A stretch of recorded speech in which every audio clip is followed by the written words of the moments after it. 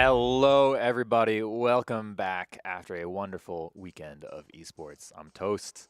I'm here to talk about this weekend, some upcoming stuff with esports, and generally just some cool things that are happening. It's good to see you all. I don't actually have chat in front of me because I forgot to set that up before the stream started. So hello, everyone. It's good to see you all. I would answer your questions, but I don't have chat, and I'm not going to tell you how to do that in the back, David. So we're just going to jump into it, and we're going to talk a little bit, some general World of Brawlhalla stuff, and then some specific esports stuff with the Spring Championship, with some upcoming tournaments that are coming up as well. And then we have a rerun at the end here that'll be about 5 hours. So if you didn't get a chance to watch and earn those really, really neat rewards this weekend, or you missed the competition for whatever reason, you can kind of get to see kind of those top 4-ish highlights of each region. So let's jump right into that World of Brawlhalla, starting with the Prime Bundle, which you can see right here. You got all this stuff, this Mysterious Stranger Bundle. If you have Amazon Prime, consider subscribing with your Prime subscription to us at Brawlhalla. We give you lots of really cool emotes, and some are animated, some are not. There's like a Butterscotch Cat Jam is really good. That's my favorite. And you also get all of this stuff for free. So you get all the skins, all the emotes, and there's some really good ones there. So check it out, Prime Gaming, right at the top of your window. If you're watching on twitch.tv, you'll be able to see kind of that crown. You click on that, and that's how you get to it and redeem it. That's it for Prime Gaming. We move on to the next thing. Let's talk a little bit about upcoming events. Obviously, Spring Championship, you've seen the first weekend here. The second weekend, doubles weekend, happens this weekend, Friday, Saturday, and Sunday. We'll talk more about that in a little bit, but you can see there's kind of some more really cool viewership rewards you can get there, as well as Lucky, the in-game title, and some of that sort of thing. Coming soon after that, you've got DreamHack San Diego. If you cannot make it to DreamHack Lan Diego, you can watch at home. You get that really, really cool kind of that RGB sword, the Sandy in-game title, and of course, some esports colors. You can't really see below because it's behind me, and we're not going to move that box. But if you are attending in person, you get the Immortal in-game title. You only get it if you're in person. And Spring Champs, the Royale coming later this month. And we'll talk about who qualified for that because that happened this weekend, the qualifiers. You get some RGB blasters, you get the unlucky in-game title, and also some viewership reward esports colors. Words. There we go. There's one thing, though, to talk about Lan Diego here, right? This is the 7th to the 9th. You can register right now. It's still open. We've got a lot of people signed up, and I'd like to see even more of y'all sign up for this event. This is the first return to DreamHack since 2019. This is our first open LAN this year. And honestly, it's also the first time on the West Coast. So West Coast, y'all better show up because I want to see y'all there. I want to see your faces. I want to talk to y'all, all that good stuff. $70,000 prize pool. We pay out really, really deep in singles and doubles. That's $35K for singles, $35K for doubles. Really good stuff. And also, for those of you who like in-game items, there's a very specific thing that you get by competing at DreamHack. This is the DreamHack Fighters avatar. We'll play this video right here, and you can see a little bit here, the reward, and we'll show you what it looks like on the flag here. I'm very excited about this. This is very cool. You can only get this avatar by attending and competing. Look at that. It's so good. It's so good. Look at how cool that is. Yes. Absolutely yes. Sorry, I saw it this morning for the first time, and I popped off. And I'm still popping off. I love it. Yeah, I think that looks so cool.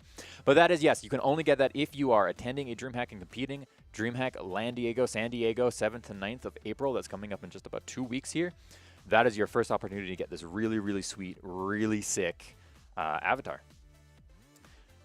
So come to San Diego. Enjoy the West Coast with us. All right, moving on. Let's talk about what happened this last weekend that just happened. This is esports. This is Spring Championship. Let's talk about the Australia Top 8 singles. First place, Asmodi. Second place, Doggo. Third place, Elsum. Fourth place, Ragundas. Fifth, Cheeseface and Vey. And seventh, Moxies and Kyler Alice. It was a really good night for Australia esports. Very much enjoyed kind of what we saw.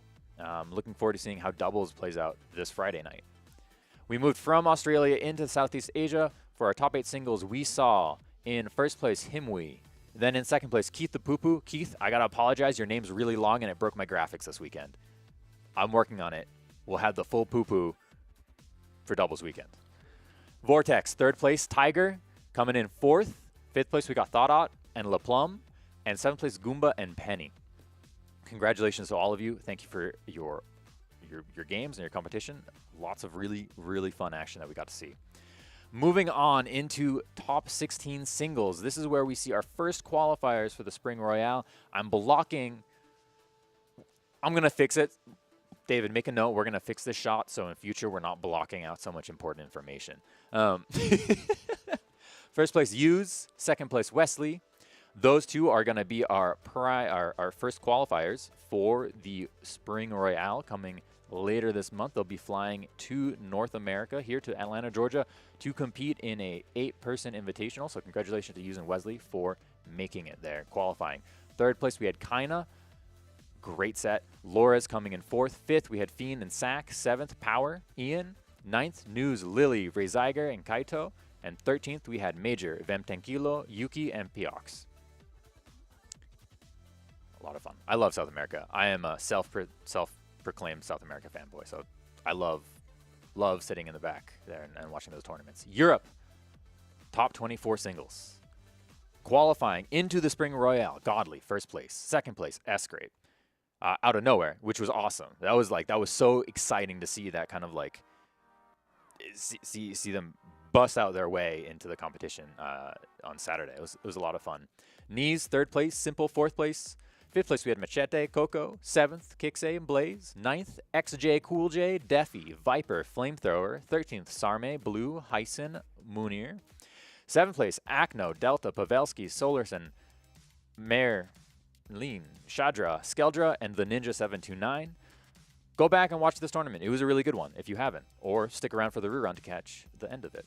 And finally, that rounds us up to North America, where we had the final qualifiers for our Spring Royale. This is Luna, Megd, and Stingray. All three will be coming back to, well, not coming back. Megd will be coming for the first time, but Luna and Stingray will be coming. You get it.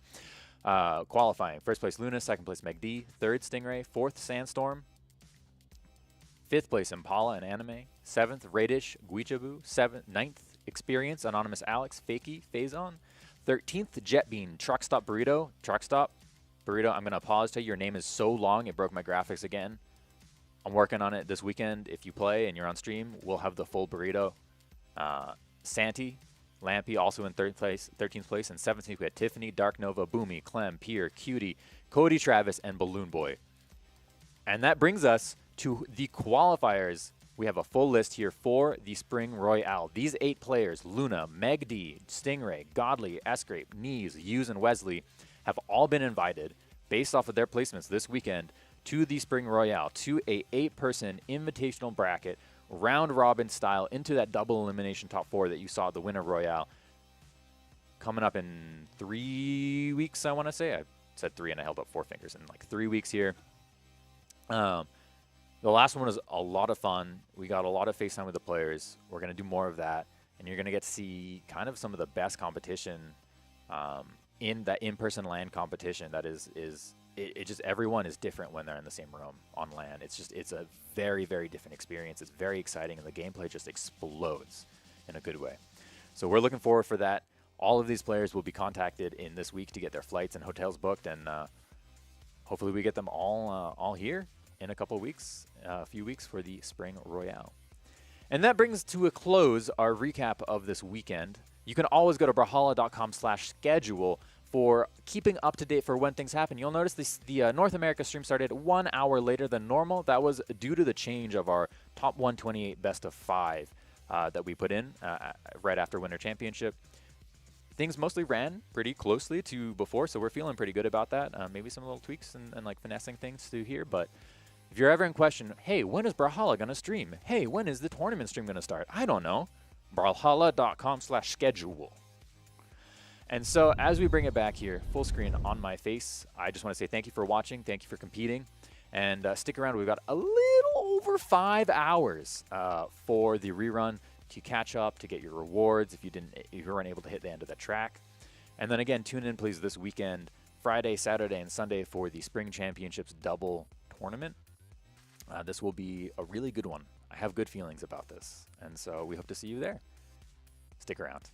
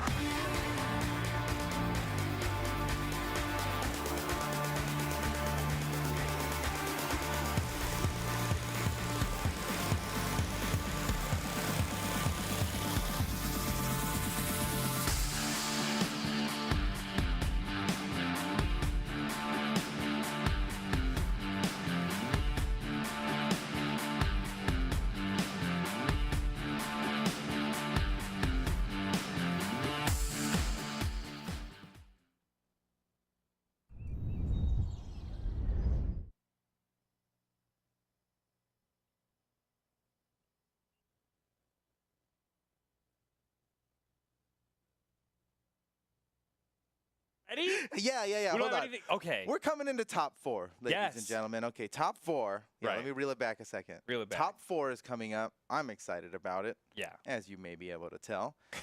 S-Grape is an unlikely hero here, right? Yeah. A little bit. What's he doing in winner's final? He hasn't lost a set yet in this entire game, and there's only 4 sets left. So Yes. there's 4 people left in this entire tournament, and he has not lost a single time. S-Grape, what in the world? That is true. He is PR 12, I believe. So he's punching above his weight class just a little bit. But anyone who watched BCX, dude, he had a set, and I know you remember this set. Sometimes it's all it takes is I see one set from a player, and I know they got the dog in them. And S-Grape is that player, okay? He had a set at BCX against Brain Slime, and he exploded. Every single game was like a minute game or less. It was actually crazy. So I know he's got such explosive potential on this legend, and I'm excited to see how he handles his winners finals. S-Grape, dude, I don't. Hey, yo, production, we can hear you. Thank you. Okay, so I honestly, Steven, I had trouble listening to you on that one. But I know what you said. The stream heard you, and you did a great job. If you watch BCX, dude, you know S-Grape's got insane potential, and I'm such a big fan, and I know he's PR 12, so he should be on your list already. Yeah. The statistics alone show you what's going on here. We have crunched the numbers. The numbers have been used for a long time. The numbers, they go far. They go wide. They go long. They tell the story very clearly. It's no surprise, right? Yeah. We very often see PR1, PR2, PR3 in the top 4. PR12 though, S-Grape's defying expectations. He's defying actual math right now. Let's see what we got lined up here. Oh man. Okay, so Godly and S-Grape, they're going to be in winners finals, and Godly last year had this region locked down. Like you still see there, he's ranked PR 1, okay, against 12. So that's going to be a big upset if S-Grape can take this. And then the only other people left in this tournament are Simple and Knees. So this match that S-Grape has coming up is surely the most daunting one yet, right? It's winners final. This is, neither of these players have been defeated at all. They're the only 2 players left in this entire tournament who haven't lost a set yet. One of them's going to have to lose, and one of them has been the #1 power ranked player in Europe for a while now. For over a year? Maybe, yeah. It's been over a year. Yeah. So and his name is Godly. And his name is, what's interesting is it seems like almost every season there's like one champion who comes in and locks down the region of EU. Yeah. And this year, over any other year, is the most wide open. We had Machete win the Winter Championship. Right. He's now been eliminated. He's not even in contention now. That's crazy. So we could see anything happen here. And looks like we're getting right into this first matchup, winners finals, Godly versus S-Grape. Oh, I'd love to see S-Grape on the Black Knight. Yeah, S-Grape on the Black Knight. But Godly also with Petra has been really, I mean, he hasn't lost a single set this entire tournament. Neither of these players have. Here we're on Brawlhaven. We're going to start it off. S-Grape makes his way to the Rocket Lance. First weapon up off the stage. Okay, neutral signature doesn't hit, but that would have been huge damage. S-Grape is so explosive with this weapon. This is what you want to watch out for if you're a Godly fan and you want him to come away with this. Well, I'm a Godly fan, but I can't help but cheer for S-Grape here. I mean, what an unlikely hero. He's come so far. Downline side air. He's playing a clean game here. And you know the down throw? You know what, Steven? Spear's an honest weapon. For S-Grape to be doing this well with Black Knight, come on. Okay, Spear may be an honest legend, but don't you dare go saying that Orion's somehow an honest character. Okay. That's a whole other topic to litigate. That's different. And I don't think you're ready to make that argument. Look, at this level, Orion's an honest character. I'll say the double right into recovery, yes! Woo! Blasted off the top. S-Grape takes the first stock. He's been so dominant this entire tournament. You would think facing up against Godly, who literally has become a god in this region, everybody's nightmare. Oh, there it is! Quickly turned around, tied up. Doesn't take a lot of damage on his second stock. Doing the weapon juggle to delay the next weapon spawn for S-Grape. Keeping him unarmed is probably the best thing you could do, but he rearms up with a spear now. He's on the attack. Who's going to come up with a second stock? Godly with a chance Godly's got here. him off the edge now, and he's Corner just guard? juggling him. Oh, still so much unanswered damage. Again, Godly punishes. Again, Godly punishes. How many times is he going to just initiate unanswered damage? That's great. What a perfect read. That was a freak. That was Okay. such a perfect read. Oh, He knew. side He must signature have lands, just goes to known. the side air. The pressure continues with S-Grape. Now he's knocked off to the side of the stage. Okay, wait, can he make it back? Yes, he does. Godly doesn't know what to do, punishing the down signature. Both Very good players option. are right now. He avoided what surely would have been a killing blow, but he Okay. just could not Okay. get away from it. Godly takes another stock. S-Grape down to his final stock of the game. And you know what? That is killing him with consistency. Because Yeah. Godly, being able to nail that gravity cancel downlight into recovery on gauntlets is like something, if you want to play at this level, you got to be able to have in your back pocket. But S-Grape has a lot of weird, really specific Orion setups. And so I'm wondering what kind of things he can do. Like, that must have been a super specific Okay, setup. oh, he baited him into that He baited him recovery. into It the was it's a recovery. genius move, really, if you think about it. Oh, no. Oh, this is turning into trouble for S-Grape. Yes, He's nearly a full sure. stock behind. He's still just looking for the knockout. Oh, okay. no, he wasn't going to fall all the way into that. It was, That's just one of those, you believe in yourself a little bit too much. Nice. Oh, Okay, wait. Man, Oh. Godly is, he's dealt with this No, already. S-Grape. Wow, Godly taking him out 2-0, and that's one for the set. But this is a best of 5. Yes. Best of 5. Yeah, we saw a lot of great stuff from S-Grape there. He has the potential to take definitely a game off of Godly. I'd have to say that from what I've seen. But Godly, again, with the consistency, S-Grape at the end. Look at the gravity cancel side signature. I mean, that was a prayer for that to land. That was throwing a haymaker from far away. I know. But, I mean, a lot of the things he was trying looked like things that could have worked in. We got a Queen Nine. Okay, everybody chill. Relax. Toast is literally chill. Let's go. Queen Nine mains, rise up. Our boy is here. Let's go. S-Grape. So now that I reassess the situation, Steve, this has nothing to do with Queen Nine, I promise. But I think S-Grape's, he's on the come up. This is probably going to be the one where he wins this. And, I've never seen him play better. In this first 10 seconds, I can say that he's looking good. I really thought... Wouldn't you agree? Yeah, I mean, I really thought of the two weapons that S-Grape was leaning on the Lance, so to see him to switch to a Spear Legend and not a Lance Legend was interesting. But also, he did hit a double downlight against against PR1 in EU. So that means that he is a Spear specialist as far as I'm concerned. So I'm a believer in this pick. So far, even damage displayed against both players. Let's see who's going to... Oh, what a crazy option, dude. You got to, Matt, that's a psycho move. Why would you do that? That's such a nice combo from Godly. S-Grape fighting his way to make it back. And, as the slowest legend in the game, Queen Nai, it can be tough to get back from a far away, getting knocked away far. That's true. Like, not far enough to get knocked out, where you still have to, go ahead and jump all the way back. She's got the lowest airspeed in the game. And a player like Godly can really take advantage of the limited recovery options you have as a result of that, right? Okay. But I still think Queen Nai never die, though? Queen Nai never die. We've heard the myths, and we've that's heard the the legends. trade-off, isn't it? Because you have the most defense in the game, and everybody loves that. Oh, no. All right, no. It's fine. Everybody, Queen Nai mains, stay in your seats. All right, we're going to be... Important to note, Godly, or S-Grape rather, got the first stock of the last game, and Godly still won. No, God, stop! All right. Chill. As much as I love Queen Nai, that was the sick, nastiest combo I've ever seen on Orb. And he got the weapon star. Oh, my goodness. Huge. Godly is going off. S-Grape is reaching now. These are all man. Those were some desperation signature attacks. Yeah. Look. Yeah, I mean, we've all been there. I've seen enough. Yeah, we've all been there. Look at Godly's health bar. You know that he's won almost any move in his kit would KO at this point. So he's just trying to find something that will take this stock. He just looks faster than S-Grape. He's reacting faster. He gets more out of every initiation. S-Grape, I want to see it work so badly.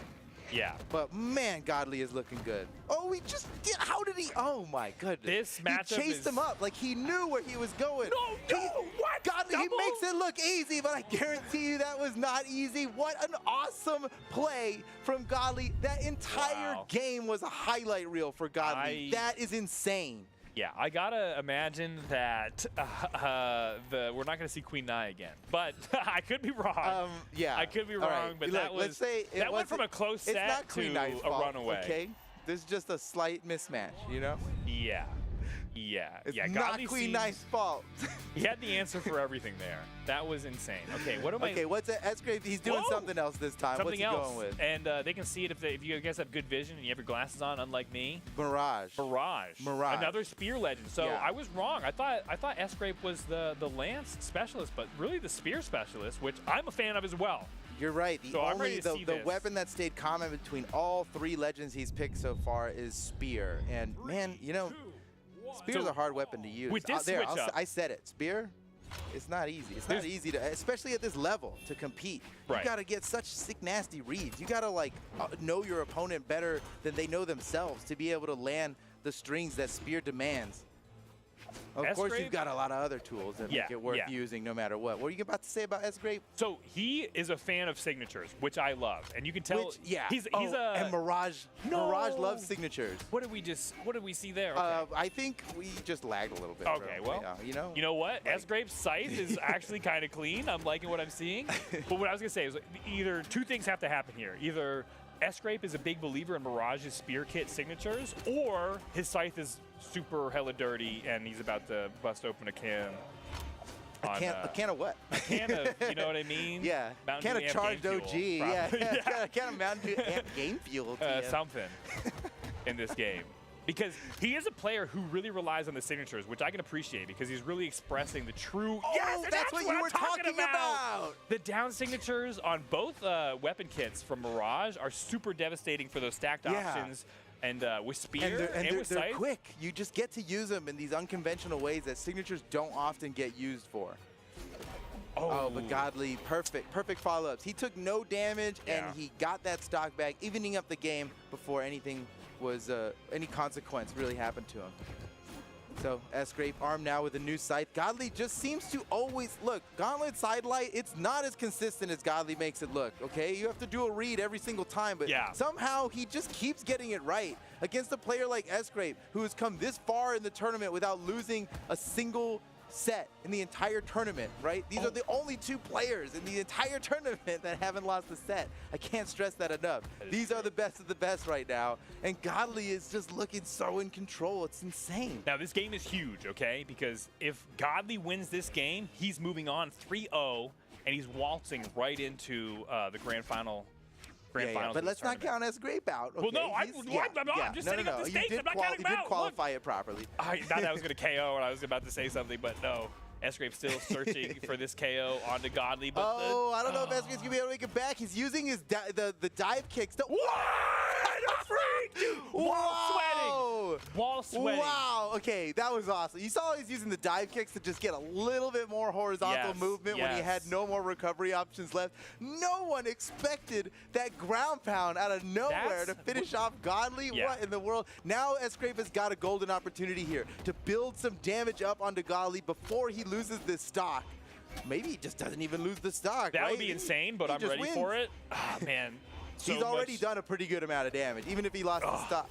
Man. Stock now, about now. I'd say Around then, he's yeah. still in a pretty good position. I mean, he's got to leave maybe about halfway, depending on how you look at it, halfway down on this stock. He's in dark yellow. All right. You just know Godly's about to turn it up to 11, though. So, I mean, what's the odds we get a game 5 out of this set? I mean, that's really what I man, wanna that's see. what I'm about. Yeah. Oh, Yeah, no. they call us the Godly- Game 5 fiends. The damage difference is negligible now. It's all whoever outplays yeah, in you're this right. last You're stock. right. That lead he had just doesn't matter anymore. Oh man, S-Grape is having trouble landing an attack. He got a sweet weapon throw startup, but It was interesting. It was like a down throw, but still the hitbox connected. Okay. Yeah, I was looking for the he read off missed that the dodge. follow-up. Uh-oh. Oh no, punish. Nice punish by Godly. This could be it. One final edge guard to rule them all. No, S-Grape manages to make it back. He whiffs the down signature that would have been so great for him. Godly looking for the finish. No! This is it! Game over! Godly wins 3-0 in winners finals. I hate how far I saw that coming.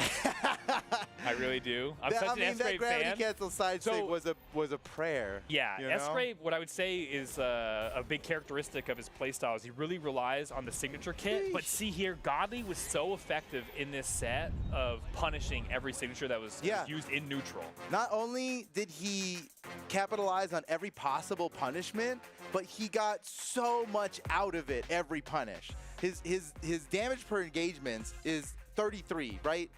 Much higher than average, considering how much of those are just coming from straight punishes, which is generally just a sidelight side air. Not with Godly, man. It's like downlight into like reading a dodge into another downlight, which gives him a neutral air and a side air off of that. Before you know it, he's done. He's hit you 5 times and you still don't have a weapon. It was so overwhelming, even for a player like S-Grape, who we have seen dominate players higher seed than him like crazy through this entire tournament. Was no match for Godly, who is now sitting in grand finals, waiting for the rest of this tournament to play out to see who is worthy to come back up to fight him and challenge his throne here that he so rightfully deserves. At least it looks that way. Yeah, right? S-Grape is guaranteed at least 3rd place in this tournament. He's waiting in losers finals for the winner of the next matchup to come in and challenge him, and he's performed so well in this tournament. Don't count him out yet if you're an S-Grape fan. He's still in this thing. Don't count him out yet. Yeah, we definitely got some S-Grape fans out there. I can hear them. They're cheering so loud. It's actually kind of deafening. Chill out, guys. But with this next set, we've got Simple versus Knees. Okay. Now, Simple in EU, probably, it's hard to argue, he's the most consistent person who places in tournaments. Yeah. He's like top 3 since ever. Top 3. So, at one point, he was the best and like undisputed the best for an extremely long time. And another point, he was like 2nd place all day, every day. But no matter what, basically through his whole career, he's been a top 3 player. No matter what dynasty you are watching throughout EU's history, Simple is in the top 3 of that tournament. Yeah. You know? So he is always a contender. We know this. But then Knees, I have just been so impressed with today, especially in that last game we saw against Coco. Yeah. With the scythe strings that he was pulling off were just blowing my mind. I mean, it was like, you were like, the game's going in slow motion. It's like, that might just be the effect. That might just be Knees. I'm a huge Coco fan. Look, we've got a viewer vote up here right now, and I think this tells the story better than we ever could. The fans are divided. We'll see. Keep voting. 50, we don't know yet. Truly 50-50? Okay, somebody tip that. Seriously, guys. They can't tip if you the haven't scale. voted yet, 50-50? what are you doing? Really? It's okay. It's free to vote. Just do it. 49-51. You're one click away from having your vote matter. Here. Okay. Knees pulling Knees, away a little bit. Knees ended off with a 52%. Huge lead. Huge. That wins the election in any state, straight up. I think isn't that like grounds for a recount? I'm not sure. That was close enough for a recount. I demand a recount. Oh, but wait. No, here we go. Here we are. This is losers semifinals. Elimination semifinals. Yes, this is huge. Whoever loses this is out of the tournament. Yeah, in 4th place. Whoever wins this is on the podium. This is a huge match. That's big. And Knees is already popping off with I these see what you're crazy talking sights. about here with the crazy scythe plays. That is what I was talking about. It's like he's just got it going on. Knees has been also the most consistent Mordex in the EU region since forever. Okay. Yeah. So this isn't like a flavor of the month or flavor of the week. This is something that he's tried and true. This is what he believes circa in. 2018 Knees right here. He did have some nasty edge guard. Oh, gravity gets him down light. What a great option there. He's going to catch him on the recovery. Oh, he went for it. He knew he was there. He knew exactly what to do. He is so quick with these drop-off ground pounds too, so you know he's just going to be dicing up stocks off on the side of the stage here on the wall. We've got a classic cats versus dogs situation here, right? Yeah. A tale as old as time. The tale as old as time. Obviously, I'm hoping Simple wins because he's playing a Surrey. If you don't know that Boda has an insane Asuri bias at this point, you've not been watching enough. I wouldn't call it a bias. It's a bias. What would you call it? Oh, you're right. It's a bias. You invent a new word for it? Yeah. But get wrecked, Boda. Knees taking the first stock. Unfortunately, Simple loses the stock. That's it. Finally. Everybody wishes that Asuri had 3 stocks right now. Which you know what is good about this matchup is we can finally put to bed what's better, cats or dogs. And you're right. Honestly, I'm team dogs. I hate to say it. I don't hate to say it. I love to say it. Team dog. Let's go, Knees. Come on. You're right that after this match is over, we will definitively have that answer. Like, for now and forever, that will be the truth in the entire world. Oh, Knees was about to make the truth even more strong there with a potential edge guard. The truth is worrisome right now. But you remember that this is Simple, right? You remember how many tournaments we've casted where Simple was in grand finals. Okay, it's not even grand finals yet. So he's not even like, He's not done. He's not done. Yeah, he's still. There's so many pages left in this let him chapter. cook. let him cook. This is where he wants to be. He wants to be down in damage on the second stock. This is right where Simple. He is like unflappable though, because you know that his mental is so strong compared to almost every player in EU, because he's been in every single situation imaginable. That's true. Yeah. Yeah. Simple's fought through every meta. He can tell you a tale. Yeah. From any dynasty. Oh, the double side right now! Oh, What meta that is was that? really good. Just living That was inside your really head good. meta. What do you do about that? Well, he's seen it before. That doesn't mean it doesn't still work. You know what? They say it's the punch you don't see coming that knocks you out. Sometimes it's the punch you see coming. Sometimes you see the punch coming, you're like, that's pretty fast. I can't believe he punched me that hard. And that's exactly what Knees did there. Takes the second stock. Now has a full stock lead, basically, as he's dealing damage on this final stock of Simple. But Simple, can he make a big play to come back? Yeah, it's going to be tough for Simple. He's going to have to do a lot to make it back from this. And he throw? steals the only weapon available on the field. Knees in trouble now without a weapon. There's one on the field, and he manages to grab it before Simple can stop him. But the damage has been done. Uh-oh, wait a second. Simple's still a stock down, and Knees is getting a lot of damage right now. Simple's got to end this stock and then win an entire other stock without getting hit. I think it's possible, but this is going to be a tough one. Oh, with the ground pound? Dude, Knees' ground pounds, he's the best. Well, whatever, it's over. It doesn't matter. Two stocks. Two stocks still, and he sits on his throne like he deserves it. He's looking really good today on this Portex pick. It's going to take something to knock him off of this. But he he's was on his playing game. a lot of Lucian earlier in the bracket. Oh, and that's now right. I'm like, why even? I don't was know, that just because the blasters are fun to watch and I want to see them, but also if his Mordex was like this. He was holding the Mordex close to his chest. Like everybody didn't know he already rocks at Mordex. Listen, I'm not good at math or whatever. I used to be, but almost 2x in damage, that's huge. Right, yeah. I mean, yeah. Estimated? I need a calculator, but I mean, about okay, 2x. it wasn't 2x. It was like what I saw was 45 damage per engagement, which is like, that's so much damage per engagement. 45? Yeah. That's insane. That's way too much. That means his strings are going on forever, and he's consistently getting reads. Simple looks really good with his guitars here. Oh, wait a second. Good read off the side, gets the recovery. This is why we do best of 5, you know? It just changes all the time. That's true. That's true. I mean, when it's this close, we really need the longer set format to find out who is going to take it on this day. Yeah. But huge damage lead. You look at Knees, he's already in red. He's off on the side of the stage. Simple going to swap out for. Wait, okay, that was his own weapon throw. You got faked out too. No, not in your league. Okay. Oh, Knees went for it. You gotta love the situational awareness by Knees to go for a play like that at the top of the stage to reverse the situation. Now he's got the damage. Kind of in his favor, the weapon throw. That'll do it. And Knees knew it. He just fast fell after that one. Great weapon throw by Simple. I've never purposefully steered myself out into the KO box, but that's because I'm delusional. I'm absolutely delusional. Well, in 1v1, there's not a great reason to. I guess he's respecting the fans' time. Yeah, you're right. In doubles, there's a great reason to. If you're done, you should get back to the stage as soon as you can. And if that means getting knocked out, so be it. But in 1v1, your opponent just has to wait. That's true. Okay, Knees can claim this. Okay, as close as you can be to somebody and still get the weapon throw. A couple weapon throws coming through. Simple dealing some good damage on Knees' second stock. He's still holding on to this. Knees without a dodge for a moment as he used the gravity cancel. It's back up now. Let's go, Asuri.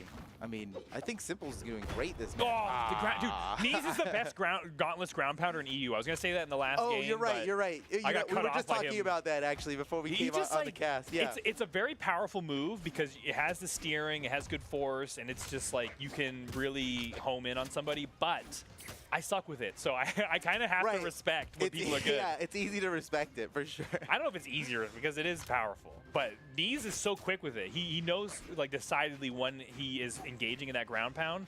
It's not like from the top rope. It's always as fast as he can do it. Right, and when he lets it go, it's done. He lets it go before it's a problem and gets out of the situation after a miss. Okay. The game is still close, both in red on their second stock. And you can take it. The recovery does it there. Simple stays the stock ahead, but Knees did a really good job of bringing Simple down to a KO amount of damage. Yeah. He's in KO range. Okay, but Simple's getting a lot of damage out. This is what you like to see. This is if you're an Asuri fan, this is what you like to see. He stuffed the recovery. Simple cannot be stopped. Oh no, he lost his guitars. It's over. He doesn't stand a chance. How are you going to do anything without guitars? this is over. This is a real big problem. Even when he grabs this weapon, it's not going to be guitars. It's the sword. And oh yeah, see, dude, if it was guitars, it doesn't miss. You're right. He is the greatest. It's just like it doesn't EU miss. ground pounder out there. He has the title. You can barely even see him about to ground pound because he does it when it will hit just from tapping it almost. It's insane. Okay. Stocks are tied up. Knees is trailing in damage. He really needs to have a comeback stock here. It is totally doable for Knees, and Simple knows it. He's got to play this right. Oh. Whoa, just throwing out a haymaker. Okay. Knees really made him pay for that one, but it could have been worse. Yeah. Now Simple, he's got the sword. He is surely most comfortable on sword, right? We've seen him dominate for years and years as Bodvar, right? Mainly using the sword. But oh my goodness, Knees just can't be stopped. He's practically tied up the damage. Oh man, what's gonna happen? Oh, that was gross. That was a gross attempt, and it would have worked. It would have gotten him the knockout. Like that was the right move to be. No way! What? I thought he had. No way! I really didn't know. That was way. close. That was close. That was a perfect, optimal, probably maneuver to KO at that exact health. I could have sworn that Simple would have survived that. The damage done, damage taken is close. Did he drift into the wall? Hold on, the slow-mo. Look at the slow-mo. Hold on, we're gonna see. No way he drifted. Why would he drift? I know. Why would he? Why would he? Why would he? But he's in stun. He's in stun.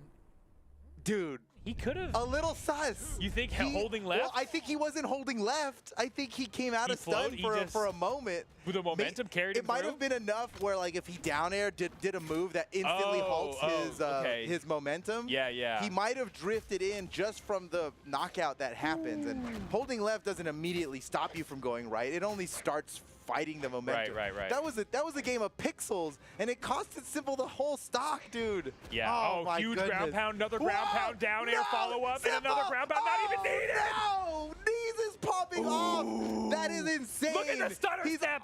He's feeling himself, and he deserves it. Out of control. He deserves. Go on with your bad self, Knees. There is we could not animate a taunt or an emo at all to be as DM as staggering your step that fast. Knees so confident on this corner, doesn't need to do much. Oh man, what if we made an emote that was we couldn't. It's not physically possible. We've been trying. In the lab, we try to concoct what is the saltiest thing we could possibly animate. There's nothing saltier than stutter stepping like that. And Knees knows it. You're right. The mental game is out of control. Here we are in game 3. This could decide it all. Simple. Looking for this edge guard. Is it possible? Dodge is enough to get back to the stage? What a crafty recovery by Knees. He managed to get back no problem. But luckily, for all the Asuri fans out there, Simple's put a stop to such ridiculous things.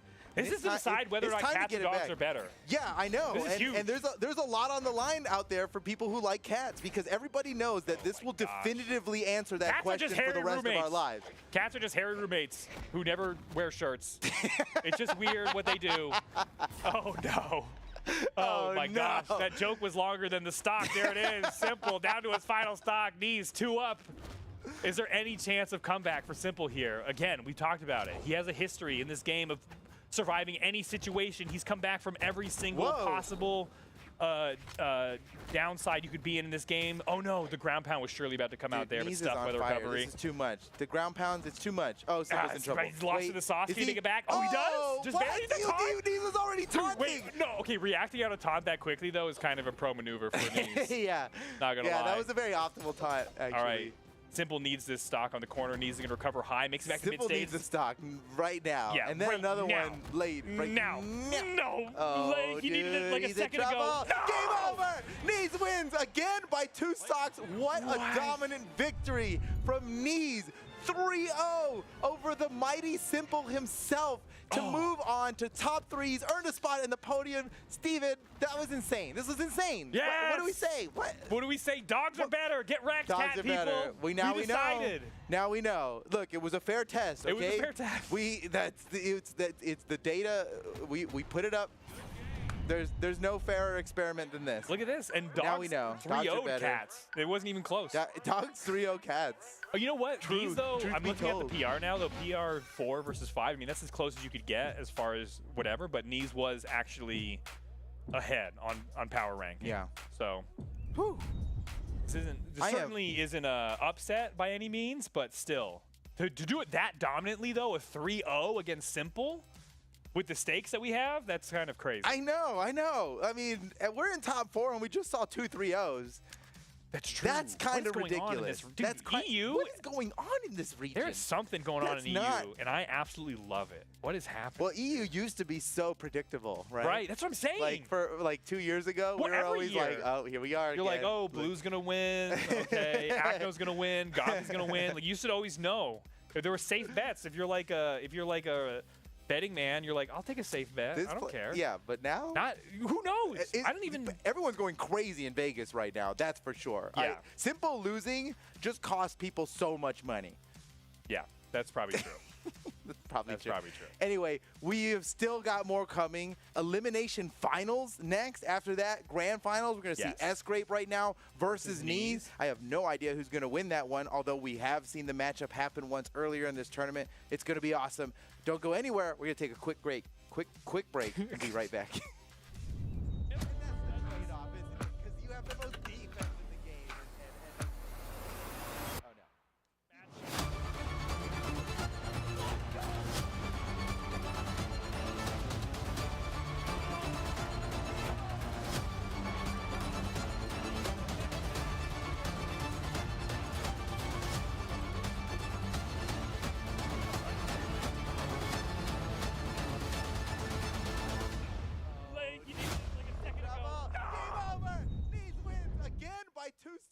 What a dominant...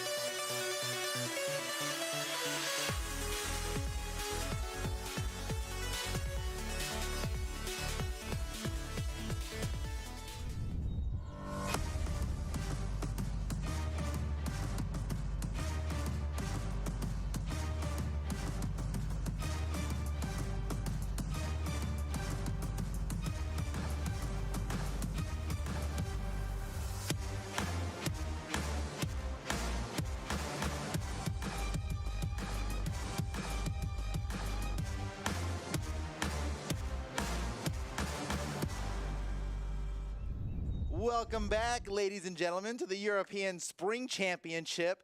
We're in the midst of the most epic part of this tournament here, the 1v1 bracket. Who's the best in the European region? We're about to find out because we're down to top 3. It's the elimination final coming up next, and there's only one match after that. That's grand finals. Yeah? We're the top.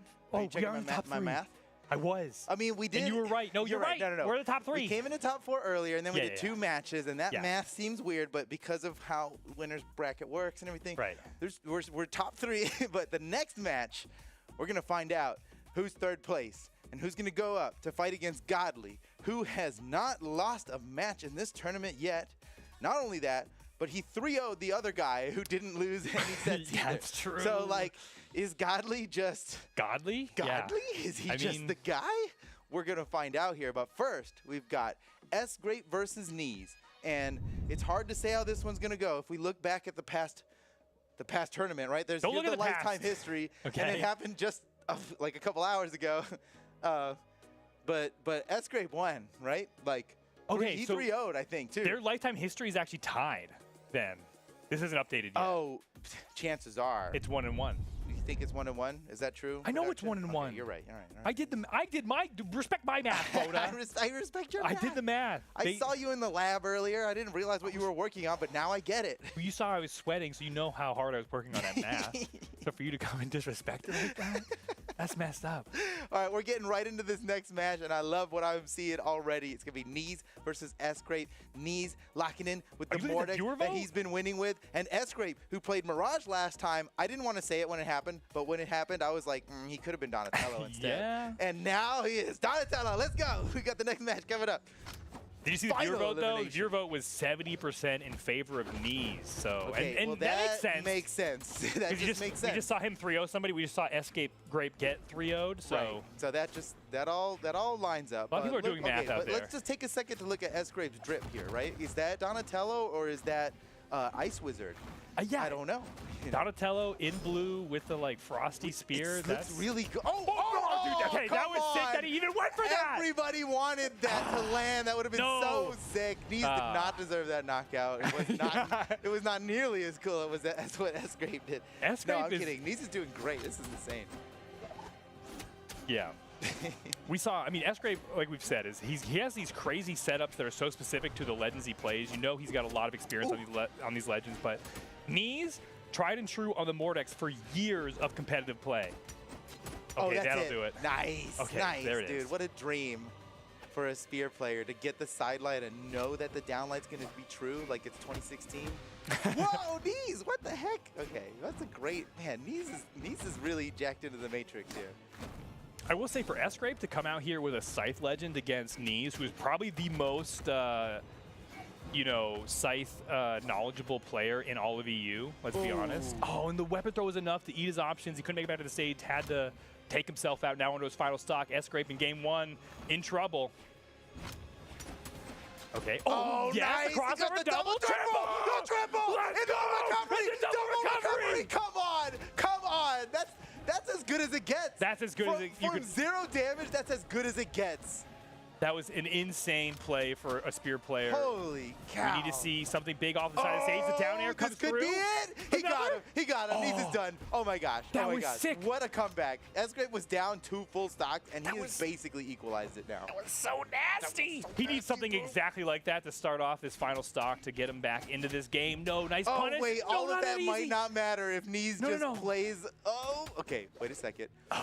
Oh man, how many more side lights is he gonna get the read off of?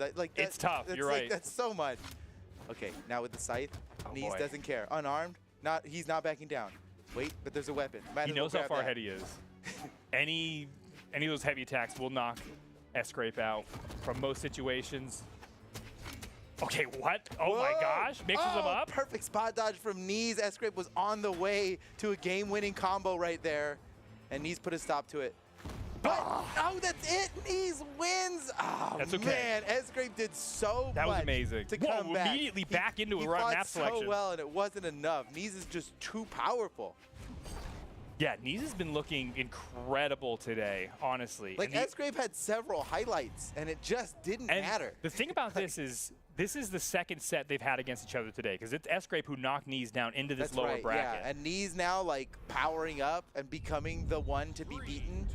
Well, so this has kind of exciting. become essentially a best of 10, and we see this sometimes where like the most experienced player, the longer the sets go on, is going to gain momentum. Yep.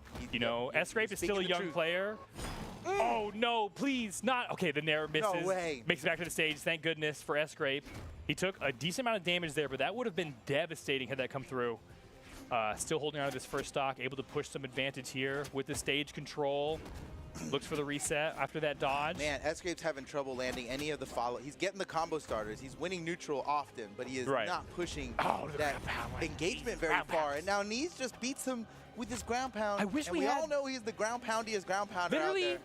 I want to check this man's accuracy on that ground pound because I think it's 100%. I've not seen him use double. I think but the double down figure out that data.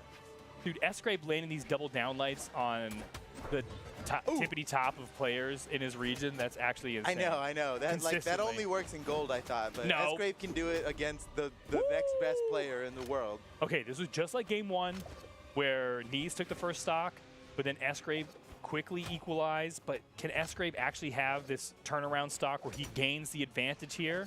Okay, doing really good with these spear nairs, controlling a lot of space. He got so much mileage out of the spear nair.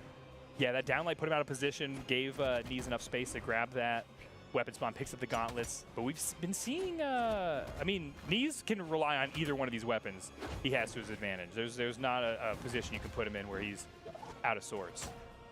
With that falling side air catches, weapon throw, swaps off to this. Scythe? He charges it. Whoa. Wait a second. Okay, everything's the cool. funky, you know what I mean? The funky timing can sometimes be the mix-up you need. That's exactly. Down air off the side of the stage. Can he close this out? Goes for the neutral signature. Knees recovers over the top. Makes it back to mid-stage. Ground pound, even though he was actually on the ground for it. Okay, down signature. S-Grape is a dreamer, and that's one of the things I love about his playstyle. Nothing exemplifies it more than what you just said. For what he just did. S-Grape definitely dreaming, and he landed it. Dreams do come true, Steven. It's true.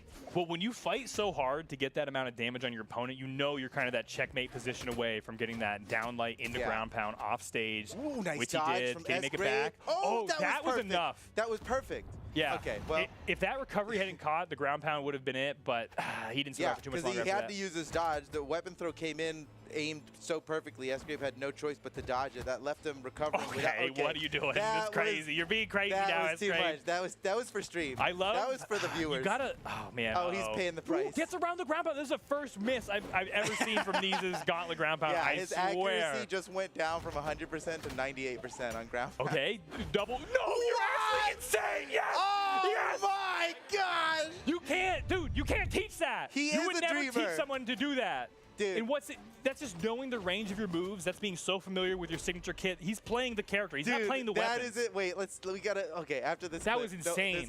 Yeah, that was great. I mean, that's just. It's great, but when you know what clip's coming up next, you're like, whatever. Okay, here we go. What?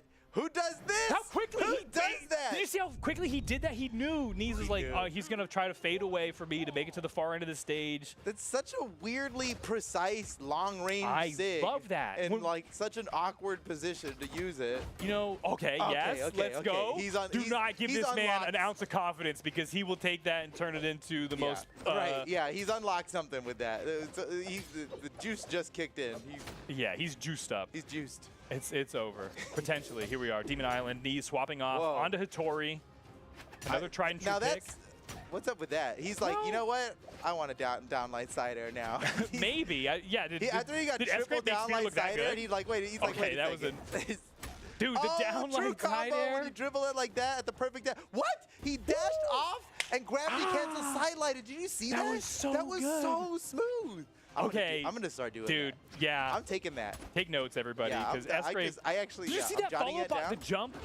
Neutral. Oh, dude. Okay. Wait a sec, dude. Something changed within S-Grape. No, he's been like this the whole time. No, dude. He didn't get to this position. Something changed just now, dude. Well, see, the thing is, he knows. He reminded himself, I can beat this guy. You know what I mean? And sometimes you need that because you think, out of the smoke he pulls him. It's funny how mental Brawlhalla can be sometimes. Oh, well, yeah. You're out, like, I can see it happening. We've all been here where you're just like, oh, yeah. It's you're literally feeling yourself, everything works, you keep making the right decisions. And S-Grape is like, he's oh, wait a second. Dude, sometimes that is a checkmate, right? Yeah. Like the fully charged unarmed haymaker. When you know that they don't have enough sauce to land any further in on the stage, he had that ground cover. That was a perfect option from Knees, but he's already taken a ton of damage on the second stock. And S-Grape, chasing him down with a recovery. He knows that will KO off the top. He has plenty of options here. Okay, was reading the dodge in there, didn't work out, but he's got so many different. He has a variety of follow-ups on the side light for Spear. Oh, that's something you need. Nice. And he lands that down light side air, finishes it off, and has plenty of stock to play with on the second stock. This is looking great for S-Grape, and he doesn't slow down one bit here on the final stock of Knees. He's a great grape. He's the best grape. The best grape. He's the S grape. He's the S grape. You know what I mean? Of the tiers of grapes, you've seen like C tier grapes, you've seen maybe even A tier grapes. Even A tier grapes don't compare. But this is the S grape we're talking about. The only S grape I've ever seen. Double down light into recovery. Perfect finishing move. This is possible. Yeah, it's for sure. It's doable. He's at that point where it's like it's not too far gone, but it's awfully close. I mean, once you get close to like one signature knocking you out, and you've got the power of that down signature, it's a hard thing to come around. And also, S-Grape is so effective with the signature kits of any legend he plays. You kind of just have to be wary. Oh man, okay, Knees is popping off. Knees is popping off. It's basically a tie game right now. S-Grape's got to end this right now, or Knees is going to steal it away from him. No way, no way, no way! S-Grape's in trouble. He's feeling the pressure now, and Knees is feeling it. He's about to. Wait a second. I think Knees has got this under control. Oh, okay, dude, they're both going for the hardest reads, just gambling on what their opponent's reaction is going to be. And now we're down to the thick of it. Oh, he went for it. Next big hit wins, no matter who gets it. Oh, what a dodge! What a dodge from S-Grape. That was going to be the finisher. What? He believed in himself! Bet on yourself! Woo! Dude, that's what the announcers say. Woo! Woo! I love that. Close. Because sometimes when you use a ground pound and it doesn't hit right away, you go, I'm an idiot. I need to stop this. But he knew he had the coverage. He knew to hold on. That is Spear experience right there. Look how far he chased him with that. Never give up. Dude, I love so much. When we made the end of match fanfare, that was a moment that we dreamed of. Like it happened. It happened. It's always correct. It was exactly, you just, I mean, I was like, whoo, and then the announcer said it. S-Grape was like, whoo, when you believe in your ground pound like that? That was such a good match, dude. It really went down to the wire between both players.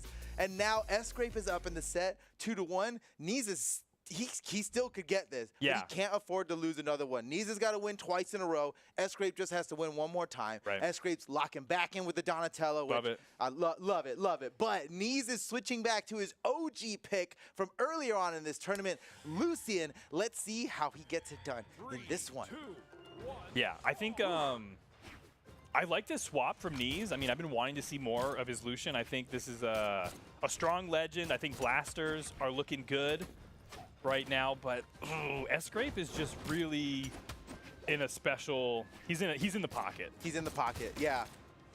Yeah, I've never seen someone more in the pocket than this. Oh, okay. No! Wait a second. Nope. See, he hits he brought it back. Wow, Knees, an interesting option to go for, and he succeeds perfectly with it. Keeping this. That's the best side thing you could ever get. Oh man. Oh. Yeah, heartbreaking not to get the follow-up, but I know. Using the movement, knowing that the movement of the side signature was going to get you out of the way of the weapon throw is just actually such a lead play. And the fact that he caught him over the corner with it, which sends him at this like super optimal spike trajectory. Oh, S-Grape, he got it locked down. That's a stock right there. That's a nice early stock for him, too. He's in orange. S-Grape fans are going wild right now. Knees fans are complaining about the game's state of balance. No, they're being As if there's any universe where they would. No, they're being really cool in chat right now, actually. Everybody's being really cool. Whoa, I don't know how S-Grape got out of that. Okay, he's using these nares to great effect. And the side signature? S-Grape, are you serious? Oh, no. Wait, one more. Oh, my gosh. Okay, 3 stock. Oh, my gosh.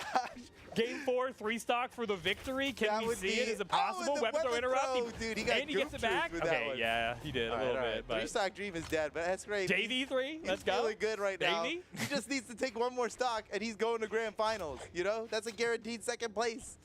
That would be incredible, but he's got to get through a player like Knees to do it, and that is no easy task no matter where you are in the set count. Okay. This is the follow-up on the side light. But again, we see S-Grape switching up that side light follow-up every single time he goes for it. Okay. A little bit of sauce. Dude, S-Grape. Ground pound, perfect ground pound. Oh, okay. The cider would have been devastating. That was beautiful, though. Yeah. I mean, that is like, I'm taking notes. I'm taking notes. I'm learning how to play guitars better right now. And Knees is doing a good job. Oh, the down air. I can't believe that. He challenged it with... Yeah, with the down air? He stopped that signature? Come on. No, okay. S-Grape has achieved immortality. This is it. He is one cheeky signature away. This is when you figure out what enlightenment is. Okay. This is how it works. Side air. Has Knees off the side of the stage. You can finish it right now. This is the ticket to grand finals. One hit away. Unless Knees? Oh, no, never mind. GG! S-Grape is moving on to grand finals, winning the set 3-1 over Knees, who is truly looking unstoppable. S-Grape, the only one to be able to put a stop to it. Yeah, if you just started watching during Knees' last set, you would be shocked right now, because he 3-0'd his opponent. And it was simple, nonetheless. Not like an easy opponent to get a win over. Right. Yeah. But honestly, Knees was looking pretty unstoppable. Okay, listen. And then after the first game of this, I was like, uh-oh. I'm not gonna lie. I've been diamond hands on S-Grape for a long time. Okay, ever since BCX 2022. I know it wasn't that long ago. Okay, but I have been a diamond hands S-Grape investor. Yeah, I knew the potential. I saw it when he just went freaky deaky on that one set. It was like the set took like it was a 40-second set. Are you talking about the Brain Slime set? Yes. Oh, sorry, Brain Slime. Yeah, Brain Slime. Shout out to Brain Slime. They took that loss well, and we talked to them after, and they were super cool. Yeah. And they were happy to be there, but man, they were basically just a canvas for S-Grape to paint his greatest masterpiece. And it was beautiful. It was beautiful, man. BCX 22 is something to behold, huh? That was amazing. Okay. Well, look at the numbers coming in. After all that hype, it didn't seem to slow down chat's favor here. Well, they did see Godly just 3-stock S-Grape. That's true. Okay. Not 3-stock, but 3-0 earlier, the winner's final. That's a good point. So the viewers, okay. We get it. But hold on. But don't count out my boy S-Grape, though. Don't count him out yet. He's doing so good, though.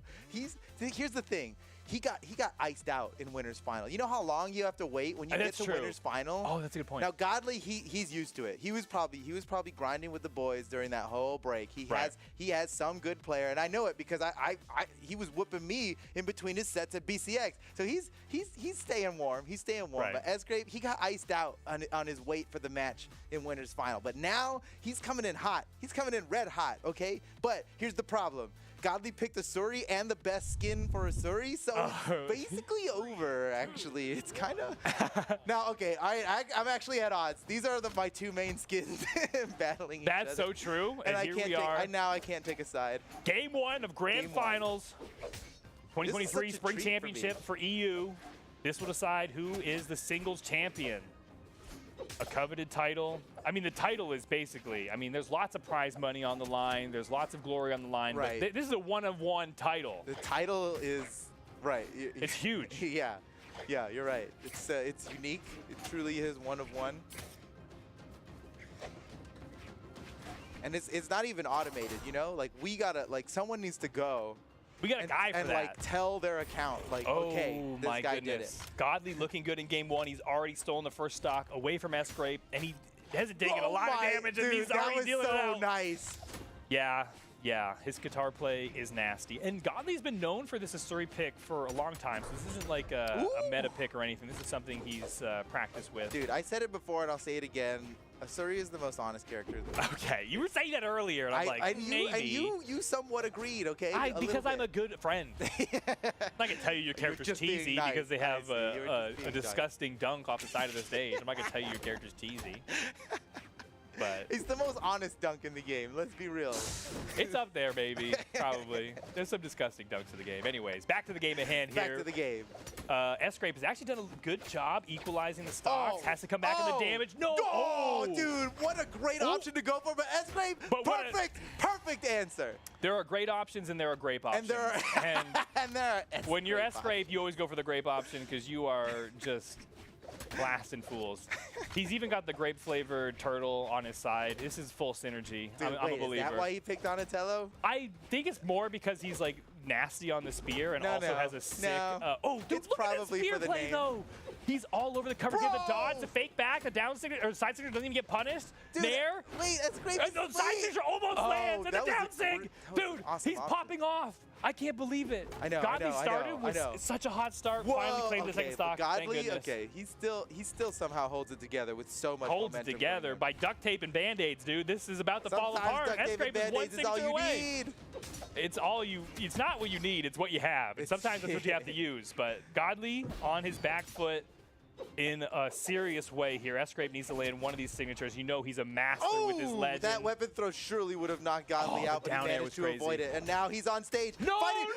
Epic. Wait, no way! Godly turned it around. It looks so hopeless. We were joking about it. Like, there's no way, right? I'm mad. But he Let's see that again. You're going to see a replay of me being mad. What the heck? And I saw it coming too. As soon as I was like, this is the only glimmer of hope that Godly has right here in this interaction. Keeps him on stage, ground pound. Godly, boom, stops the recovery. The weapon throw, as if that wasn't enough. A down air to finish it. And then he knows, like, just jump away. He's got both his jumps. He's got his recovery. He could chill. S-Grape knows it's over. He's ground pounding. It's done.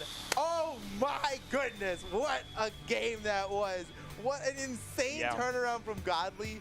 And it is just... You know, sometimes you see a match going on and you're like, I know how this is going to end. And now you know, now that's just a reminder that you never know. You never know. You never know. So we're going into this next match. S-Grape, just remember that even though Godly has the 1-0 here, S-Grape, he did more damage. He was in control the entire match. Yeah. So anything could happen here. All right, let's see. Pulling the first. Okay, Nair in the ground pound? That was so swifty already. That was, he's a freak off a leash. That was insane. He's a freak off a leash, that's for sure. I can't believe it. All right, S-Grape is, look at, he just, no fear, even after the last game, because you know what? The last game proved to S-Grape that he can get the damage lead. He can have control of this map, and he just needs to work on getting that final hit for the knockout. So yeah, you're right. He doesn't have to tighten the screws that much to turn this into a win. But the important thing to note is because Godly, you see there that W next to his name, that means he's on the winner side of the bracket. What the heck, bro? Dude, out of the sewer into the sky. Godly goes down one stock here early on. Let's see if S-Grape can push this advantage. He had to fight for it last game, and this time he walks right into it in the first stock. You were bringing up an important thing to know for the viewers out there, that the winners, there's still a winner's side and a lower side here.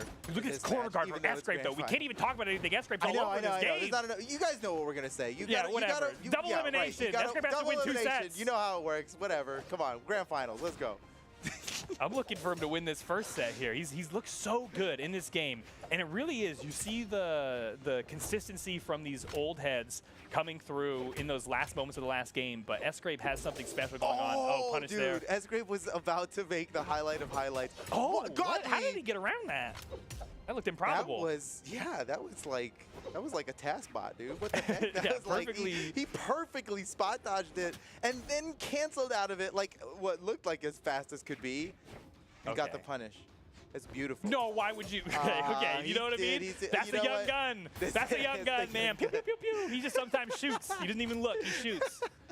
And that's what you gotta love about him. Sometimes dude, we've seen where that comes, you know, in that to be a very deadly option. And right there, he believes in himself. That signature, his comfortability with the range. Full stock ahead.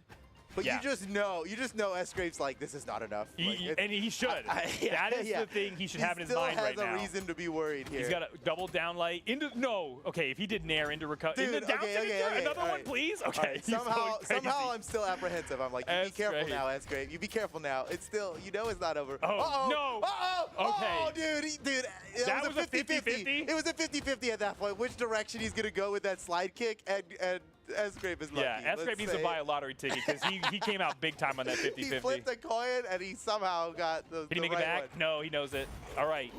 Now, same exact situation we found ourselves last game, last stock.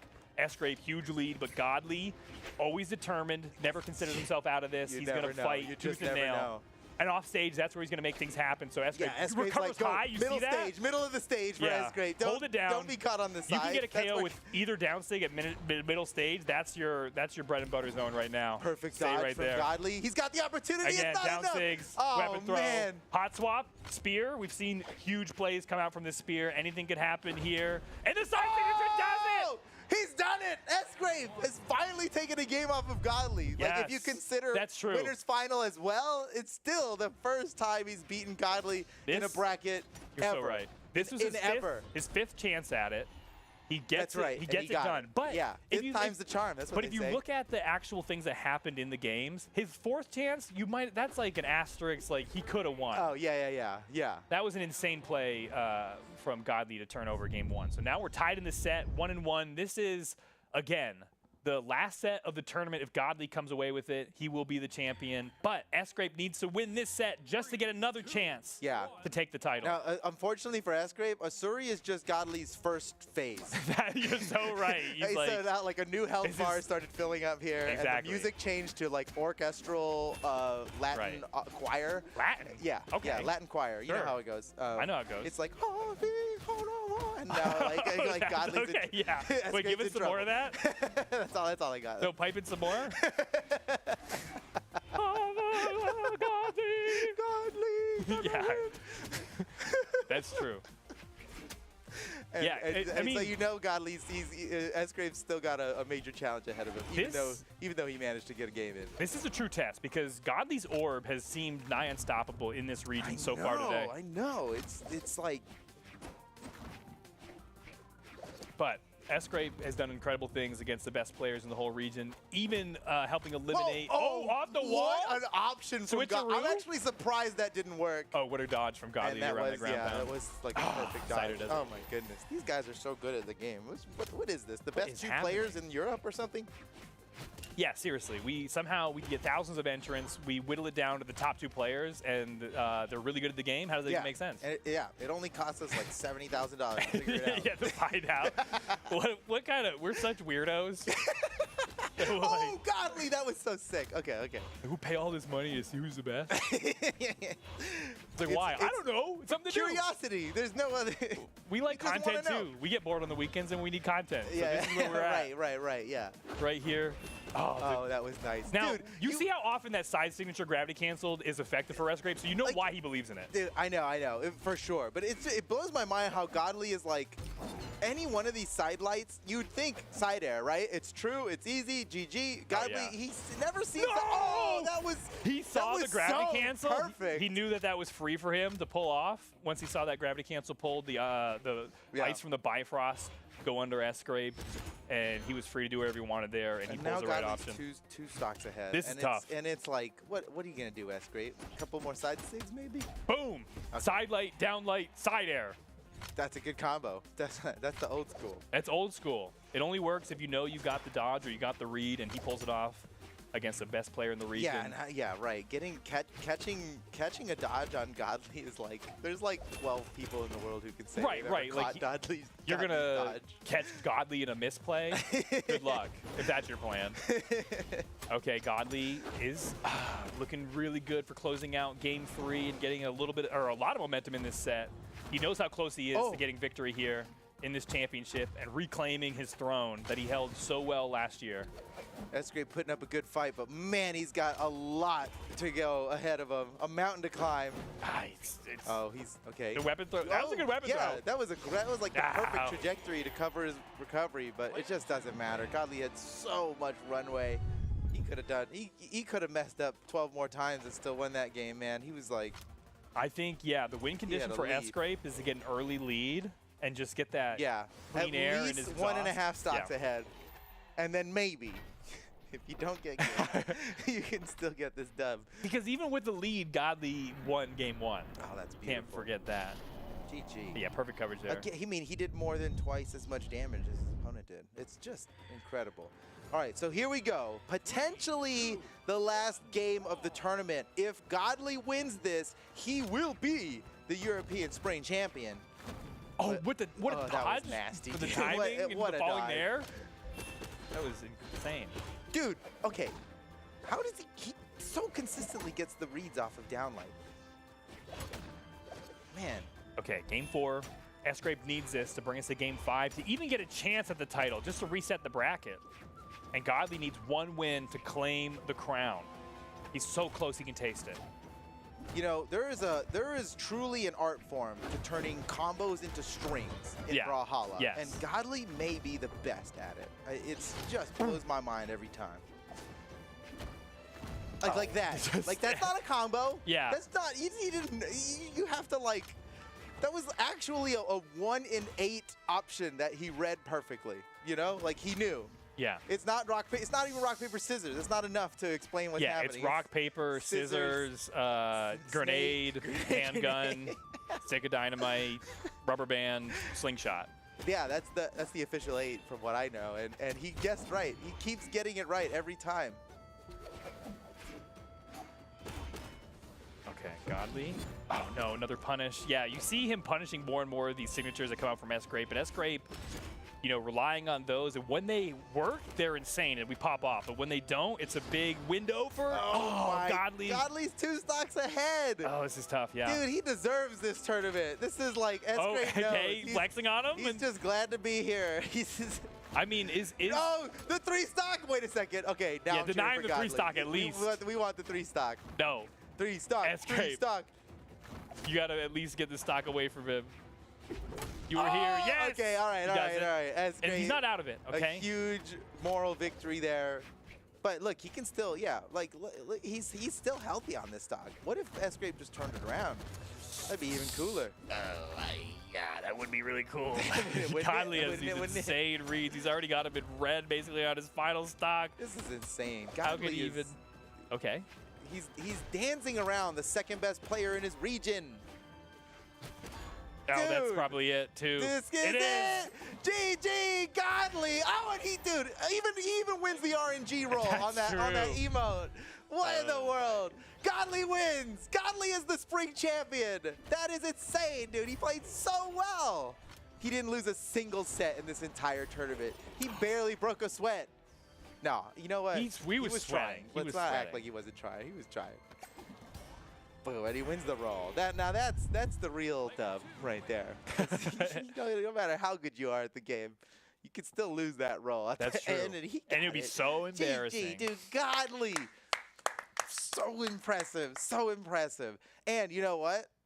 Because he won that tournament, and the rest of the top 3 in that tournament, they're going to be flying down to the Spring Royale. What? Right? They're invited Another Royale? to another one. I know. We did one, and we're already doing another one. It's crazy. Oh it's my like the last gosh. one just ended, but these seasons just keep on rolling, and time makes fools of us all. So here we are with the Spring Royale coming up next, and as a result of getting top 3 in this tournament, these 3 players are going to be coming in. It was Knees, and Yes. Godly, and S-Grape are going to be flying down to like here, and they're going to be competing in person with the rest of the top players from the Spring Championship.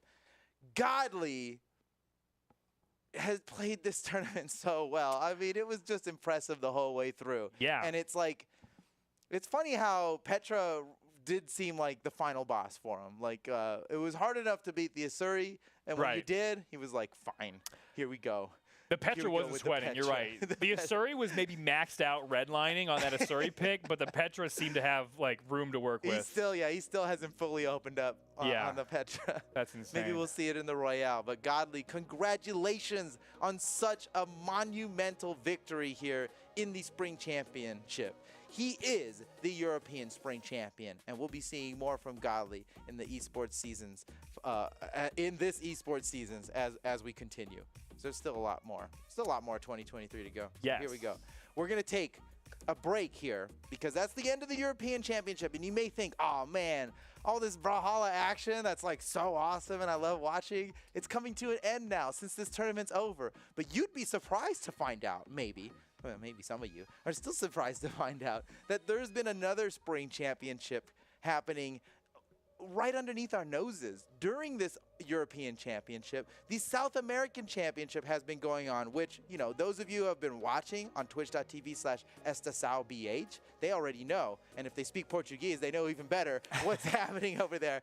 Anyway, we'll be right back because we are going to check out the highest level gameplay from the South American Spring Championship coming up right after this break. Don't go anywhere. We'll see you soon.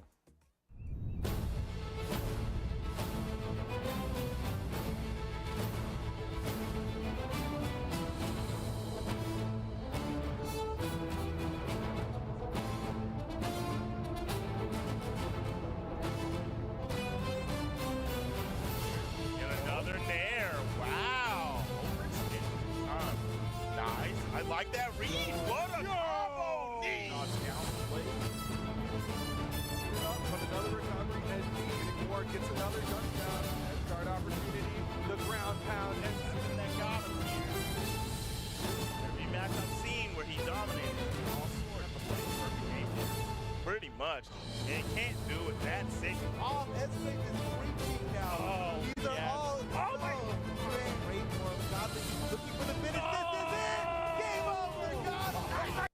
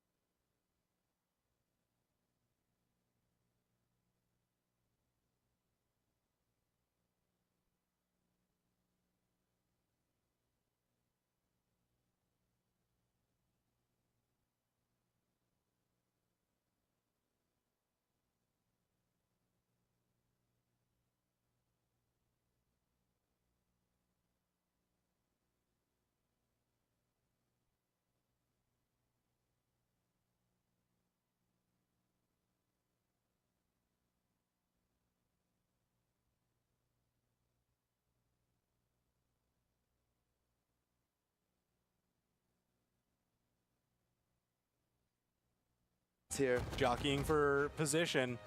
This axe giving that little bit of extra needed damage and strength, but now it's Stingray gone. The weapons starve away. Disarmed at the worst time. He knocks Anime away, but there's no weapon to grab on the stage. Anime steals the weapon away from Stingray. He needs a weapon. Stingray needs a weapon. There it is. Can he finish him? Anime dodges, but Stingray with the punish. We're going to game 5.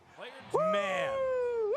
We're going to game 5. Just got away from that side signature that we saw Anime use to close out one of the previous games, and a perfect punish, that Bryn side spear. Stingray. Bro. Nice. What a great punish there. That's the first time he used that sig in the tournament. Gotta keep it fresh. It couldn't have come at a better time. So Stingray is going to be sticking with the Bryn pick. And Anime obviously staying on Caspian. TWK reacting to the stage pick? Yeah, I mean, this is the first time this set. We were just running it back. Brawlhaven, Brawlhaven, Brawlhaven. Yeah, right. That's, And now game 5, they're like, you know what? Mix it up. It's the final phase of the boss fight. You know, the whole venue has That's true. to change. Yeah. The ground shattered and we fell to the lower floor and for some reason we're inside. But it's Miami Dome. It's underneath the ocean, That's right? true. That's true. We fell through the ocean and that tracks. That'll be in the anime that we make. Ah, yes.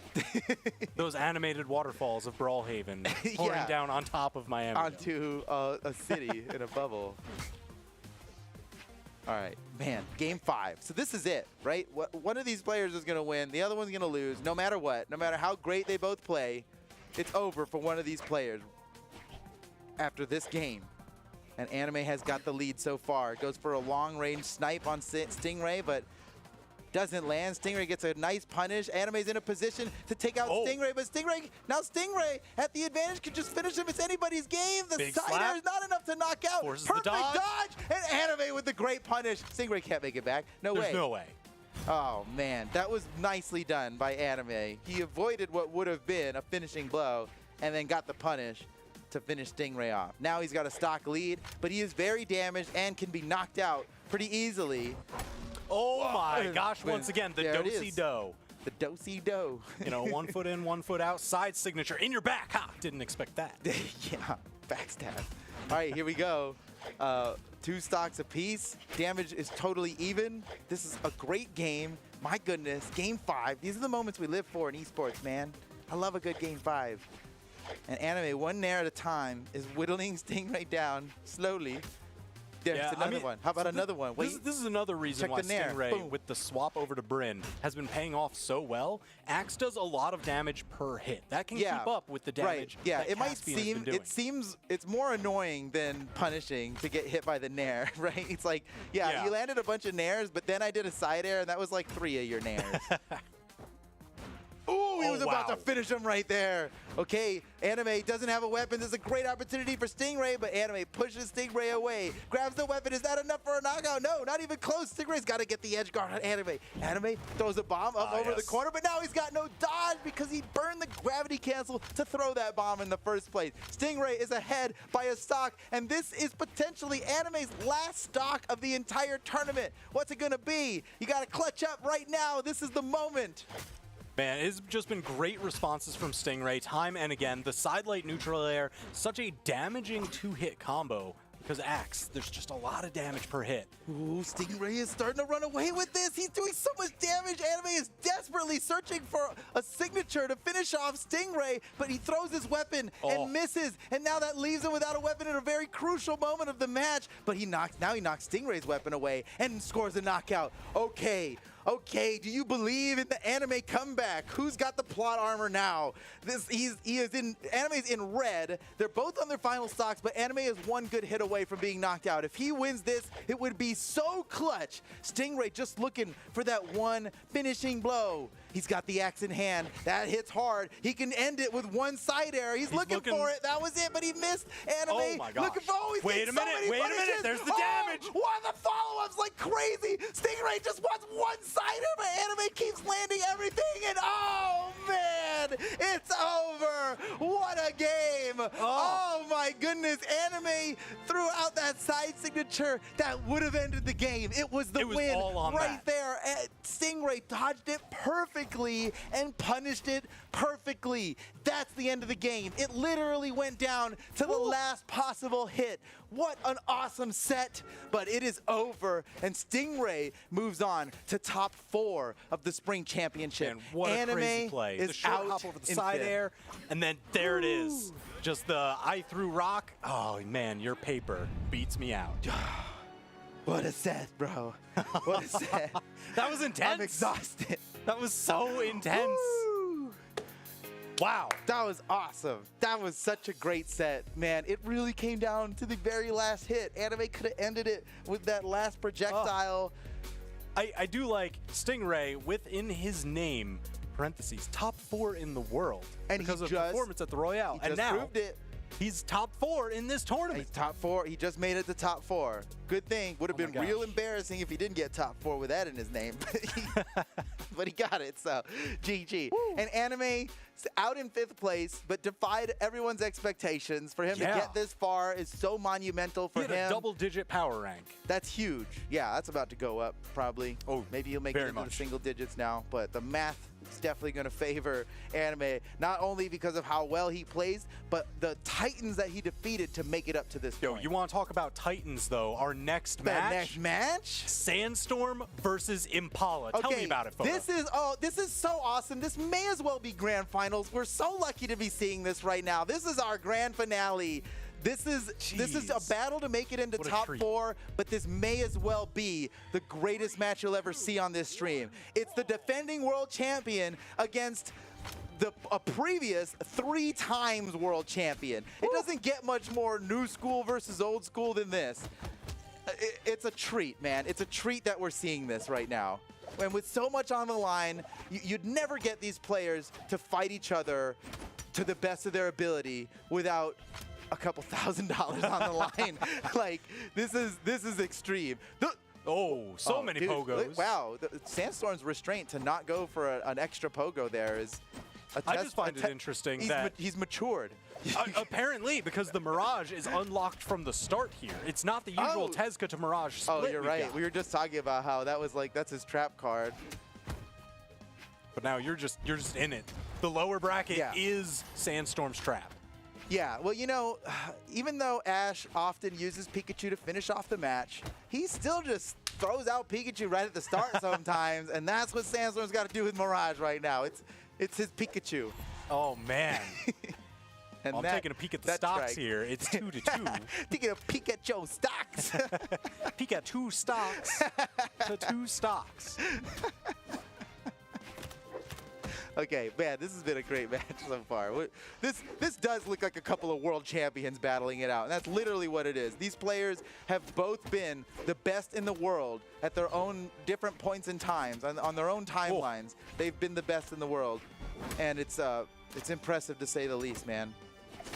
Oh man, Oh, just come Pogo on. over the corner. No Sets way. up. All right, he was I- scheming something. I saw, yeah. Well, but he gets the stock in a much more efficient and safe way than that. I also saw like the greatest highlight ever being built, and it turned into nothing at the end. But my goodness, that could have been incredible. Still, Sandstorm takes the stock, and what was that? What was even just? Oh, dude. Ooh. Sandstorm, he's unlocked something. He changed his flow. He reconfigured his internal settings. Yes. And Full he's systems overclocked. online right now. Yeah. Sandstorm just overclocked himself. That is dangerous territory there. Bro. Oh! Ooh, whoa! Okay. Sandstorm's getting a little wild with it. He's got like a full stock lead, so he knows that he wants a Oh, big haymaker. That is not what I was going to say that he wanted. What a He punish. got it. GG. Sandstorm takes the first game pretty handedly. Pretty convincing stuff there from Sandstorm. Maybe he is the greatest. He certainly was at a certain point. And now, you know what? I wonder, I think this time of him not being the greatest is like, it's good for him. I think for a long time, he had to deal with the Yep. pressure of like, oh, if anybody ever beats me, they're like, as high as they've ever been. You know what I mean? It's like, we need he that- was the that guy clip. to lose. Every match was like, can they defeat Sandstorm? And now, for the first time in a long time, maybe in his entire history of Brawlhalla, he's got something to prove and less to lose. We need that soundbite. Where's the clip from John Wick? You know, oh, you thinking you're back? And he's like, yeah, I'm back. Sandstorm is John Wick. Uh-oh. Confirmed. Don't tell Impala. He needs to make this comeback. Yeah, you know what? Yeah, Impala's like, He's Rocky, you know? he's like Rocky. He's yeah, like, yeah, the fight's really not going my way. Help me, Mick. Thanks for the save there. Yeah, you're totally right. Rocky, dude. That's it. That's it. Okay, both players in orange here. Sandstorm's got those wild down sigs. I love how the down sig works on Mirage. Oh, dude! whoa, Oh, whoa, man! whoa. I was here for that. Yo, let's go. Okay, perfect punish from Impala. Unfortunate for Sandstorm that super sweet, ultimate, highlight-worthy combo of a lifetime didn't land. I really wanted to see that combo land. But then Impala went and made like a super optimal, unusual, and good follow-up punish and got the knockout. So GG, Impala. Sandstorm's looking to equalize the stocks here. Is it going to be a down sig? Oh, he tried. yeah. He tried. I love how the down sigs work on Mirage, man. They're both quick. They're both stacked. Like, yo, get off me. And their hitboxes are slightly different, but Sandstorm can make use of them in Whoa. similar ways. And man, nicely Ground pound done. on stage from Spear? Who does that? Dude, and you know what?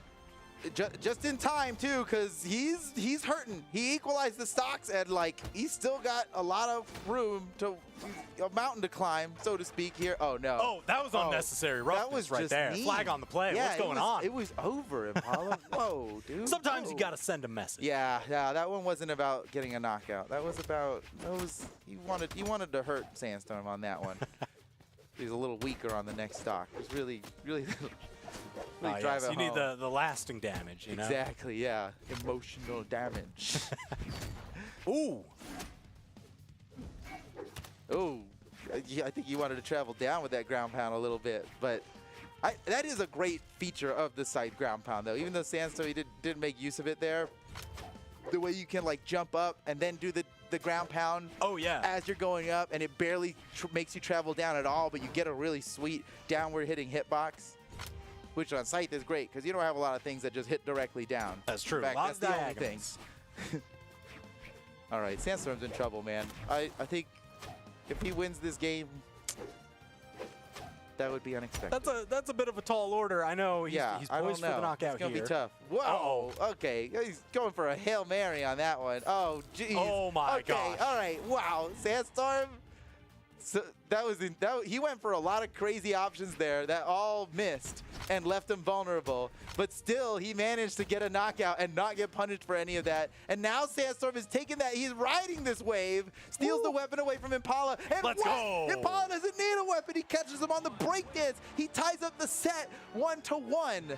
Man, this battle of legends, of world champions. Truly, I wish that combo landed so much. That replay, that could have been so much. But what a great punish from Impala.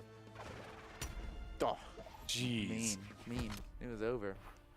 And here we go, coming in with the breakdance. Oh, yeah. Saw the weapon toss coming. Knew, hey, if I can get just inside the toss range, I can just hit you.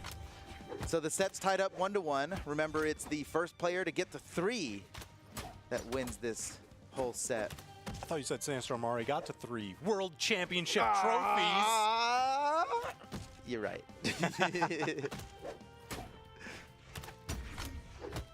Over onto the side. Wow, going for the big bow ground. That would have been a long 25 seconds in, and Sandstorm steals a stock from Impala, and he's got a lot of room left on this current stock of his to push a very big damage lead. Sandstorm is in the best position he's ever been in this whole set. Impala catching the landing, starting to chip away some damage. Uh-oh. Big signature, not enough to knock out. Sandstorm's got to get some damage out on this stock here. Impala might just equalize Oh, without there we taking go. much damage, but oh yeah, here it is. Sandstorm building up the damage, trying to catch him with these stacked down signatures. A weapon throw to break neutral. Nice follow-up. Sandstorm keeping him off the edge. He may just win this edge guard and steal another stock from Impala before he can catch up, but no, Impala swats him away. Sandstorm now, once again, on the aggressive, and again, another ground pound. Sandstorm 2 stocks ahead. Man, he seems absolutely unstoppable right now. This game, the chains are off. He is unlimited. Yeah, now that he's finally not playing Fenrir Mordex, he's not chained up anymore. And that was the only thing keeping you safe from him. Exactly. he had uncharacteristic drop of the combo there. Sandstorm living to push this advantage. Yeah, he's working on a 3-stock right now against the defending world champion. Okay, all right, more reasonable now. 2-1. Sandstorm still with an incredible lead. Big combo from Impala, good damage build-up, especially for the beginning of Sandstorm's stock.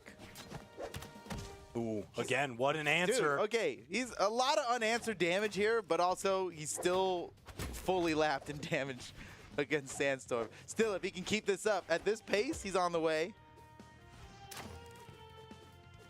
Sandstorm he's trying to just reset. Like, all right, I haven't hit this guy in a while. He keeps punishing me. Oh, this could be it. With the that was beautiful. Oh my gosh, the setups. Oh, he goes back. Surely Impala thought Sandstorm was going to run over and get that weapon, but Sandstorm turns around and catches him unarmed. Nice weapon throw. I can't believe Impala stopped his gravity cancel with that. Whoa. Okay. Sandstorm desperately trying to finish this stock off of Impala, but even if he loses this stock, he's got a whole extra one to go here. Just one good hit on Impala is all Sandstorm needs to finish this game and move on to the next one. Impala did manage to snag weapon, but immediately knocked out by Sandstorm. A 2-stock victory for game number 3. Yeah, that was huge. That was huge. Now I think we're gonna just see these same this is two really legends the again. deciding factor. Yeah, look at this. It's early the ground knockout. pound so early. It stuffed his recovery. It was less than 30 seconds into the game. Brutal. Just a huge momentum boost for Sandstorm, and he catches him again with the ground pound, and then. And then check this out. Off the weapon throw, re-grab, fast fall, side air, catch him. Nicely done. Nicely done. Okay, no legend changes, but Impala has changed his skin. That's not nothing. Okay, he's a whole new form right now.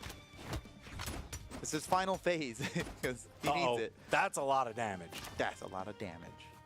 Where's the flex tape on that one? Binding together those 2 spear downlights from a high-strength legend. Yeah, that shouldn't connect. That's not how it works. He makes it work. Off the wall. Oh man, Sandstorm was about to get something huge started there. Impala makes it out.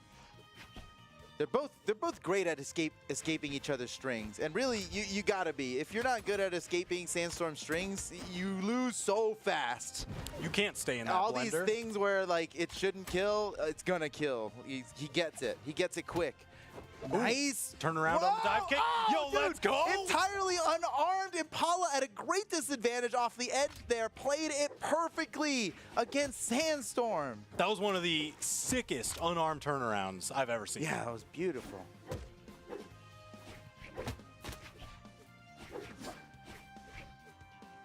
Looking to push the extra credit, but Sandstorm, that down signature. Again, saying, get off me. I love it. I love it. It's like, and especially on both a scythe and a spear, like they don't have anything like that on their regular move kits. It's just such a unique property about Mirage. Oh, nice.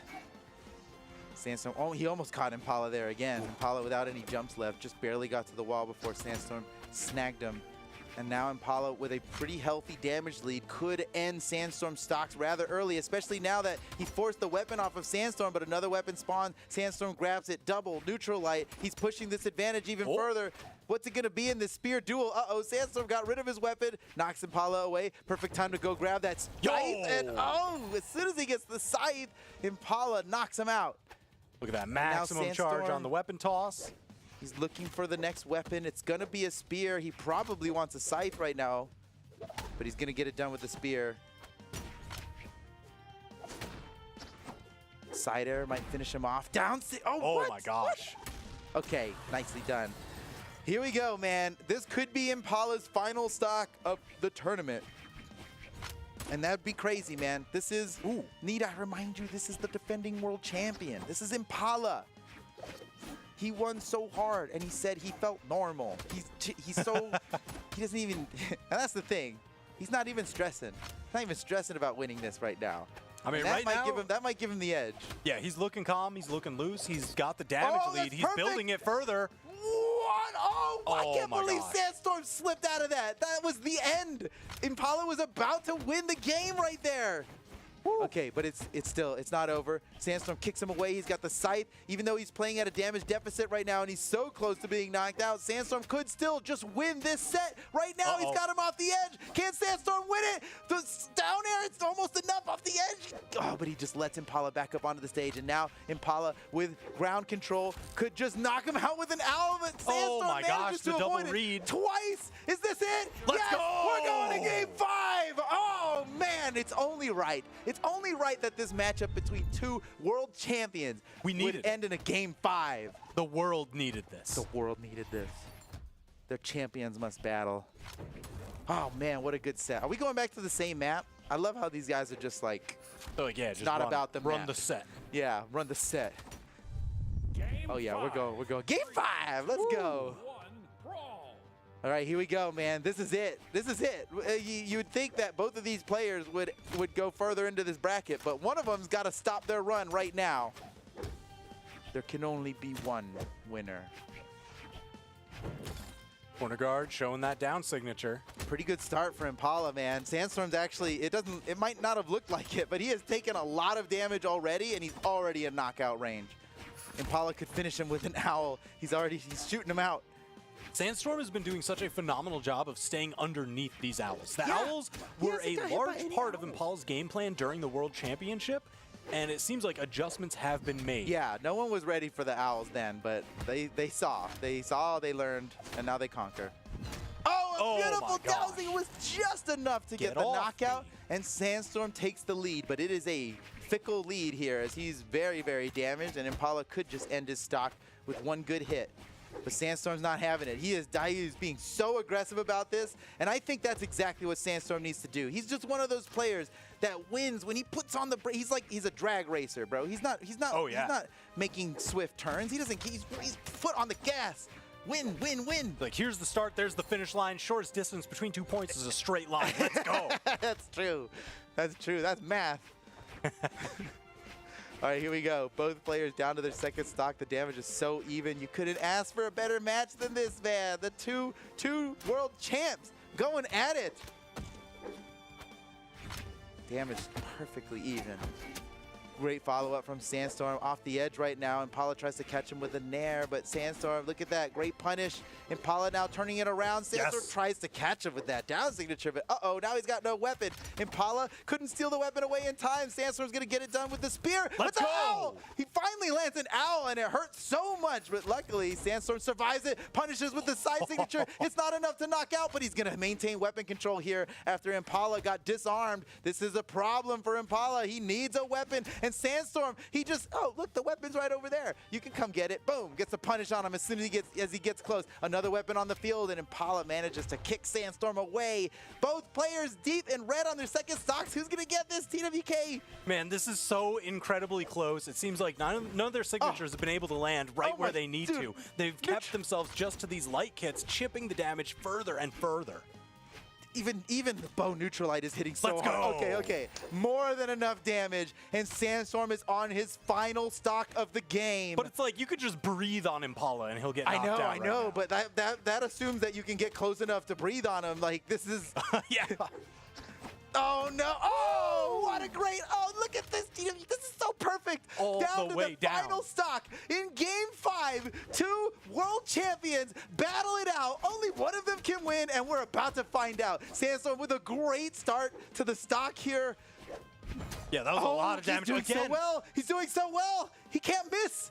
He's catching Impala so much with these down signatures. Impala needs to start like overshooting these or something. He did it a couple times. It's just whether he can hit the consistency in time. Foot on the gas. Sandstorm doesn't slow down. Weapon on the field. He steals it away from Impala. I bet Impala wishes he had a weapon right now. There it is. He snags it. He gets hurt for it, but he snags it. Oh, wow. Okay. He's so lucky to not get punished from that. And both players are in knockout range. The match is going to end at any moment, and we don't know who the winner is going to be. It's so close. Manages to avoid that down signature that surely would have ended the game. Here comes Sandstorm with the edge guard. Nice pivot not grab. enough. Oh, what a game! What a game! Sandstorm wins. That was so clutch. Sandstorm's moving on, and the defending world champion has been knocked out of the tournament in 5th place. Unbelievable. Look at the damage dealt versus damage taken. Difference. It was so perfect. What? That was such a perfect game. My gosh, absolutely unbelievable. I thought it was going to be over with this weapon toss, and Impala manages to get out of the way. One pogo wasn't enough. That was awesome. The double dash jump pivot down air was so perfect. And then he comes in and gets the follow-up optimal. Bravo. Unbelievable. The OG. Absolutely unbelievable. Bro. Whew. I'm thinking he's back. I'm like, I'm sweating. I know. That I was can't imagine what intense. they're That like. was intense. Great game, man. Great game. What a tournament. The North American Spring Championship is just turning out to be such a rock star tournament. And so now we're down to it. We've got the 4 best players in the game waiting to battle it out. There's 2 in the winner's side still that haven't lost the set yet. And there's 2 on the lower side that we just witnessed make it there. There's one more extreme match to have. Well, every match at this point is going to be extreme, but top 4, right? Top 3 of the tournament, though, get flown out to the Royale to compete in an international invitational. So there is still some extreme matches to come. No one can rest easy in this tournament. I'm still getting over that match. Woo! Woo! Sandstorm the adrenaline, Impala. the heart beating. What oh a my treat! gosh. What a treat! We ate so well tonight. You know, like that was. Yeah, thank you for that. Jeez. That was such a nice match. Oh man. Whew. Okay, so we're gonna take a quick break, right? As we get into top 4, we've got the best is yet to come. I know. That's a tough What do you mean this wasn't already top 4? Right? I know. How is that even possible? You thought that was grand finals and the tournament's over? Nope. There's still a lot more to come. So stay tuned. We'll be right back. Thank you for watching, and see you soon.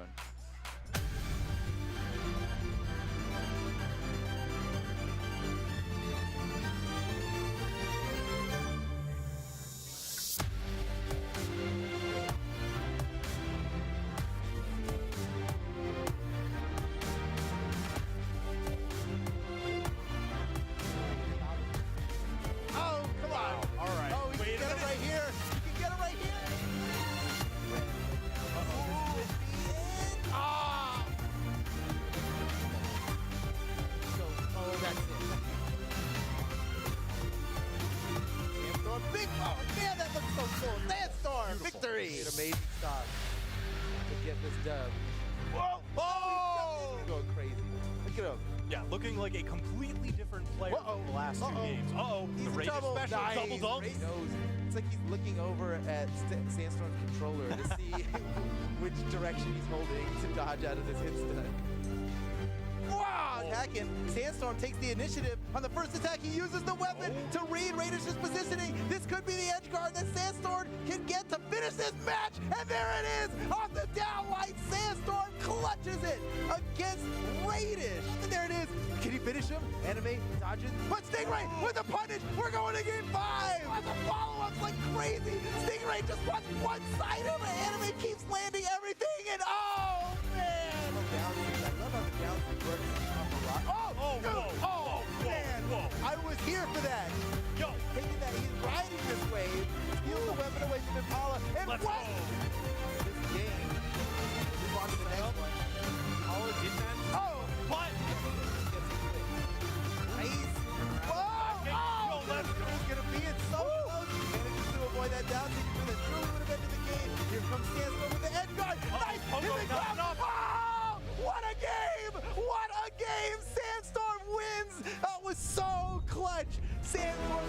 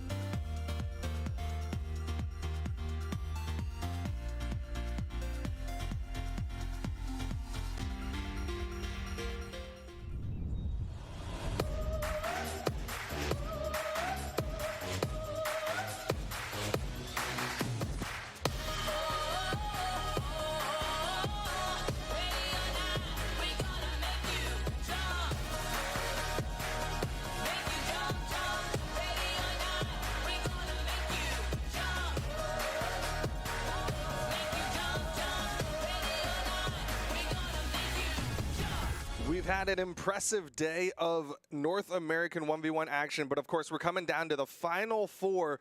Meg D and Luna sitting on the winners final, Stingray and Sandstorm sitting on the elimination side of things. Only 3 will earn their flight and hotel to the Spring Royale. And Meg D and Luna going up next in this next match. This is going to be a banger of a match. And that's for 2 reasons, right? Because first off, we already know that they're the cream of the crop. They're 2 of the best players in this region and 2 of the best to ever touch the game. But I've heard that Meg D's been playing a little bit more aggressive today, right? And you know that that's what Luna's game plan is. Luna comes for your neck, and he's never going to let up. And so to see if Meg D's playing like that. Now, I do want to say one thing, though. I personally have always had the argument that Meg D doesn't play as passive as people think. I think he plays slow. And then when he finds his moments, he really turns it up. So he has times when he plays fast, he has times when he plays slow. And I feel like the narrative is that he plays slow the whole game. And I've never thought that. But I want to see how fast he's playing today.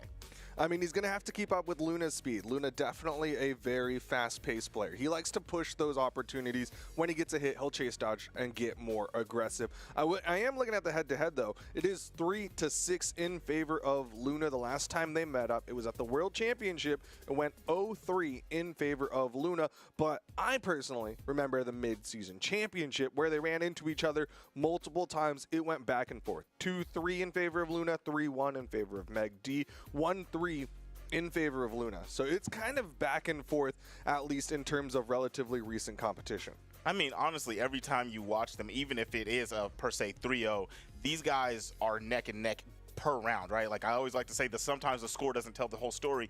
You know, you could get 3-0'd, but that doesn't mean that every single game wasn't down to the wire, right? I don't think Luna washes Meg D any day of the week. He's not just going to cook him and make it look uncompetitive. Well, maybe today is the day of the week. At least that's what the viewer vote believes in, because it's 76% in favor of Luna versus the 24% of Meg D. It makes sense that that would kind of be the way. Again, Luna kind of that more consistent figure in North America. He's been doing really well, of course, won the Winter Royale. On the other side, Meg D didn't even make it to the Winter Royale. He's already earned his spot at the Spring Royale, but we'll see if he can go home with a guaranteed top 2 finish as we get into game number 1. Right, I'm ready to see what we got. We have the prevalent Lucian pick. Luna's been going with this, and I mean, I feel like it's his staple at this current moment. You know, one cool thing about Luna, I did see recently he busts out the Taros. You know what I'm saying? And you know I'm a Taro stan, so if I can get some of that right here in this set, that would be fire. But Meg D over here, coming up against Luna, this is going to be a banger of a set. We already got the guitars in hand, so quickly going to have to get his gauntlets, and let's see what we got. Meg D likely will be looking for an opportunity to swap over to the sword. The sword's definitely been kind of that mainstay. But one thing that works really well for Luna in this specific matchup is Meg D has kind of just been sticking with the Val. That's been the pick going all the way back mid-season championship. He's been playing this Val through and through. Meanwhile, Luna's been swapping it up. He had, of course, the Thor at the mid-season championship. He had the Caspian at the World Championship. Now he's got the Lucian here today against Meg D. All right. And yeah, he's definitely been a man of many characters for a while. Meg D is over here with the Val. I mean, who is his staple? Meg D plays a plethora of characters also, right? I mean, it's predominantly been the Val in terms of recent performance. I think there's a Sidra if you go far enough back, but definitely been the Val as of late. Got it. And right now it's looking pretty even. Ooh, a bad situation going on for Meg. Okay, he gets back up there with the Nair into a Sair. And now he's got the gauntlets out. I mean, he's got a slight damage lead, so this is looking like a really good start on the side of Meg. Yeah, I mean, Luna was able to add up a decent amount of damage, but still needs to find that KO tool. The side air is going to launch Meg D, but he's got plenty of horizontal movement. Of course, gauntlets have a lot of that. Both of them dipping low. The weapon toss was still active, so they're both going to get back up safely. That was crazy. The super far dip down low from Meg. Okay, he gets the Sair right there. And what's going to be the option? He catches it, goes out wide, and lands that. That was actually a late confirm on the ground pound after that downlight. But he knew Luna was kind of stuck in that position, so really good connection for Meg D. And like you said, he went out wide enough to make sure he didn't get caught up by that Blaster's recovery. Now Luna needs to find a way to even up this stock count, starting to throw out some signatures. Yeah, he just wants that one big hit, get him up out of there. And he's a very accurate Sig player, right? He can get you out of there with normals like that, such as the Sair on the Blasters, but he hits the mark a lot when he throws out his Sigs. But it looks like he wants those Katars to start off this second stock. Meg D getting denied weapons, and yeah, Luna's definitely priming extra Katars, so he really wants the Katars in this matchup right now. Yeah, I mean, it makes sense, especially anytime I see somebody unarmed. If you have a character that has Katars, definitely weapon starve them while racking up damage with that weapon. But players also know that that's what you want to do, so they stay away the same way that Meg D did. He has a sword now, lands a nice combination, and he's going to try to back out of the engagement after landing a good bit of damage. Luna kind of taking the brunt of the damage right now. Meg D really holding strong. He's kind of just like building walls in front of Luna. Like he's positioning and taking space, but you're not seeing him over aggress in terms of actions. It's just stealing with his positioning. Exactly. The spacing. I mean, they're both playing very good in that, right? In that category. Nice, lands a Sair. He tried to catch him with that Nair. I like it. If he would have clipped him, that would have been, I think that could have been stock. So that was a good play. His recovery gets snatched right there, and the Dare will do it. Okay, Meg D with the lead. Yeah, really good edge guard from Megdi. He saw those stars come out and he's like, all right, I got to push this advantage now because Luna is running out of tools floating in the open air. Now Luna comes back in, gets the recovery, immediately evens it back up. And you saw the sweat beads. He used all of his resources, and you would think as the aggressing player, he's going to go ahead and touch the ground. No, he came up and got him with a nice scoop. That was good stuff. Now, unarmed, trying to deal with this sword right now from Megdi, gets the blasters, and now, here we go. He hasn't landed too many big blasters combos, actually. I've been seeing him today, and he's been like tearing people up with these things, but he hasn't really got too much off against Meg. Yeah, Megdi's been doing a really good job of not letting Luna get those really long extended strings. Good avoidance there. You saw Luna hoping that he could get that pickup off the bounce with that gravity cancel downlight, but Megdi dodges through it. Okay. Meg is trying to find hits. It feels like he can't figure out exactly where Luna's going with this movement, man. He's just going right over his head, hovering around, just messing up the timing of what Meg wants to do. Nice. Those nairs just keep clipping away. He's chipping away at him, and he's racking up damage. Like I said, he's not landing combos. He's just landing good hits in neutral, and at this point, definitely hitting more than Meg. But at the end of the day, like, damage relatively even between the two of them. They're both getting close to that spot where they can start looking for those KO tools. Down sig thrown out, but Megdi with the interrupt, his neutral lights coming out so incredibly quick has interrupted a lot of Luna's tools. He definitely had to interrupt that down sig because that was going to send him out. He might have got KO'd, but even if he didn't, he was going to get put into an edge guard situation. Now, Gauntlet's out. He tried to hit the D light, but the Sayer coming out smooth from Luna. Luna lands another Sayer. The resources haven't come back. Oh, the dodge, and he gets caught. He had no other plan. He had no other option. Yeah, really good movement from Luna. And then, of course, those Sayers really just led to that positioning. Megdi was constantly just trying to find his way back onto the stage. And after a while there, Luna's just like, all right, well, you basically have nothing to get away from this one. Putting out 618 damage to take down Megdi here in game number 1. 618, but what did Meg drop? 540? Yeah, I mean, even game. Yeah. Even game. And I think at the end, when it came to those neutral engagements, that's where Meg started to take, Luna started to take over because he just started clipping. I feel like it was like every 3 times he tapped him, Meg would maybe get a hit. And, because Meg had a lead at the start of those stocks. And he just whittled away at him, chipped him down, and took that game. That was good stuff. Yeah, and the damage per engagement really kind of tells the tale of that chip away strategy that happened on both sides because damage per engagement, 24-25, Luna with the 25. Compare that to his earlier matches where I was seeing him put up like 40s, putting in 30s and 40s on his damage per engagement. That's just a testament to the defensive play of Megdi, really just denying any of those long extensions. Yeah, he knows exactly which way to fade out when he gets hit by stuff, right? Like most of the time, Luna especially is going to chase you, right? But he has to find the right opportunity. He's that nice. He's going to only do it if he knows it's going to be guaranteed. And Meg's not giving him those opportunities. That's why he kept this game close. I don't know, though, because the more he plays against Luna, Luna's going to see the patterns of where he wants to go, and it's going to get a little bit worse over time. He's already lost the first game. Let's see if he can climb up this hill. Well, Megdi taking his time deciding what map, maybe what changes he needs to do. He's, of course, going to be sticking with that Val, and he's really picking and choosing what maps to ban out. I'm surprised he took out Demon Island. A lot of Vals are big fans of Demon Island. Again, that power of the sword side sig over the corner on that small wall, but looks like it's going to be a Small Fortress of Lions for game number 2. I'm not mad at it. We've been seeing a lot of this stage this weekend, right? Yeah. And it makes sense.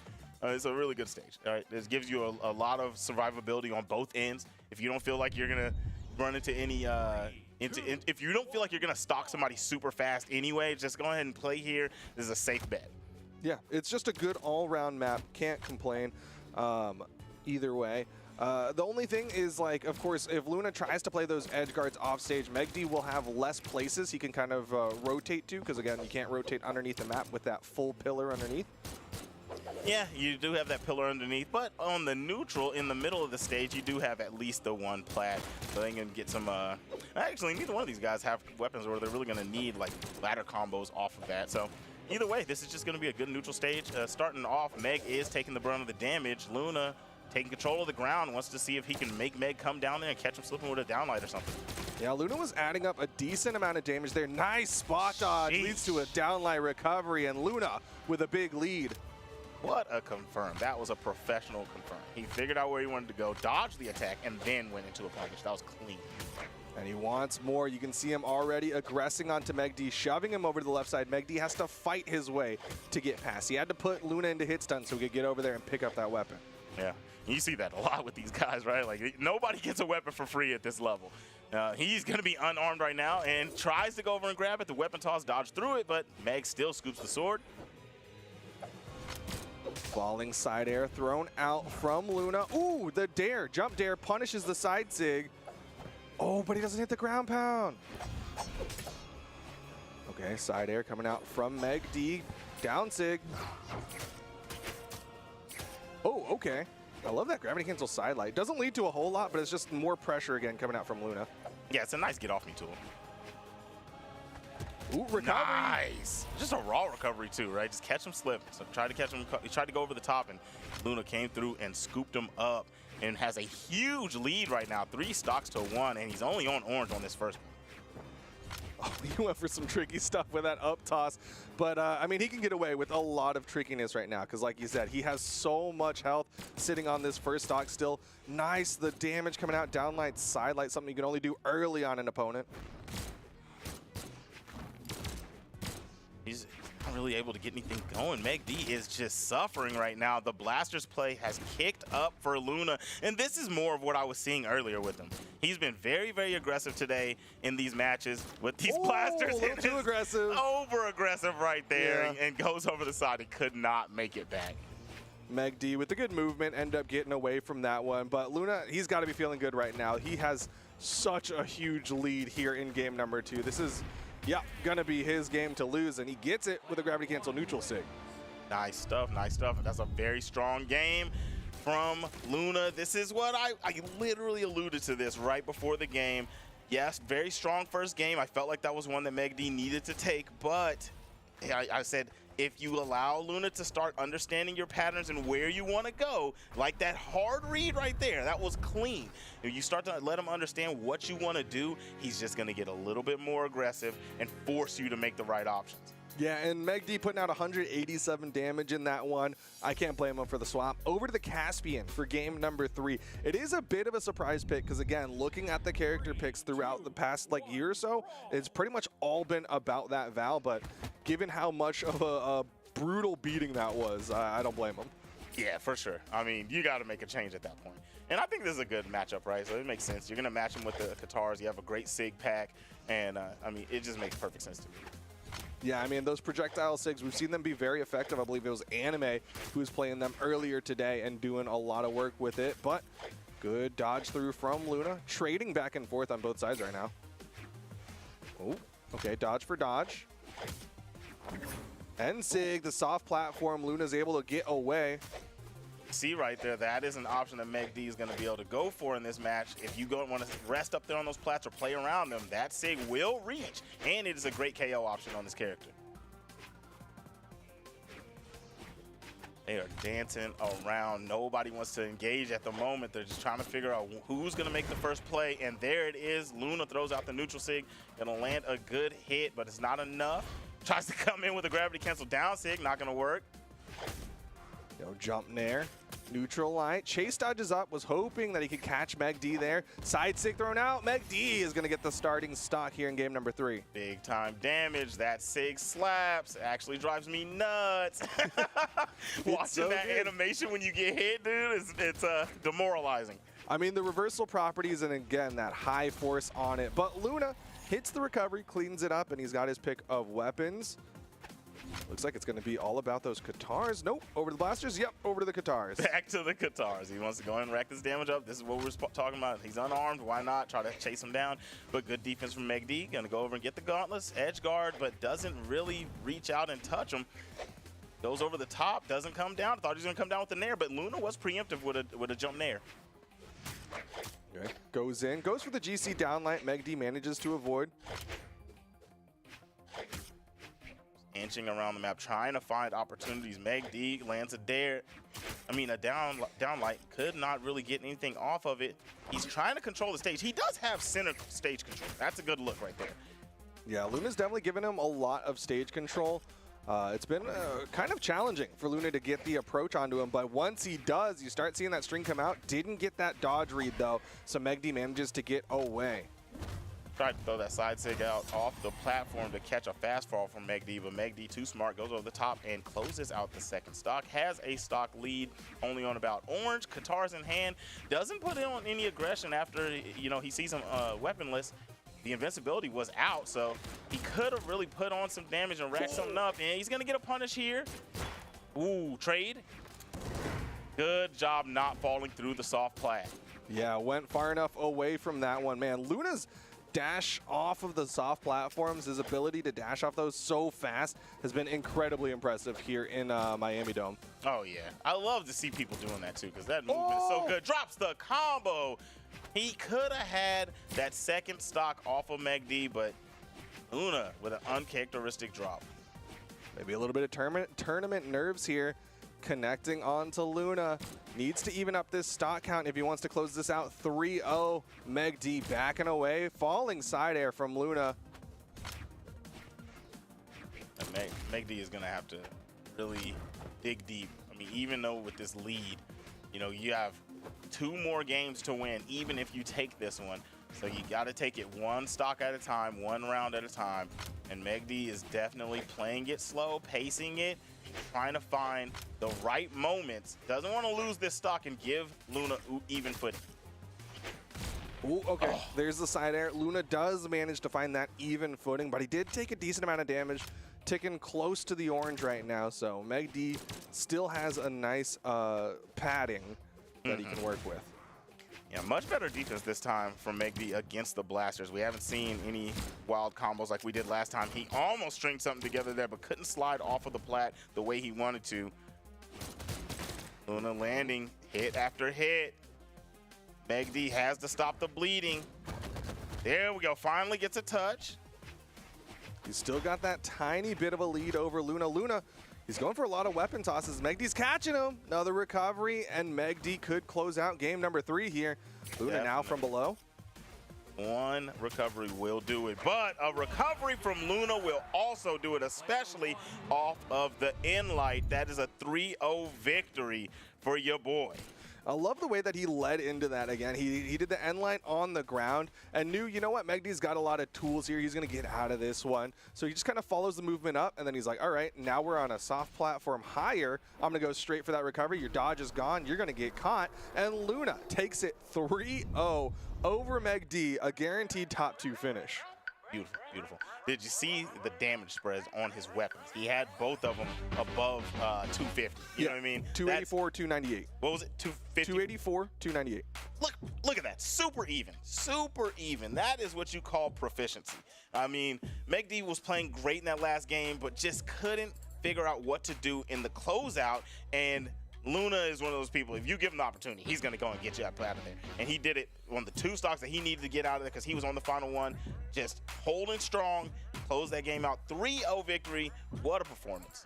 Really well done from Luna. He is, of course, now going to sit in the grand finals. And we're going to go over to the elimination side of things, where an L here would be the second L for everyone here, and that means they will be done. We've got Stingray and Sandstorm on deck next, and the winner of this is going to get that spot in the Spring Royale. So this match, of course, gets you on the podium, but it also gets you into that Spring Royale for more cheese, like you said.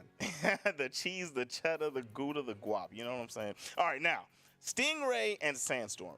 Definitely 2 of the most exciting players in this region. Stingray for sure. Sandstorm is, he does a lot of cool, flashy combos. Just Stingray's play style in general is just pure flash. I love what he does. He's always moving, he's always grooving, he's always putting together some clean combos, some clean edge guards.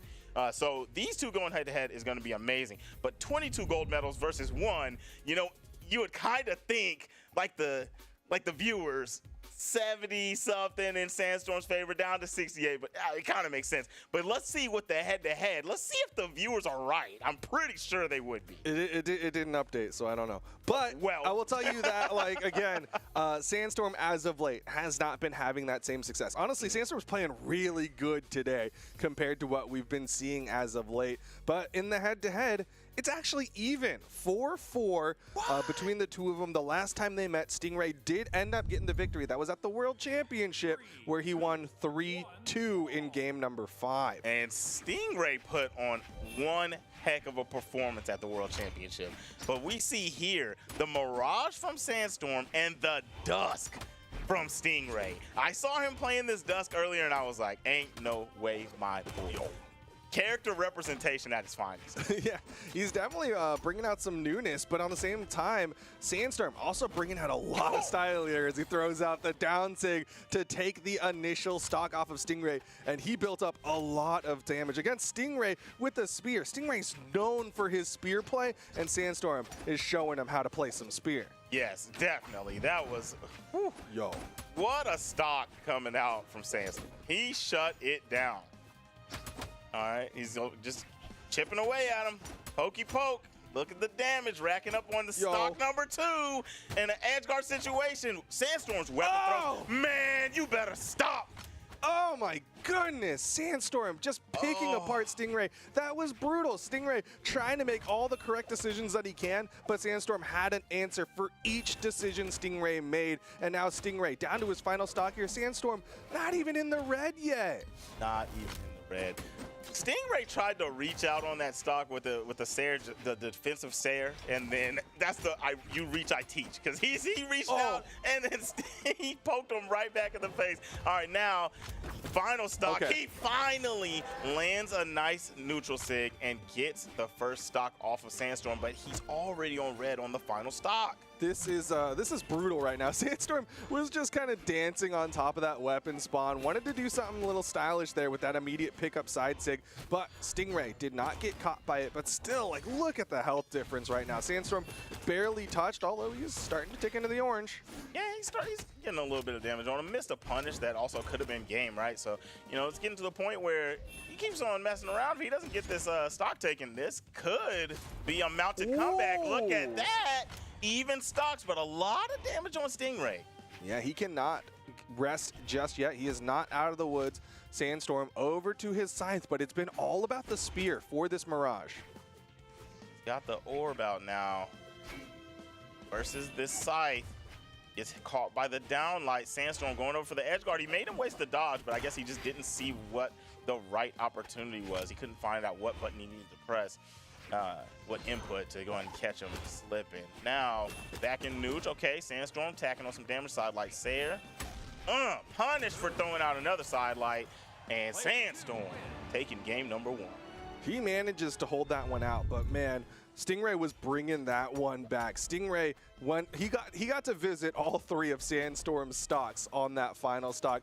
545 damage put out by Stingray. Sandstorm. 498 of it was on that spear. So he's definitely playing this Mirage for that spear. He's playing it for that spear, but in his last set, he was definitely showing out with the scythe. He's still got those patented Sandstorm combos. His weapon throws into this scythe combos that were just clean. I mean, but his spear's been looking great. Yeah, he's been very effective with both weapons, but he's forced to play this scythe for a little bit, which goes for the jump, gravity cancel downlight. Stingray not going to get caught by it. Had an edge guard opportunity, but not enough damage on. He says, you know what? I don't need to go over there, Stingray. Now going to go down. Tried the dare. Not going to touch. Slid over. Actually, it looked like the start of that almost clipped Sandstorm, but going with the sig and catches that one. Stingray with the first stock. Really good side sig usage there. Even I think saw a little bit of a charge for that extra tiny bit of force on that one. Just trying to get as much as he can out of that moment. But Sandstorm comes back in, picks up the scythe, starting to add up some damage onto Stingray's first stock. Good job. He's landing some good hits here. Still holding on to this first stock. Trying to find another one. The dodge was good. Gets a clean punish. That's a lot of damage. Oh, what a gravity cancel. Come on, Stingray. Talk to him. Sidelight Sayer will get the second stock out of there. He's like, everything I learned on that third stock of game 1, I'm bringing it here to my first stock of game number 2. And it is so effective. He's winning right now very handedly against Sandstorm, but the down heavy almost gets the stock. Yeah, the breakdance definitely put him out pretty far wide left. Didn't quite get it. He's still not able to find the KO. Catches. Okay, there it is. Yep, that one right there lingered a little bit on the left. I didn't know if it was going to KO, but finally got that one with the Sayer on the spear. Goes over to the scythe. You know, trying to get one of those good old Sandstorm gimps, right? And maybe tie the game up. I mean, he's been very good in the past about getting those stocks stolen from opponents with this scythe in hand. But Stingray, he is playing that dare game, just trying to put those projectiles out, keep Sandstorm away so that he cannot get that scythe steal. And he can't really get too much going and just decides, you know what, it's not time for this anymore. Switches over to the spear, but catches the sidelight Sayer. No edge guard from Stingray. And Sandstorm's back on stage. Okay. Nice combination. Backs away. Didn't see the opportunity for another Sayer. Nice pogo into the weapon toss. Stock count evened up. Ooh, that was nice. That weapon toss into that pogo was cool. All right, so he's going to have the scythe in hand for the final stock. But one hit will do it. Stingray had such a lead, it didn't quite matter that he got put down to his final stock. He closes that one and evens the set 1-1.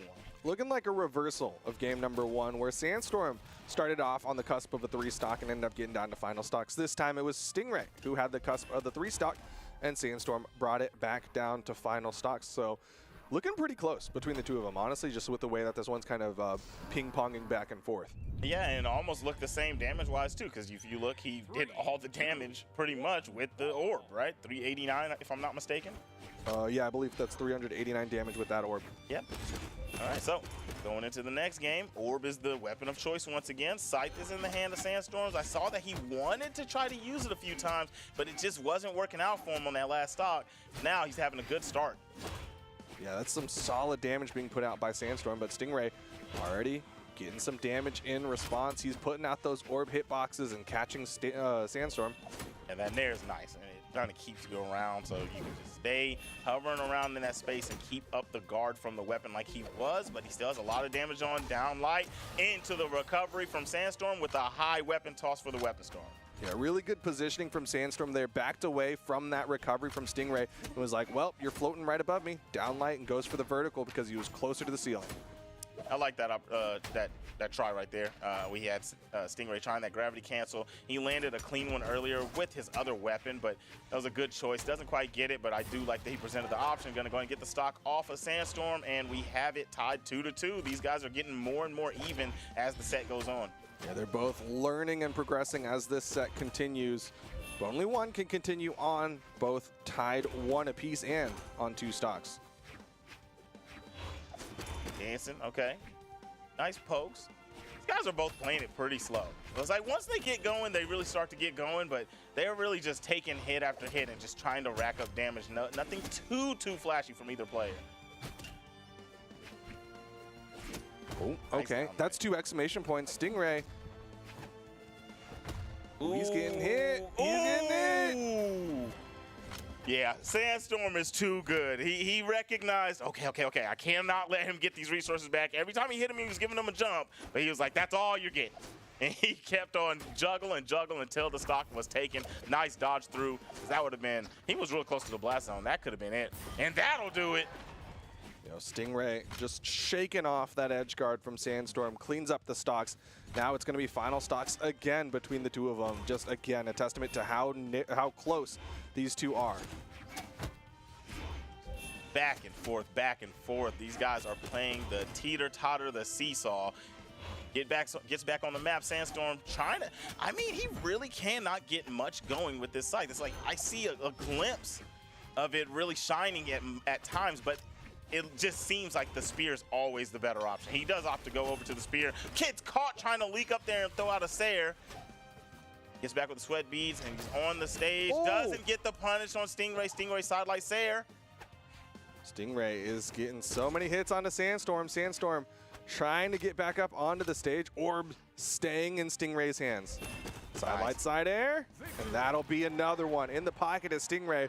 He is 1 game away from going to the Spring Royale. This is a good game, man. Really strong players, man. The way that they're playing, both of them just collecting data on both sides. Just every match has been an adjustment for each player. Now, we saw 403 on the orb and 141 on the spear this time from Stingray. It's actually just all around more damaging game. So him having that him putting out more damage on that orb and holding onto it for the whole game. You know what his game plan is. We got to see what Sandstorm's adjustment's going to be to it. Sandstorm might want to just hang it up on the Scythe game. Just go with Spear. That's definitely a possibility. Of course, he had a relatively even spread on the damage that he was doing with both weapons. But kind of to your point, right? I think his Spear's just been looking a little bit better. Maybe as a player, I don't know, right? Maybe as a player, he's feeling like Stingray's kind of figured out the Spear. So I don't know. I mean, he's the one in the hot seat, the driver's seat, so he's got to make all the decisions right now, commanding the game. It is Stingray. Ooh, went for a clean, nice down sig situation. Sets him up, catches a side sig. Weapon toss. And good way to dodge through for Sandstorm, but has not found a weapon yet. Boom, gets the sight. All right, little punish from Sandstorm. Still behind in the damage department. Side light, side air. Sandstorm has to get back up onto the stage. Nice weapon toss, gets him that landing. Definitely, like Sandstorm's trying to figure out where he can like kind of get some kind of stability in this match, but Stingray just had middle stage control the whole time. Yeah, just really intelligent play from Stingray, just keeping the control that he has. He's not over-aggressing or anything like that. But that's a burn spot dodge, and Sandstorm full-on capitalization will lead to a KO. That's textbook, man. He spot dodged in place. Sandstorm just sat there, looked at him, and said, I knew it. I got something for that. Don't worry about it. He just cleaned up the stock. Now, Spear versus Spear. Exactly what I believe Sandstorm wants, because he's been having a harder time against the orb. But stage control goes back to Stingray. Stingray lands the Sayer and goes right back to the orb. Yeah, he's going to be sticking with this orb. Again, utilizing these SIGs to try to keep this pressure on Sandstorm. And Sandstorm comes in, gets caught by Stingray. But Stingray end SIGs the wrong way. Sandstorm misses a side SIG. You know something I don't see from Sandstorm as much? There it is, right? Nairs. He's not doing as many nairs as like maybe like South American Spear players. He's landing a lot of Sayers, I'll tell you that. Yeah. Conversely, he's hitting a lot of side airs. The nairs, you know, it makes more sense in the South American region because they were playing against like close range weapons. But considering going up against Stingray with the orb and spear, it's like, all right, I want a little bit longer range attack. It makes sense, makes sense. Play with what you got. You got the down air coming out. I mean, the down light coming out from Stingray. Trying to get a nice juggle here on Sandstorm. Last jump, exhausted, goes over the top and gets caught. The landings of Sandstorm are just getting caught by Stingray. Goes in for the downlight. Stingray with the punish. Weapon toss in response from Sandstorm. That was a dodge, but Sandstorm just goes for the up toss, but the dodge is still down, so Sandstorm gets the double downlight. That's good damage, but he needs the stock. Another one. Ooh, did he touch? Did he touch? Yes, he did. Oh, weapon toss in response to the weapon toss of Stingray, but that's going to let Stingray get back up. No punish, no opportunity. No punish on that. We'll see if that comes back to bite him. He really has to take this stock if he wants to stay alive in this set and in this tournament. Sandstorm has one opportunity here. Oh! It wasn't almost enough. But he's disarmed himself, and Stingray is going to close it out 3-1. He's going to the Spring Royale, and he's guaranteed a top 3 finish. Top 3 finish for your boy Stingray, man. He's been having some great performances. What did he place at the last Royale? Not great. I think he had like 2 wins in his round robin phase. So he didn't make it out into the double elimination. I don't know if they do the full-on math to all of that, but I know he didn't do that hot in the Royale. You know what matters? He was there. Yeah, he made it there, and he's going back. He's going back. He's going back. That's for sure. He's going back to Royale. Come on now. You're supposed to say it with me, but I'm sorry, I missed it. What I'm referencing. It feels so familiar, and you're gonna tell me, and I'm gonna be like, oh yeah. You know, I'm not even gonna tell you. Okay. We're just gonna talk about the next game. That's what we're gonna do. We'll let chat kind of ruminate on that one. Of course, our next match is the Stingray is not done. He's not done, but he is going to get a nice little break because we are going to take a short little break. We still have 2 more sets to go for this North American Spring Championship, but we will be right back.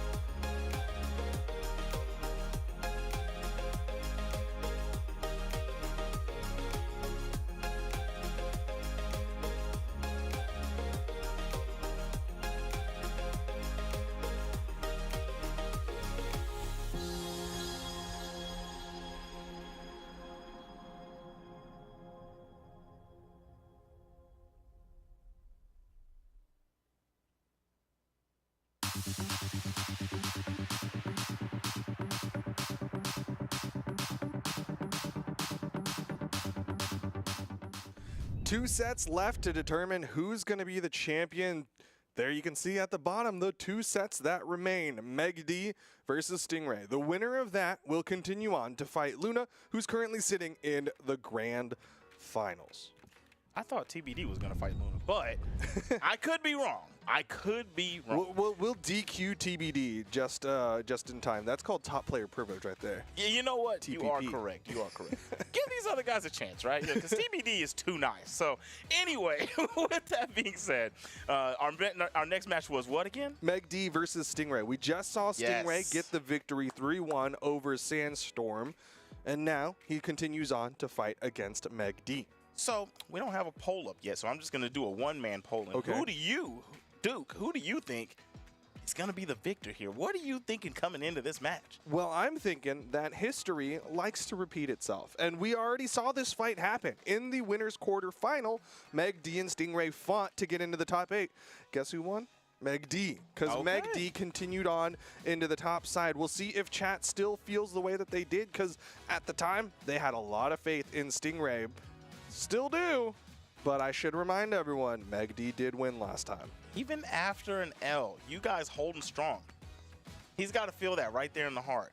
He took an L to this guy, and y'all are just like, nah, 60% chance he's going to dub it up. You know what? That's right. Because I believe that in their history, they probably had some pretty even games. Am I right, Duke? Not really. 3-1 in favor of Stingray in the Winter Championship. 3-0 in favor of Stingray at the World Championship. It's kind of been one of those things where it's just like, depending on the day of the week, one of them is just gonna destroy the other one, it seems like. Got it. And we're coming in here.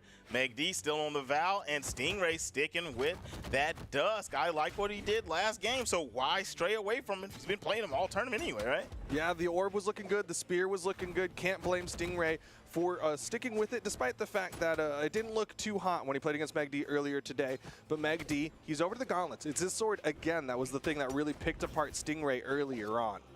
Yeah, and starting this bad boy off, reaching up to the heavens with that neutral sig, trying to catch Meg D coming down there. But you know, Meg D's very, very patient, so it doesn't fall for either one of those. And landing more of the hits to start this one off, catches him with a neutral light, down light in return, into the gravity cancel. Stingray speaking to these boys once again. So many people will get hit by that and be like, well, that's fine, because it doesn't launch me up. But Stingray had the damage. He was close enough to the side that it ended up leading to a KO onto Meg D. A nice lead for Stingray, but it might get mitigated here if a recovery from Meg D comes out.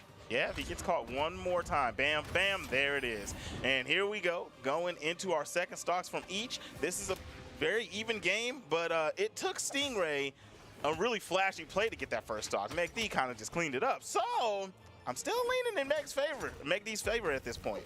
Yeah, I mean, considering he is kind of winning in neutral, right? Stingray has that kind of singular big play, but Meg D's the one who's kind of just been chipping away. He's getting the sequences over Stingray, and now Stingray forced to the outside. Gonna come on up, but he's sweat beating.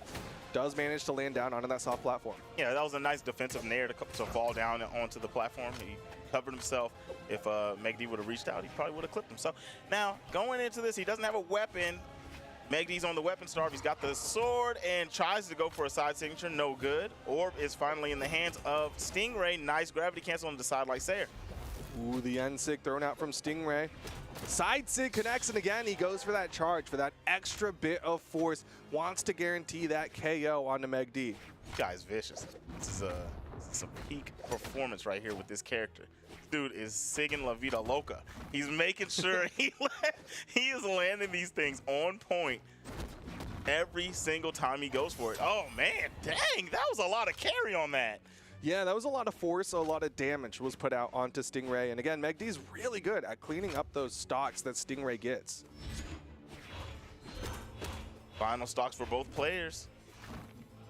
Gonna mean a lot, whoever takes this stock.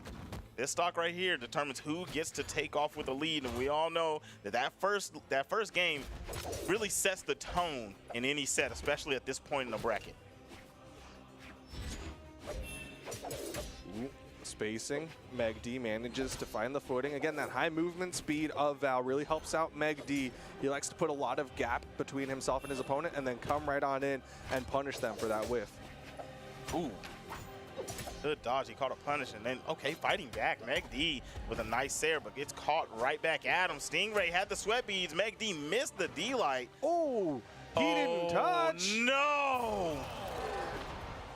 The game was sad for that one, too. That was the question mark game? Yeah, because he didn't touch. He bet big on that spear ground pound. Was hoping Meg D didn't have the dodge up in time, but Meg D manages to avoid it, and he's going to take game number 1. Yeah, definitely not sad. You're like, oh, it took him forever to end up coming back up. Yeah, not sad that Meg D wins that round. Sad that Stingray lost in that fashion. Yeah. Right?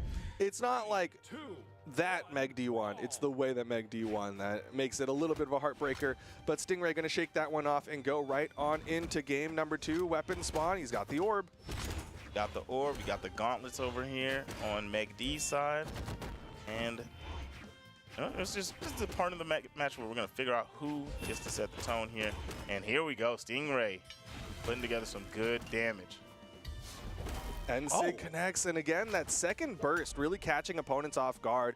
Just kind of a little bit of match inexperience against the Dusk. Just a slightly bigger hitbox than you think it is, you know what I mean? The little, what's he doing? Sending like the magic up to that orb, and then it pops right there. Boom, the Sair is gonna pop Meg D. Take that first stock out, and pretty much unscathed. Stingray's stock is fresh. Yeah, this is a really nice lead for Stingray, especially considering in game number 1, Meg D was immediately coming back in, hitting like a sidelight recovery and making those stocks even. It's going to take a lot more than that for Meg D to bring this one back in favor. Yeah, it's going to take a grind here. And, I mean, that's how Meg D plays. He's going to grind it out. He's trying to catch those small touches, the nairs and the dares, but he keeps getting clipped for it, and these touches from Stingray hurt. Oh, downlight recovery. Stingray going to the outside here. Dancing around, throws out a raw neutral sig, gets clipped. Weapon toss was nice, but I like the retaliation from Meg D. Neutral light, and doesn't touch. Tried to do the dare into the corner of the stage. Doesn't quite get it. It's not going to be the worst thing because you have that lead, but it does allow Meg D access to trying to take the lead in this game. I thought Stingray was going to manage to get that wall touch after Meg D whiffed that sword down air, but Stingray just did not have that horizontal movement. Still managing to keep this lead over Meg D, though. Misses the Sair. Don't get caught. He'll get back up safely. Definitely worried for him. I thought Meg D was going to close that stock out. He was running low on resources. Even though he had low damage, that could have been it. But he's going to be able to survive. Meg D super high on damage. And one good recovery or something of the sort could be it. A sidelight Sair will be the answer. All right, what's the weapon? It's going to be the spear. Kind of surprised to see, because again, the orb has been very effective for Stingray, but looks like he's feeling some spear play for at least the rest of this stock. And he's going to switch on over. Wow, what a ground pound. Manages to get back up safely. The Nair, just a little bit of stun there, didn't actually get any force on that one, so Meg D gets back up safely, has the weapon. He really tried to catch him slipping, man. He tried to catch him with that gravity catch on neutral sig, and I like it, right? He knows he's going over the top, just a little too high for him. Now, weapon toss, spear is out. Ooh, the Sair hits. Meg D doesn't have a fresh white tee like Stingray, but that's just like one of those ones you've been washing for a while, no bleach. He's pretty fresh on this stock. Yeah, maybe a little pit stain on it, but you know what? It's not too bad, you know? Still smells nice. Meg D, though, he's putting the pit stains on Stingray, right? He's basically even this one up. He's putting more than that because Stingray is now into the orange. Meg D could get another one off of Stingray. Meg D's been trailing this whole game, and for him to have this lead is just, like I said, he's going to grind it out. He had to play slow, and he's done it. Now he's in the lead at a point where he can close this out. Sair after Sair putting a lot of damage on the Stingray. That dare has put him into downlight recovery range. You saw he just tried the downlight. One, boom, and yes, sir, Bobby. That will be game 2 of them for Meg D. Meg D up 2-0. The last time they fought, it was 3-0. We talked about earlier how when they go up against each other, it tends to be a wash where one person runs away with the victory. Right now, Stingray needs to change that history, and he's going to try to do so with the Lord Vrax for game number 3. Ooh. Lord Vraxington. Okay, I like it, I like it. Going up against this Val from Meg D, I mean, I guess he's gonna have to strut his stuff with that lance, or maybe he's got good blasters, right? He does have quite a pair of blasters. I mean, he's definitely known for his lance play, but I gotta believe he was watching that earlier match where he could maybe look at what Luna was doing with blasters against Meg D and being like, okay, you know what? I might not be able to do the exact same things, but maybe I can take some of those ideas here into game number 3. Or maybe he'll just play some solid Vrax play, you know, lots of signatures. Yeah, that's definitely solid Vrax play. A lot of sigs. I haven't seen many from him yet. He's just landed some good blows. This has just been, he's making Meg D tussle, I'll tell you that much. This is more scrapping down. Ooh, he went down low and caught the recovery with the Sayer and took the first stock. And he's going over to the blasters now against Meg D's second stock, but he can't relax. We saw a lead that was bigger than this in game number 2, and Meg D brought that one back. So Stingray got to keep on scrapping as Meg D comes in, down light recovery, almost takes him out. Yeah, unfortunately, he did end up losing that last one. He's down 2-0, but at least now he'll let go of any comfort he has from having a lead. He'll be able to play a little bit more solid because he's already seen it happen once. All right, see what weapons? Okay. Lance versus sword. Hey, okay. Okay, side light, side air, or I believe that was a down air. Ooh, side light, down air, Sayer. Oh, Carrot, Tada, he got him with the Lance 0 to hero. Stingray now with a massive lead over Meg D, but again, you can't relax. You definitely cannot relax, but if you get another one of those, you're definitely gonna have a smile on your face. So he's got him down on the side of the stage, doesn't opt to go down there for anything, tries to gravity cancel. Meg D with no punish, but catches that. Sayer, down like Sayer. Not enough yet. Oh, wait. Never mind. Movement. Never mind. Suddenly, it's even again. Stingray keeps being forced to pull out these big plays to take the lead, and Meg D brings it back time and time again. Stingray now needs to bring out another big play if he wants to stay alive here in the bracket. That's gotta feel crazy if you're Stingray, right? Like, you're like, I feel like I'm winning. Like, you keep landing big combos, you keep getting them off the stage, you're taking leads, and then every time you look up, he's right there with you. Because in neutral, Meg keeps getting all the plays. He's on the side of the stage right now. He's got a lot of damage on. Stingray doesn't land the touch and allows him to reestablish neutral. I thought Stingray was going to do something off that weapon toss. It was such a good play, but the GCN SIG might be better because it leads to a victory for Stingray here in game number 3. He's staying alive, but just narrowly. Definitely narrowly. I'm talking, that was close. He let Meg D tie that game up so quick.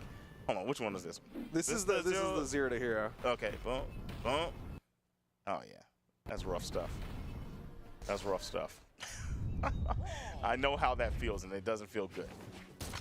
All right, we're going to go in here. He's got the blasters to start off, going up against Meg D's gauntlets. 2 wins, 2-1 again in Meg D's favor. Yeah, Meg D with, again, the game lead. Stingray has to win 3 games in a row.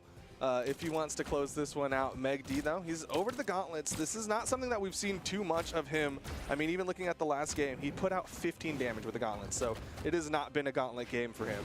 Yeah, he's been doing all of his work with the sword. His sword is so good. The way he plays neutral with it, the way that he can chase, and the way he plays on the edge with it, just so clean. But still looking good on the gauntlets. Giving him a new look, right? Like he goes, okay, yeah, you got used to the sword. Well, how about some of this? I've been a gauntlets player for a while. He has no resources left. Doesn't decide to go over and finish the stock off. Thought he's going to go down there with a D-light ground pound, but ends up getting a side light recovery. Yeah, he's very patient on that regard, right? He was like, you know what? I'll just let you come back. You're still burning a lot of utility here. And he keeps going for these gravity cancels, and that means Meg D can get some extensions here onto Stingray, but Stingray needs to find that stock taker. He's twice in a row had an early lead against Meg D, and Meg D manages to bring it back, but now Meg D's the one with the lead. Can Stingray bring it back? Yeah, this is a rough situation, and you're right. He is trying a lot of gravity cancels. Now, they've been giving him a lot of mileage, but when it doesn't work, it definitely doesn't work. No. Down like side air. Meg D Oh, goes no. and just catches him on the punish with a Sair. Doesn't even have to go out on the side because so many resources were used by Stingray. Now coming back in, no weapon, sword in hand for Meg D. This could be the closeout. He's down 2 stocks. Yeah, I mean, Stingray, not only does he have to win 3 games in a row, he now has to get 3 stocks in a row off of Meg D if he wants to stay alive. Meg D, he's still building up that damage. Stingray going into the Nair, gets a Sair. Okay, he'll get 1 stock, denies the 3 stock. Another Karatada could bring this one right back, though. He's going to go into, never mind. I thought he was going to go into the gauntlet. He ends up chucking those things out of there. Pretty sure he was just trying to pop Stingray with him, but doesn't end up getting it. Now he has sword, the weapon of choice anyway. But we're seeing some good lance play right now from Stingray, not allowing Meg D to able to do anything. Ooh, just outspaces the side light. Meg D's got a lot of damage here. Stingray gets caught, and that's going to be it. Meg D continues on into the grand finals. Stingray is going to go home with a bronze medal. And you're not mad at that, right? Stingray gets to go. He makes his way to the Royale. Yeah. You know what I'm saying? So he ends up getting a bronze medal, goes to the Royale, gets a little bit of that cheddar cheese. But Meg D gets an opportunity to get a gold medal. Guaranteed finishes with a silver, but has an opportunity to win the gold. But who is in the way? None other than Luna. Somebody that's looking unstoppable today. Yeah, for sure. Luna's been playing out of his mind. Hasn't taken too many L's. He did, in fact, lose a game to Anime earlier today. But you also got to remind everyone that Luna was the one who took down Meg D earlier on. Also looking at this, he looks like he took an L to Cutie earlier on today. So he's not undefeated for the day, but he's still looking really solid. Of course, sitting on that winner's side grand finals. Hasn't lost a set today. Yeah, hasn't lost a single set. This dude, I don't even know what to say about it, right? Because in my mind, you have to reset. The way that Luna's playing right now, you have to reset him and then win again. I don't know if it's even possible. In the chat, the viewers don't know if it's possible either. It's 93-7. I thoroughly believe, I think I said earlier in the winners finals, that Meg D can beat him, but 2 times? I don't know, Chief. Yeah, it's definitely a tall task, but I'll tell you what, if you're in chat and you want some really, really good odds, that payout's going to be real nice. Yeah. If you're one of those 10%, that's going to be a real nice payout. You're seeing that number start to come back up. But yeah, it's going to be a challenge. Again, Luna sitting on the winner's side. Meg D has to win 1 best-of-5 and then win a second best-of-5. He's already shown, you know what, Val, didn't work that great. He's already shown Caspian. Didn't work that great. Yeah. I don't know if he's got another pick or if maybe he's just going to try to play the same Val a little different. Caspian, I was going to say, the Caspian did look better. The Caspian didn't look great, but it was working to an extent, right? So if you're going to come in here with any tools, this was definitely the one. Not the Val. No. Val was getting cooked up. Fried, thrown in the grease. All right, here we go. Let's get into this bad boy. The blasters are already primed and ready to go, but swaps over to the guitars and is applying pressure instantly on Meg D to start off this grand finals. Meg D does manage to pick up a weapon, but man, Luna's already adding up all that hurt onto Meg D on this Caspian. Small Fortress Alliance here. That was a burn dodge after eating that weapon toss, so Luna gets a nice neutral light into the recovery. Yeah, not a good look to start this off because that's a lot of damage. You're already at a deficit. Nice nair. Oh, gravity canceled. Closing it out. Luna is just got the foot on the gas and won't let go. That's such a good option coming out from Luna because, of course, he can do that jump for that extra height. And then, of course, they're facing the left side. He's already built up all this damage. That's the closer KO box. Just such a really good tool from Luna. Now, over the blasters, that ground pound. He did an up-down shimmy into a ground pound. This dude is feeling himself. All right. Meg D finally getting a couple touches there, but nothing big. A little bit too low on the gravity cancel for Luna. Tried to catch him going through the plat. Didn't land. Now we finally see the slowest pace we've seen in this set. There we go. Boom. Catch the recovery. Not enough. All right. Meg D spacing's getting a little bit better, making it a little harder for Luna, but a whiffed attack like that is going to get you sniped and taken out. Yeah, and lighting the wrong way there, and Luna takes full advantage of it. Yo, the style, my guy. This is just game 1 of the grand finals, and he is putting on a combo show onto Meg D, throwing up the weapon just for a bait so he can do some unarmed plays and still managing to pick it up time and time again. He's trying to set an example. You know, he's like, this is what you're up against. This is what I'm going to be doing. There we go. Finally, first stock taken for Meg D. Gets the side light into the recovery with the gauntlets, but throws those puppies away. Wants to go with the Katars, guarding, trying to keep Luna away from the weapon, but couldn't keep him away from those blasters for too long. Was trying to chase real high with that recovery.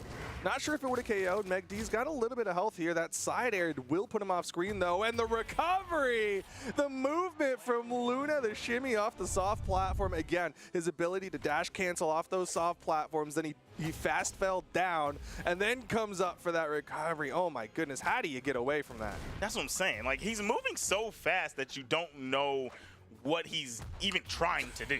Like, you don't know what is the setup, you know what I'm saying? What is his approach? What's he trying to do? And Meg D switching over to the Asuri. So now we've seen a third character pop out in the matchup between these two players. This is a very old pick for Meg D. I get it, though, because it's got that carryover. If he liked the Katars from the Caspian, if he liked the sword from the Val, I kind of get it.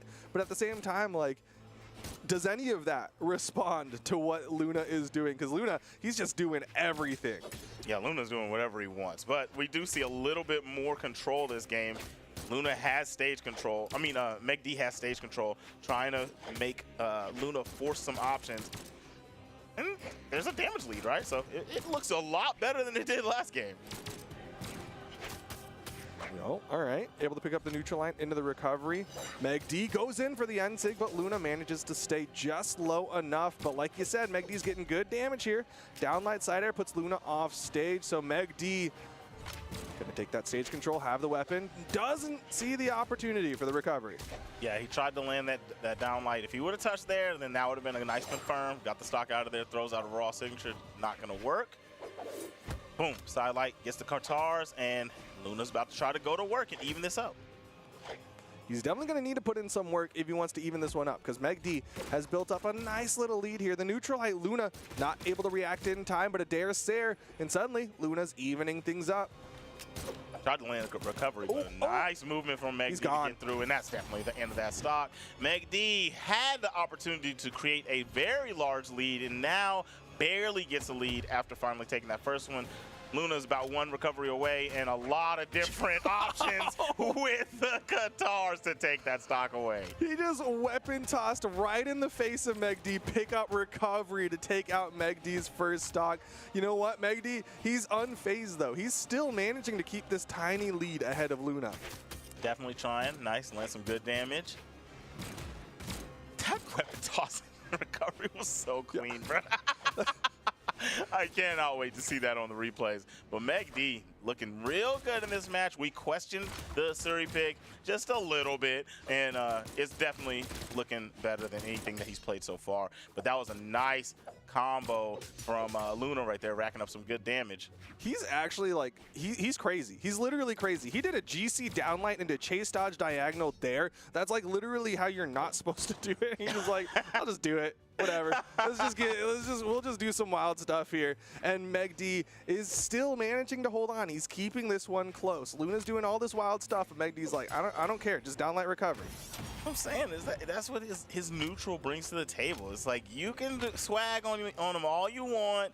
It's kind of like some Kawhi Leonard, right? You swag out, you do all this stuff. You're on ESPN highlights all day, and then I still won the game. You know what I mean? That's how Meg D plays. I got really distracted because I heard Kawhi Lander. Kawhi Leonard. Oh, okay. I was like, is this like a Highlander, but like for like cute Japanese girls, like Kawhi Lander? What's going on? Luna manages to find that recovery though, and he's gonna pick up the Katars for the final stocks here in game number 2. Nice, nice. Okay, so he has a small lead, and the more momentum he lets Luna get, the more danger he's going to be in. Talk about momentum. Started to catch a nice string, but missed his read. And the damage is starting to rack up. Meg D hasn't even really pressed an attack in like the last 15 seconds. Finally does a side light. Sayer. Not enough pressure. I need a little bit more out of him. There it is. and he's getting some more damage on. He's getting closer and closer to the final combination to take off this stock of Luna. Yeah, Megd definitely wants to finish this one off. He does not want to have to try to reverse 3 for the potential reset. Luna, though, he's keeping the pressure going, slapping Megd down, keeps the guitars in hand. Megd, sweat beating, down light, goes for the side air there, just wants some stage control, didn't have the damage. Punish? Not enough. Ooh, that was scary. Nice dodge out from Megd, because even though it wasn't true, he could have got recovered, but he will get down light sared, and somehow, some way, that Lucian from Luna brought that game back. Dude, I love that. That weapon toss So pickup clean. recovery. That was just that. You just don't see that. And Luna's just, he's bringing out all sorts of goodness. And now we're going into game 3. Luna just 3-0'd Megd to start off our block. And now he's on the cusp of doing it again. Trying to do it again to close out the tournament, bro. Oh my gosh. And going right back at it again with the Asuri. I mean, it was your best pick. I just needed a little bit more gas to close that stock out. Megd almost had it, but now you put yourself in a situation where you have to reverse 3-0 to reset this grand finals bracket. Luna, look at that, 602 damage from last game. Now let's get into this bad boy. Game number 3, Luna versus Megd. Yeah, he's putting up some big damage with both weapons as well, 199 and 343. Luna, he's an absolute madman right now, but Megd, he's been holding on. Again, I gotta reinforce the fact that in game number 2, Megd kept that one close. He just didn't have enough damage for that downlight recovery to KO. I know, I can't believe it. That was the one move. He had it. That was the game. Doesn't get that, and then now here we are at a huge game deficit and a tied round so far. He's definitely been controlling stage. This is what got him that lead in the last one, controlling the middle stage. So I like what he's doing. I like that he's holding strong and sticking to his game plan. Switch over to the sword. The weapon toss actually made it where he couldn't confirm his sidelight. Yeah, denying weapons, though, at the same time. He's really trying to keep Luna unarmed as long as possible. That side air, that weapon toss precision will give Megd the lead here.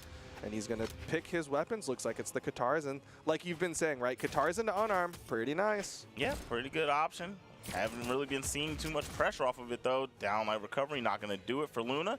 But one more touch will get it. Tried to get that recovery, not going to get it. And the Sair still not enough from middle stage. If it was closer to the edge, would have got it. This one will do it. Luna tying the game up. Yo, trying to chase his blasters off screen there. Ends up sticking with the Katars. Still got a weapon at the end of it. For sure.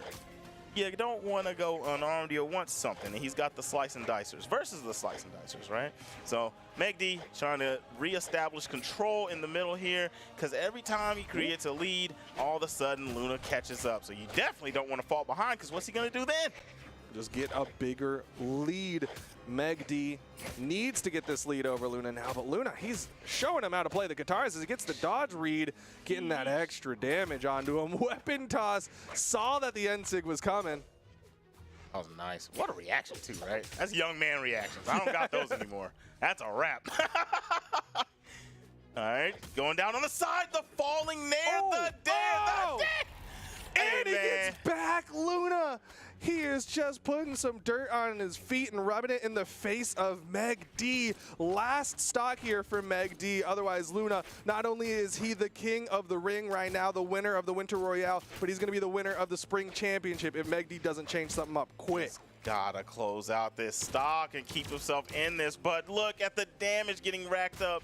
Luna is just piling on right after the disrespect of those 2 dares to close that other stock out. So you get swagged on and you're losing. I don't know how it feels. I don't want to know how it feels, but Megd, get back in control. He's got the center stage. The down air from Luna is just causing so much trouble. Your spring champion has been crowned for North America, and it is Luna, the Lucian Madman. Absolute commanding performance. He is the king, and of course he has some declarations to make. He is going to be the victor here at the Spring Royale for the North American region. Of course, Luna, Megd, Stingray, all coming to the Spring Royale for another opportunity to earn that crown. The dude's play is crazy, dog. Look at this. All right. Oh, I missed. Oh no. And where you going? Oh no, I missed. Call an ambulance, but not for me. He just danced with the homie real quick. We're champs, dude. We did it. His blasters play. It's so good. All of his plays were actually insane. Luna, an absolute madman, going home the victor in this one. He is, of course, your spring champion. Meg D goes home with the silver medal, and Stingray will be going home with the bronze medal. And again, I cannot praise enough how well Luna played in that. Like, that was just crazy. Yeah, because Meg D was playing very, very well. It's not like he was playing bad, but Luna was playing so good, it was hard to see. Yeah. Like, you had to put some of these on. You had to zoom Gotta get those bifocals. Get the bifocals and increase the prescription to see, but through Luna's gameplay, to see how good Meg D was playing. But either way it goes, they're going to get to face off again. There is going to be the round robin portion of that Spring Royale, so they'll see each other here soon. Yeah, they'll definitely match up again later. Of course, we've still got plenty more spring action. We've got 2v2s coming at you later in the month. Of course, we've got the Spring Royale, and then we even have San Diego, another opportunity to see that competition happen. There's plenty more great esports coming up in the next month or so. So it's going to be an amazing time. If you are new to Brawlhalla Esports, now is a great time to start watching. Highly recommend you click that follow button here at twitch.tv/Brawlhalla. I know that's right. You guys know you love getting the rewards. You know you love watching your favorite players scrap it out in such a fashion like we did just now. It was such a good run. Shout out to Luna and that Lucian for shutting down the show. He set up shop and he shut it down. Put on another crown. This dude is so good. But, I mean, we had so many other great performances throughout that bracket. I mean, Sandstorm coming back again and showing us what that Mirage is talking about. Obviously, the Meg D, swapping through multiple characters. Stingray with the Dusk. Ain't nobody out there that did not like watching him play Dusk. Also got to give credit again to Anime, who had an amazing performance today, made multiple upsets to get here. And then, of course, Guichi Boo also making that lower bracket run. Oh, man. Every single one. This thing has been good from start to finish. Production said my name and then said nothing, and I was... Oh, okay. He was like, hey, Duke. And then I was like, okay, I'll let Zip talk for a little bit, and then literally got no message. They just left me on red. Okay, that's gonna do it for our first weekend of the Spring Championship. Again, congratulations to all the people who have, of course, medaled throughout the weekend. Congratulations to the people who will be coming to the Spring Royale. Look forward to getting that invite, that airplane information. But for now, it's gonna be it for this weekend. Thank you all for watching. We've had an amazing time, and I look forward to seeing y'all next weekend for the doubles portion of the Spring Championship. Have a wonderful rest of your night, everyone. We'll catch y'all next week. Bye bye.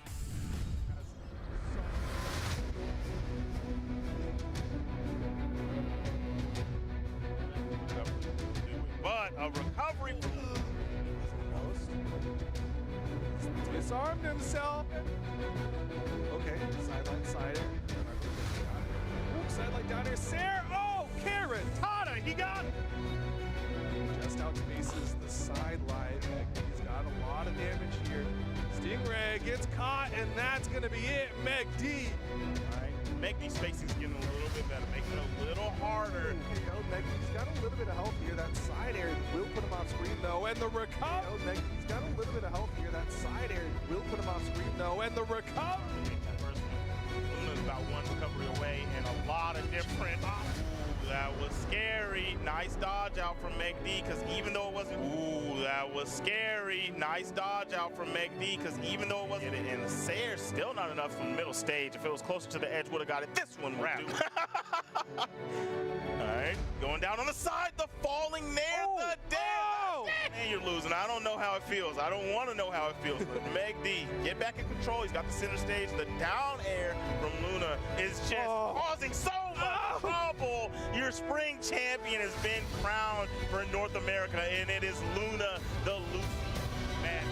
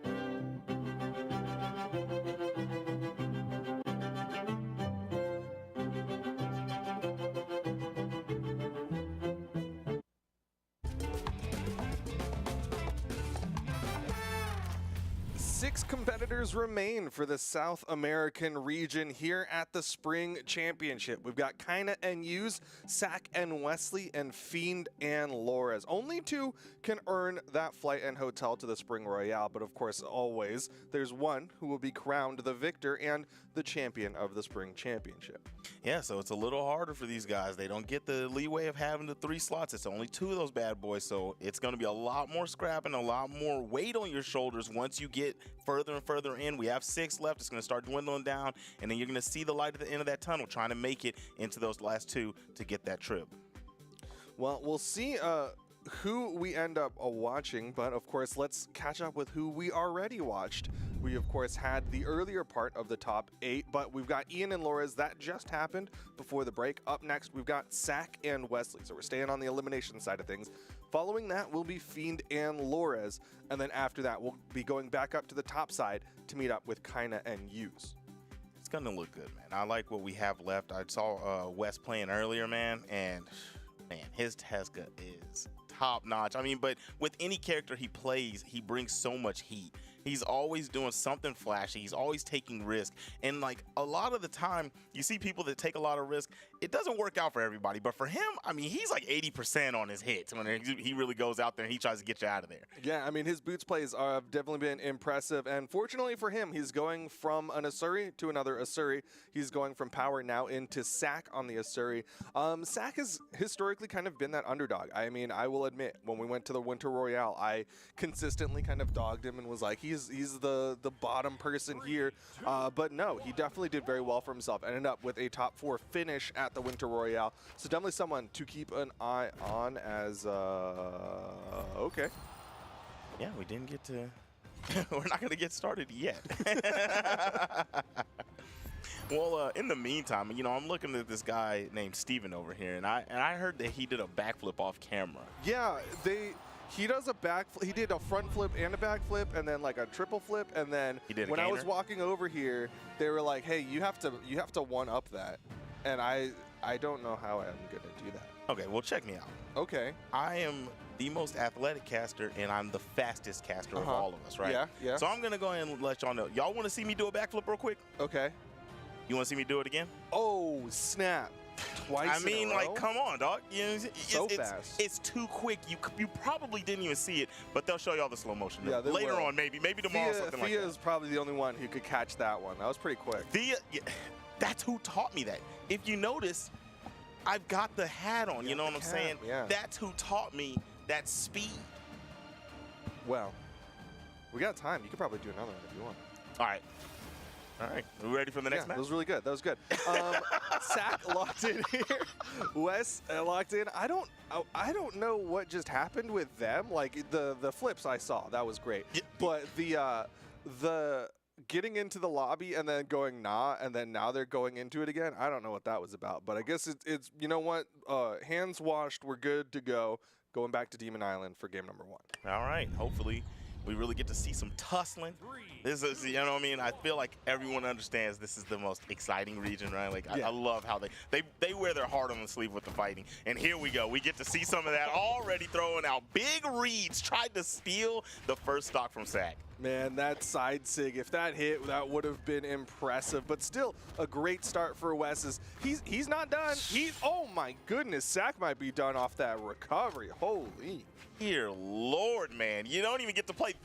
That stock was almost as fast as my backflip. Almost. That was crazy. Oh my goodness. And he's still going at it. Sack coming in. He's had no time to breathe as he's still trying to find some damage onto Wes, but Wes with the falling nair into the N-Sig again. Goes for another N-Sig, not going to hit this time. This is what Wesley does, right? He does not allow you to breathe. There's no little moments where you get to hop around and think about what you want to do next and reassess the situation. He is forcing the issue at all times. And it's impressive because, like, again, he's coming in with the gauntlets as the primary weapon in this one. Generally, we're used to seeing the Tescas out there come in and be like, oh, I'm all about those boots, throw away the gauntlets immediately. But no, Wes is coming in here and he's doing that work with the gauntlets. One of the things that works for him is because he's really SIG heavy, and I think that the gauntlet SIGs are better, in my opinion. So, I mean, it makes sense for him to stay on those heavily, and he's definitely got the edge play down with those bad moves. Yeah, I got to agree. Oh, I'm a big fan of those gauntlet SIGs. The down SIG in particular, that kind of frog splash, that belly bounce, as some might say, definitely a fun one. Down like ground pound, though, from Wes will keep him in the lead. Unarmed gauntlets, boots, he doesn't care, man. He's gonna press you and he's gonna get you up out of there. But that move I call that off the top ropes. Okay, yeah. You know what I mean? That's exactly what that is. If there was actually ropes, he would definitely jump off the top ropes and belly flop on you. But we see Sack getting some good damage in here. It's actually a little bit more even than you would expect after that first stock. If he can find the KO right there, we have a tied game, ladies and gentlemen. Very clean play from Sack, bringing this one back, because again, Wes started this one off very impressively, and Sack's still holding on strong. Now it's time for Wes to bust out the boots, see what he'll do with these as he goes again for that D-Sig. That's kind of been a fatal flaw of his, as Sack gets a huge string, because that was a burned air dodge from Wes. Yeah, that was perfection. Yeah, he tried to hit that gravity cancel, but the ground pound is gonna... Yo! Are you serious right now? That ground pound was it. I don't know what happened. Wes went down there for something else, and then he just got sideswiped, man. Oh, my goodness. I gotta believe Sack was watching that earlier set of Wes versus Power, where Power comes down and he like tries to hit tries to hit Wes and ends up letting Wes get back. Sack's having none of that. He's just gonna slap Wes away and get game number one. That was clean. Yeah, I saw it that time. He tried an extra ground pound, an unnecessary one, and it cost him the game. Wow, that's gotta be pain, man. That can't feel good. Well, neither can these kicks to the face, but right now, gonna have to shake off all of the damage that's being done. Sack comes in, gets a nice two-piece, couldn't quite get the read with that second downlight, but still keeping the guitar pressure going. He's been finding, I think this is the most consistent strings I've seen like this whole weekend so far with the guitars and these Asuris. Oh my gosh, he did not touch the side. I thought with the recovery he did touch side. No, he got clipped, and that'll be the first stock of Wes. Talk about applying pressure. Sack is giving him a taste of his own medicine. Yeah, Wes must have slid right along that wall, but never actually got the wall touch there, and now he is a full stock behind. We'll see if he can do what Sack did in the last game. Bring this one back as a nice jumping snare. Oh, Wes, can he finish it though? Sack gets back up, but the end sig needs a little more. Down like ground pound, and Wes cleans up the stock. So clean. The combo going back to the stage, landing the signature, and then getting the unarmed KO. He did all three weapons in one sequence. Yeah, that's a nice little clip right there. Just show everything that you can do. Even had a SIG inside of it, and now it's time to bring out the gauntlets, but he goes for the end SIG, and Sack stays to the outside, doesn't get caught by it. Very good defense on Sack's side. You know what I mean? He really tried to make sure that he had the read. It was a good reaction, too. He saw it start up. He noticed what side he was on, just hit the fast fall down. Well, actually, he dodged down. This time, not able to dodge out of that string. Landed the side light into the recovery. Almost had the stock. This time, landed side air. Trying to find him. Couldn't get the signature. And here it is. Sack has life on the stock. No, he doesn't. What am I talking about? No, it's Wes with all the life in that one as he hits the downlight recovery to take down Sack's stock. Really good recognition from Wes. Could have gone for the side air, but because he was like basically dead center on the map, he's like, this one might be a little bit closer. Yeah, that was good stuff. I like the recognition of positioning. These guys are like, they think really fast. Like, for them to play as fast as they do and create the pressure that they do, they're so accurate on what needs to be done and when.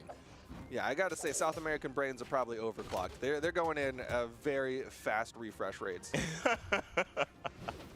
All right. Trying to get back on stage, we got Wes. He's got the boots on, and he has nothing. He's going to come back barefoot. Going to try to find which weapon he's going to get. I think he's primed for the gauntlets at this moment, right? He might be, and yeah. Definitely not something to be shy about, because his gauntlets did a lot of work. I mean, even in that last one, 397 of the damage that he dealt was on those gauntlets. Ooh, not able to pick up the end sig. Sack going down, staying low. Yeah, Sack's starting to make really good reads after the first hit now.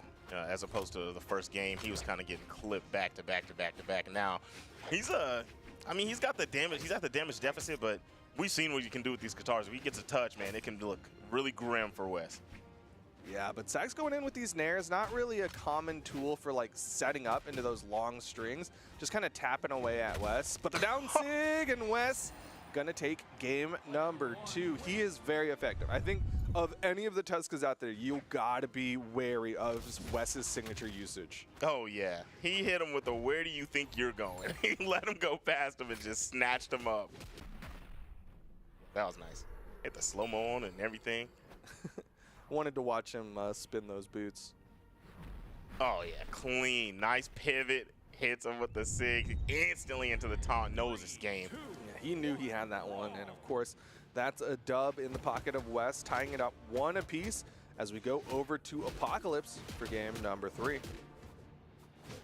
Game number 3 starting off, and the boots are looking good to kick it off. Going for another sig read. It gives the opportunity for Sak to go get a weapon, but he's still getting pieced up, man. He's over here on the side, has no way to get around it. He doesn't know what to do. He's just getting swung on.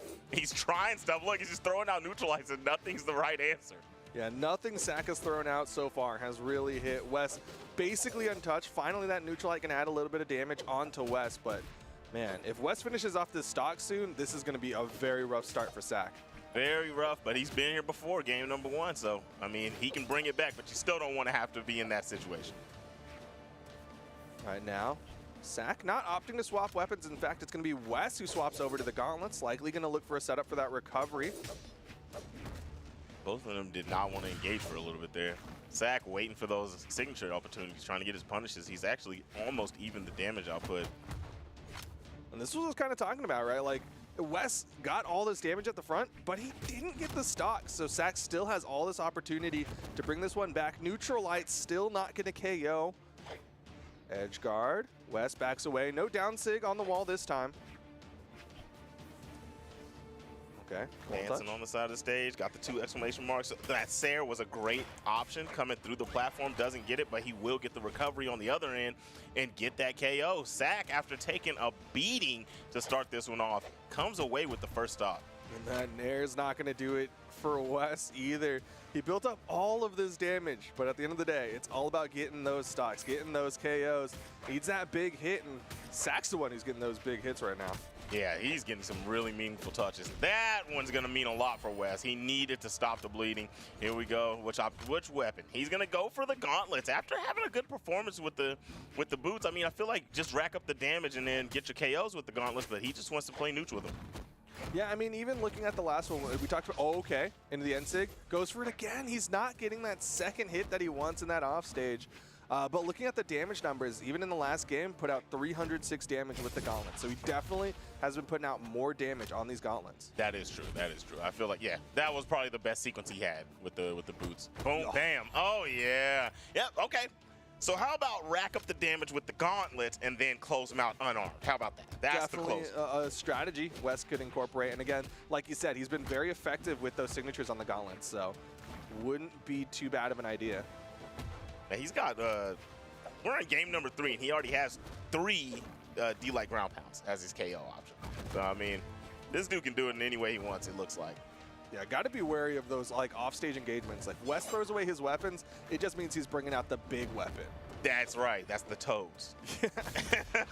Oh, man, what a catch. You see the sweat beads still there. 2 stocked. Wes coming through and making this 2-1. I got to say, like, this match feels like one of those things of, like, if Sak wins on stage, if he plays really solid neutral, he could probably run away with it. But on the other side, Wes, all of these clips, you got to believe, all about those edge guards. If he gets you in the offstage engagement, you are going to struggle. So it really comes down to, like, who's playing their game. Is Sak going to get that on stage, or is Wes going to be able to shove this to offstage? Yeah, exactly. And the thing about Wes offstage is he's forcing you to make decisions. He doesn't do like hover bait. He doesn't come out there and be like, oh yeah, you're scared of this attack and I'm waiting for you to dodge. No, he's gonna force you to dodge, and you better be right because he's trying to get you out of there at all means. Oh, and we're seeing Sak make a swap. Throughout the entirety of the Winter Royale, he was all about that Asuri, but today, making the swap over to the Ken, the emo Ken, as Sparky said it earlier today. Emo Ken. You know what? That's fitting. I'll go with that. I will go with that. Got the That's hair Fall Out dyed Boy and Ken. everything. Listening to some MCR while he plays. Dude, he's even got the flaming skull orb. Like, that's emo Ken for sure. Wait, is it a flaming skull? I don't know. It's a flaming something. Yeah, I think that's a flaming skull. You think he's ever heard of closing the door?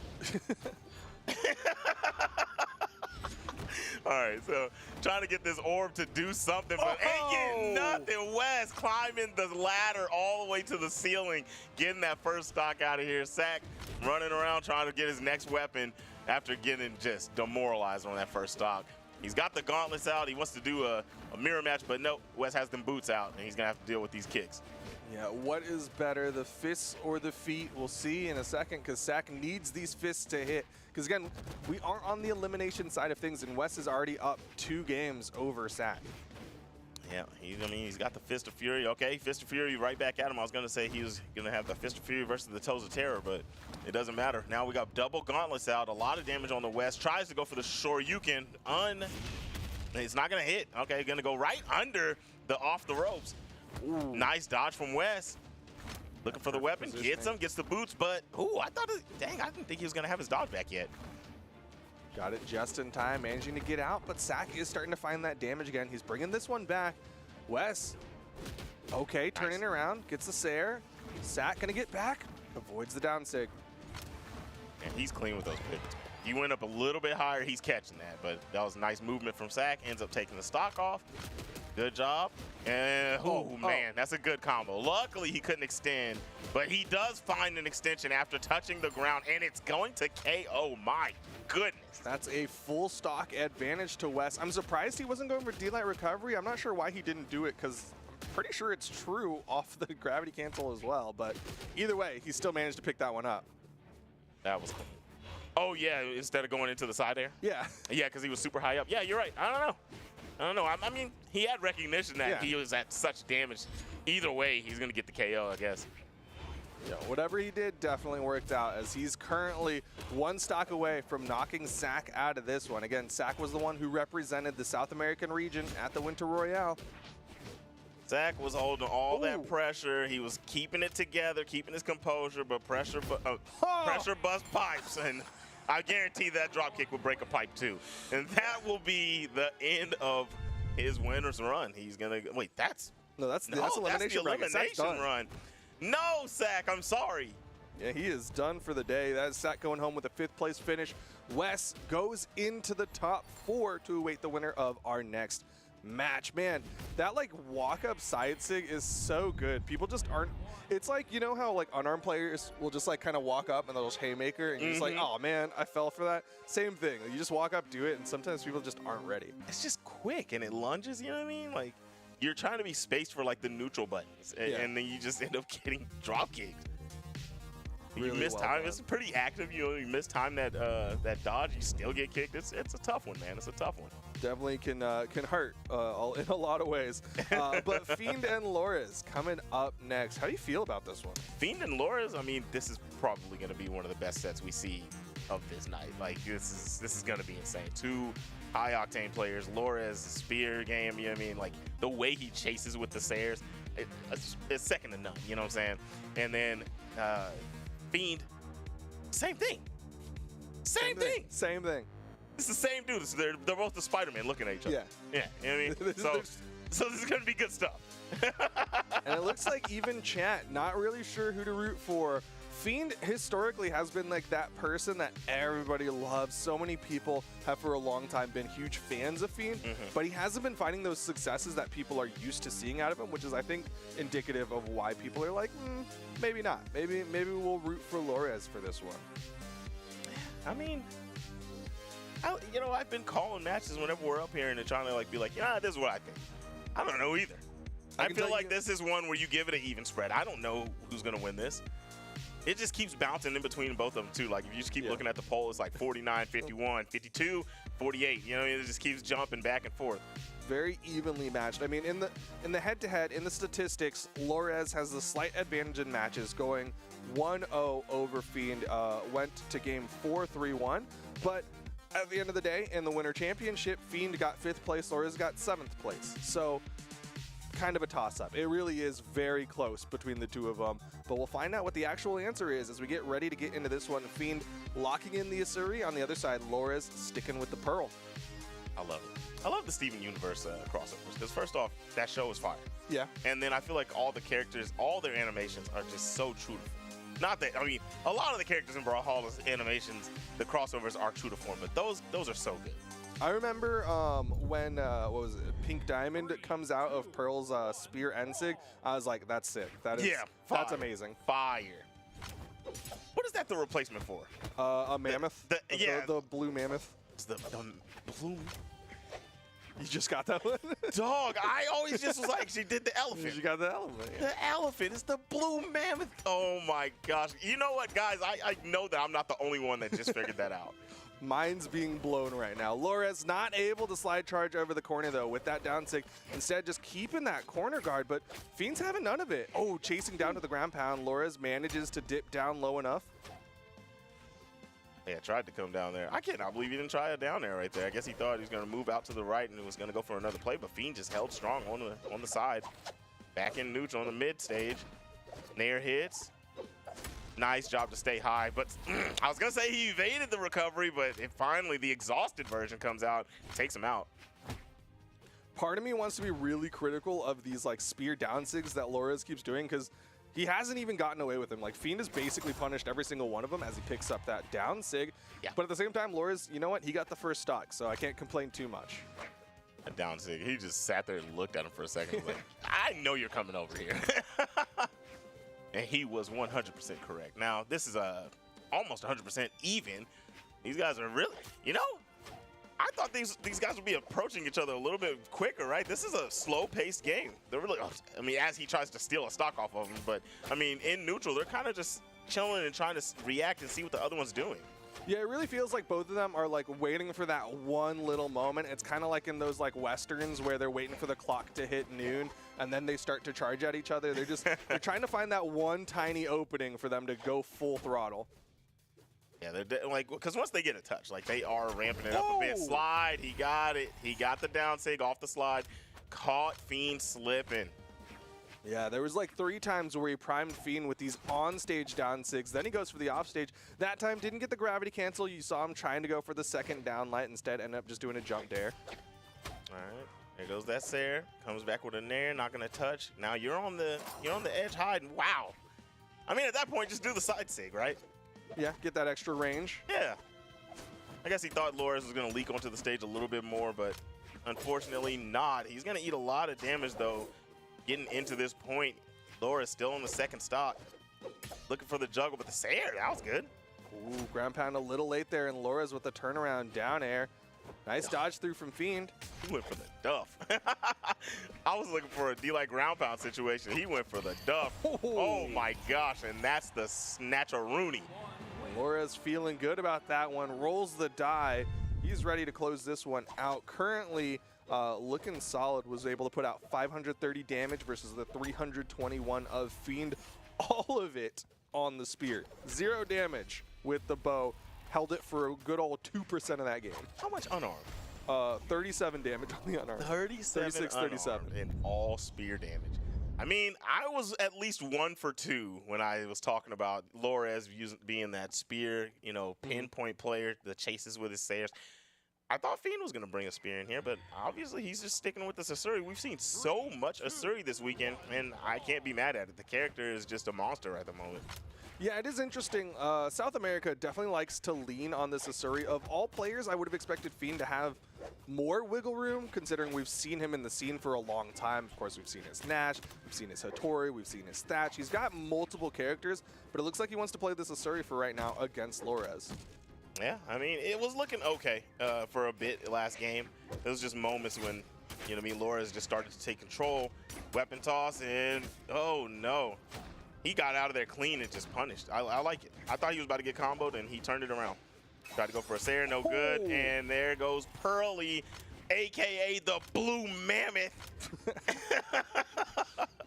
Got with the spear and Sig onto Fiend, and now Fiend a full stock behind Lores. He needs to find a much better answer to Lores right now, because Lores is spear looking solid, his bow looking clean as well. Yeah, he didn't use it much last game, but here it is. I'm present, hand in the air. I thought he was gonna do a. Where's the bow in light? I mean, nair. Yeah, he's not throwing any of them out. Very good, especially like for that stack up that they had there. Yeah, I thought I was gonna see it, but 2 Sayers came out. Yeah, I mean, he landed the second one, so now we're back in. He's got the edge guard. Fiend trying to come over and close it out. Went for the D-light, and it was just a little early. The spacing was a little off, and he was a little early to catch him leaking in with that gravity-canceled D-light. Oh, man. Fiend struggling here, trying to find that finishing blow. He's throwing out all these heavy moves. Lores slapping him away. Fiend wanted that hit with the exhausted recovery for the chase dodge, but now Lores up in a big way, sitting on 3 stocks to the 1 of Fiend. He really wanted that touch, man, and I understand it, but you got to go for the wall. He had a good coverage hitbox, you know, by doing that recovery, and so he just goes to go up and touch that wall, man. That was too much of a gamble. That time he gambles on the signature, gets it, and he is down to 1 stock. You know what I mean? So this is his last chance on this one. You don't want to give Lores a 2-point lead, a 2-game lead in this set. Yeah, definitely a very challenging spot to be in when you're down 2 games. We don't see too often somebody make that comeback. The rough one. It is a very rough one. Nice combination there. Caught him trying to go high. Wait, okay, so what's on that Sig? I can't remember. It was an owl. Right, it is the owl, but for her was... I think it's just a pearl, like a pearl clone. Oh, the other... Okay. Nice dare coming out from Lores. Lores taking game number 2. That one was a commanding game. He is he's running wild. He is in complete control. Game 1 and game 2, all about Lores. This time, putting out more work with that bow. 357 damage, like you can see on the screen. 129 with that spear. Great stuff. That spear play, man. And then getting to see the bow come out and really do some work. He did a great job when he was off stage, making his way back on stage with it.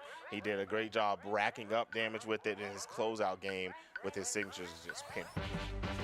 Well, now it's on Fiend to make a very tough decision, right? You're down 2 games. You have a large character pool, but what is going to be that pick? What is going to be the thing that works the best against this spear and bow play of Lores? Oh, man. A character swap. Ooh, okay. Hattori. This is kind of like the Fiend classic. This is his crutch isn't exactly the right word, but it's like that comfort pick. Like this is like his blanket that he needs to sleep at night. When everything's going wrong, he has to go back to this Hattori. You know, if I had the stream on, I would feel like I was getting cooked, man. Dude said I had a blankie dog. Like, yo, you know what? There's nothing wrong with that. If you have a thing that you need to help you go to sleep at night, you know what? That's on you. That's fine. I need that. I've been telling you, man. Yeah. I can't rest. But here we go. Getting into this bad boy. 2, 1, brawl. I can't believe there's a lot of stuff I'm figuring out this week. I didn't realize that was a lion back there. Like, I thought you're learning so much. I'm learning so much. This is so educational. And Laura is trying to teach Fiend the matchup right now, showing him what Pearl is capable of. Oh my God! He's gone. He's gone. Lores dismantling Fiend. Fiend already down a stock to Lores. Less than 30 seconds into this one. That was so clean. The way he played that, went down low and then came up on the left of him with the fade to the left and hit that Sayer. I mean, yeah, Sayer, that was so good. All right, let's see if we can get some spear play, something to work on Fiend's side. Because right now, this is just pure domination, the domination station. And he's going over to the sword, hoping that this will work. Maybe a higher speed sword. Ooh, narrowly reacts in time to avoid getting caught by the Sig there. Okay, inside nice. air. Oh, didn't hit him with the ground pound. All right, I like this. This is much better. He's got that sword out and he's doing very well. Nice Sayer, weapon toss down, but Lores had the dodge in the pocket.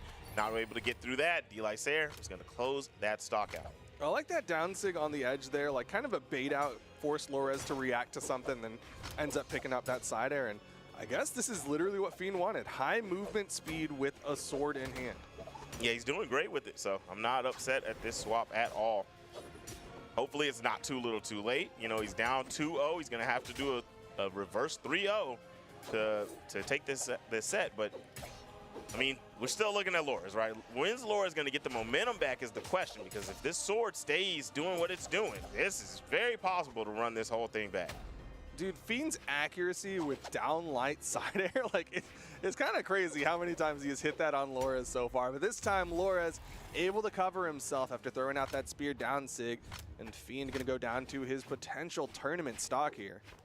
Yeah, maybe that was like his downfall. Being so accurate with it at first made him start. He was just fishing for it for a second there, and it caused him to lose the stock. But tying the game up with a side signature and getting into this thing, going back to the sword, and unarmed Lores doesn't care.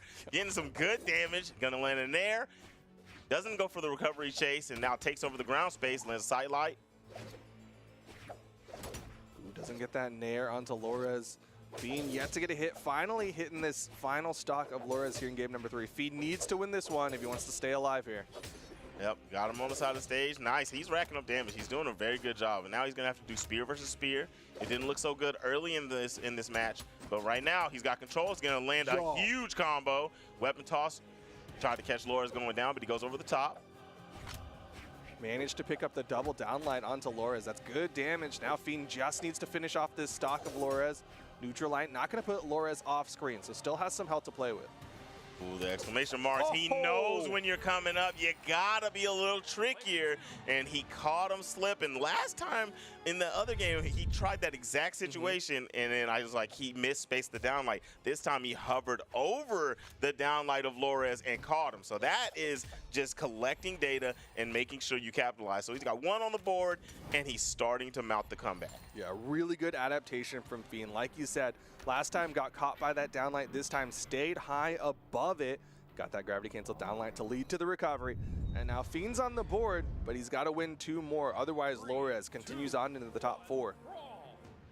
City is roasting back there, my boy. I do not want to live there. Okay, looks like California, but we got the double spear to start this game off. 2 players, 2 games for Lores, 1 game for Fiend.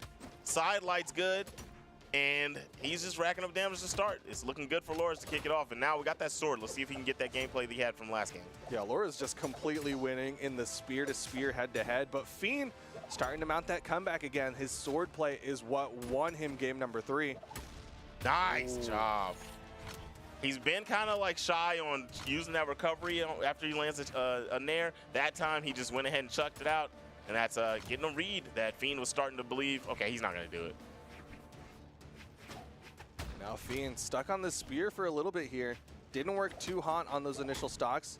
Good patience, ends up picking up a recovery. Ooh, okay, I'm liking this. He's landing blow after blow. Ooh, right back at him though. I don't know what it is. Something so satisfying about the spear side light. It's just so like the hitbox isn't that big, right? I mean, it's a long hitbox, but it's not like a wide hitbox. So when it hits, it just feels so good.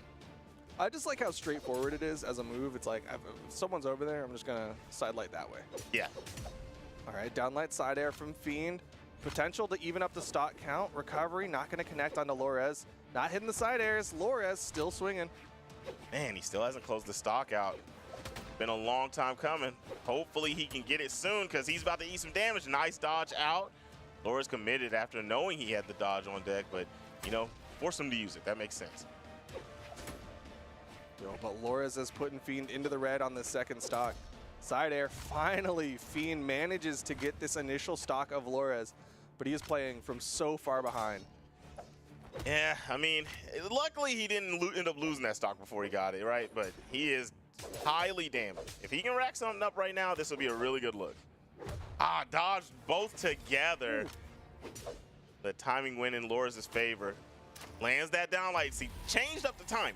That's the same recovery he's been using that time. He didn't wait it out. He just did it instantly and got the KO. Yeah, just went in. Fiend wasn't ready for it. Didn't have the jump gravity cancel in his mind.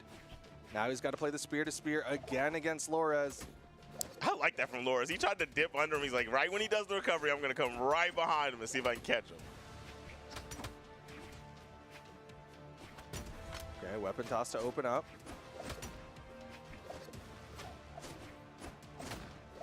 Whiffed attacks, costing a lot of damage. There you go, he gets a catch. Ooh. Oh, but he risked it all. Yeah, went for a big play there on that end sig. Lores, again, trading really well against Fiend. Final stock here for Fiend. He tried to land the downlight. He's not going to be able to get that one. Looking for the final hit of this game. If he can get a downlight into a Sayer, it might spell defeat. Just a raw Sayer wasn't enough. Skates across the board a little bit. Slows that momentum down. The recovery will do it. And Lores gonna knock Fiend out of this one. Fiend going home with a 5th place finish here at the Spring Championship. Lores not done yet. He's gonna continue on to fight against Wes. Oh man, Lores versus Wes. Did they play in winner's side? Let's click this button and see what happens. Hard yes. This button. Brackets, how do they work? How do brackets work? Wes versus.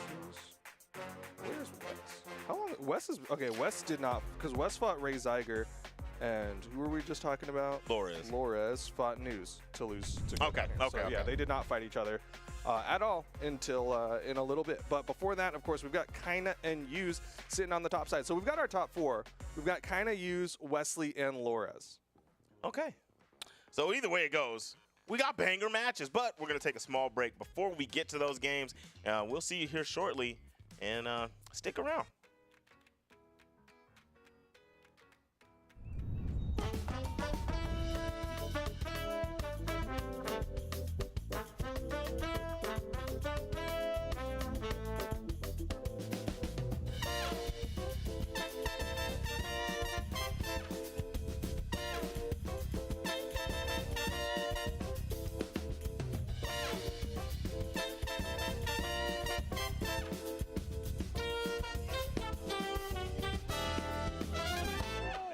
Recovery will do. And Lores gonna knock Fiend out of this one.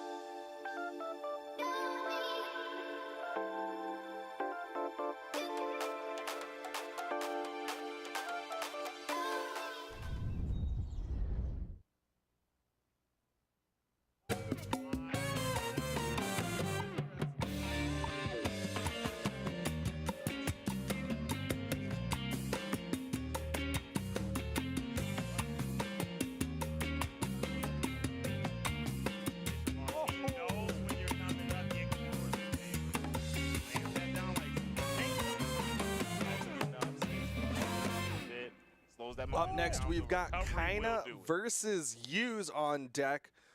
Winner of that is, of course, going to be going into the grand finals and, of course, getting a guaranteed top 2 finish, which means that they get a spot in that Spring Royale. Yes, sir. 2 people will make it. So, all right, hold on. Listen, do y'all have the graphic for me? I want to take a look at Which graphic? The matches we just saw, the matches we're going to see. What's there another it is. graphic? That one right there. Oh. All right, so They those that missed it, we did have Sack versus Wesley. It was actually a really good set. The score shows 3-1, but, I mean, that was back and forth the whole way through. So Fiend and Lores, that was – hold on. It's lagging a little bit. it went 3-1, but the last 2 games they have not updated just yet. There you go. There it is. There's a little lag. Fia's not delivering the news over here. All right, sorry about that. It's all good. Fiend's not. But yeah, so Fiend and Lores, that one was the last one we just saw. Fiend had a great showing once he switched over and showed his sword gameplay, but Lores just stood strong. That spear was untouchable. And that was PR 3 versus 5, and 5 pulled through. So now, going into this next one, Kaina versus Use, PR1, and I did not see the other I believe it's PR. 2. I'm pretty sure it's 2. PR2. Pretty sure. All right, so we got a potential. It could have been a grand finals, but it's going on in winter side, and it could still be grand It could still be finals. grand final. It could Definitely still still has potential because, of course, we're here on the winners final. There's potential for whoever wins this, of course, to go to grand finals, and whoever loses this to go through the elimination side and go into the grand finals as well. But again, it is Kaina versus Use. I think on the graphic it showed Vector for Use, but he's been playing the Jaehyun throughout today from what we've seen so far at least. Oh, clean. I always love seeing that character. Always love seeing that character. But so, as he's been speaking about, we're talking about trying to qualify and go ahead and get to the Royale. If whoever wins this is guaranteed going, and then the other one will put themselves in a position where they need to win one more game to get back into that grand finals and get that flight to the Royale. So, now, with that being said, tell us about the history of these two. Yeah, we got to talk about the history. We got the head-to-head Kaina versus Use. 5-4, very narrowly in favor of Kaina, but if you look at recency, very heavily in favor of Kaina. Won 3-0 twice in this Winter Championship, and then before that at the Autumn Championship, 3-0'd Use as well. So Use has definitely not been doing the best against Kaina as of late. You know, sometimes you just have that tournament. Sometimes it be like that. But it always feels the best to overcome versus that person. So maybe this is the day. We'll see what's going on here. We're getting into our winners finals, Kaina versus Use. We got the Jaehyun and another, you would never believe the other character, another Asuri. Who could have believed South America loves their Asuris, but Use loving that greatsword right now as he's going for those mix-ups, not seeing the dodges come out from Kaina, so he's not getting that big dodge read for the extended combo. Yeah, and that's where it always they always struggle. I feel like with a greatsword, you always have to create situations, figure out the dodge patterns of the other player, and they're obviously trying to throw you off too when it starts off. Then after a while, you turn up the heat after you figure out what they're trying to do. See, a few pokes, right? He's like, He's all like, right, what are you going to do if I Give me keep the doing dodge. this? All right, Give me all right. Okay, after the poke, you are not dodging. All right, I'm about to tear him up. You know what? He's going to tear him up next time. Oh, no, he had it. The dodge back, the dodge was wasted, and he could have dashed up and got him something, but failed opportunity. Still getting some good damage. Those pokes are adding up, right? So he's been losing a lot of the engagements, but those pokes have kept the damage pretty close. Yeah, I mean, every time Use opens up, he's still getting that damage on the Kaina. Meanwhile, Kaina also getting Use into the red. Who's going to get that starting blow? Soft punish there with a neutral light, but will lead to a KO with that side air off stage. Good chase from Use to make sure that one led to a KO. Yeah, went out there unarmed. That was nice.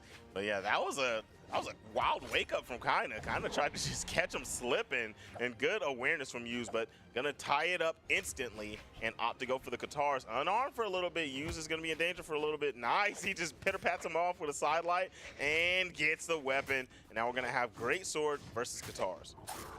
Ooh, kind of reading big there with that N-Sig. Use not going to jump into that one. And he gets the read that time, dash back into the neutral light, but still not getting extended strings. He's just opening up kind of a bunch, but there it is.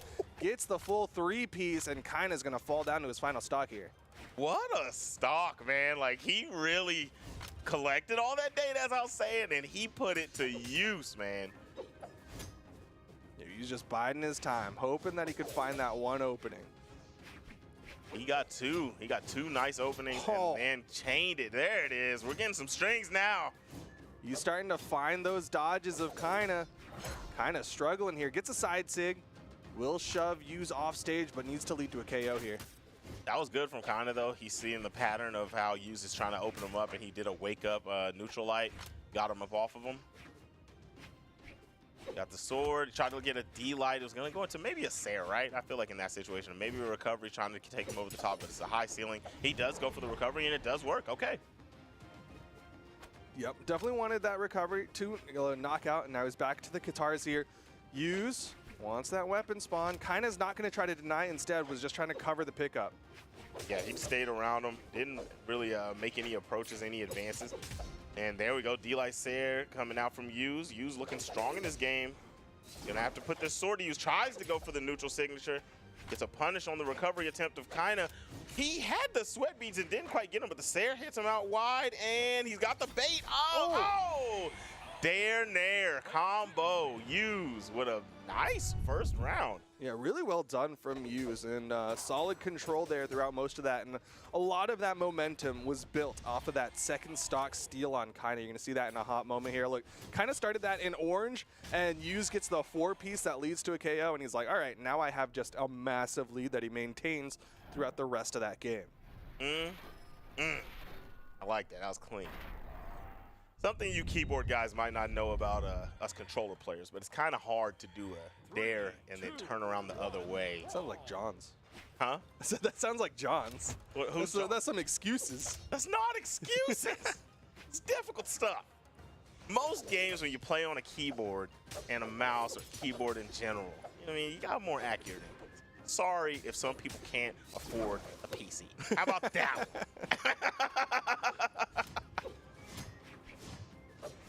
Sounds like some skill gap, as clearly not an issue here, as both players definitely able to hit those pivots that you're talking about. Down sig from Yuz, and he is going to take that initial stock. And we'll see if he can maintain this lead again. Man, that was a nice down sig. I honestly don't. I find way more use in the forward sig. I mean the side sig, but man, he placed that perfect. That's knowing your character. That's a good spot to do it. It's like on those corners, because sometimes you can get it to dip down underneath, and overall we'll just kind of cover that main stage for a little while there. So kind of having a lot of trouble dealing with this greatsword. The Jae-Yun of Yuz is looking so good. Look at that, lands a Sair, but gonna end up weaponless. Kind of not really playing too aggressive, and tried to guard the weapon, but Yuz snuck in there and gets another great sword. So the next weapon will be a regular sword, and finds a good hit. Ooh, he went for the reset at the perfect time, just the wrong button. Yeah, definitely a lot of damage being done from Yuz, regardless of if he's getting that full reset. Kind of struggling right now against Yuz. I mean, I already talked about it, but the last time these two met in the Winter Championship, kind of won 3-0 twice. Now Yuz has already changed that history book. Oh yeah, he definitely did. He took that first one. He's got a lot of damage here. He's on the way trying to take game number 2 and get 2 rounds on him. So that's definitely a whole nother story told. Out on the side, what is the edge guard? Goes for a nair. Oh, the neutral light does not catch. He was trying to keep him from getting his resources back. A good recovery from Kana. D-light recovery from Yuz. Take that second stock off. And he's only got him at about, little gold. Dijon mustard. Nice. Turn a little bit more orange. Kina's getting some damage built up here, but again, he's just been playing from behind throughout the most of this set. Yeah, he's definitely been playing from behind every time.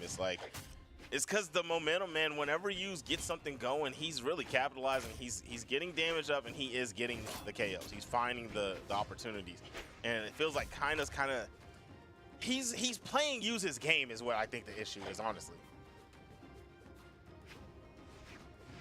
Ooh, he's burning a lot floating right above Yuz there. Yeah, he didn't want to get caught, man. I understand. Oh, baby! Gets them back onto the stage with the side sig, kind of running out of movement, running out of options. Doesn't even go for the turnaround onto Hughes there, and Hughes is going to take game number 2 with a 2-stock. This is looking like trouble for Kaina right now. Yeah, that was, man. In this winner's side, to guarantee yourself a trip to the Royale, 579 damage dealt. That means that 398 was done on the other side. Damage per engagement, only 30. But you gotta think about what's going on here. He's getting an engagement by a poke, right? But then, how much damage is he doing when he actually lands the strings? When he landed that one and almost had that reset, he probably did about 65 right there. Yeah. You know what I mean? That's big time. And we get a character swap from Kaina. It's going to be over to the Cross, an interesting swap, not something that I expected from Kaina. Of course, known for his Bodvar back in the day, he also had the Zol. Cross, not exactly expected, but maybe something that's going to work well against Hughes. Right now, he's sticking to his same game plan, just amazing greatsword play. Oh yeah, that's been the answer for sure. His sword's been looking good, but the greatsword has been creating leads.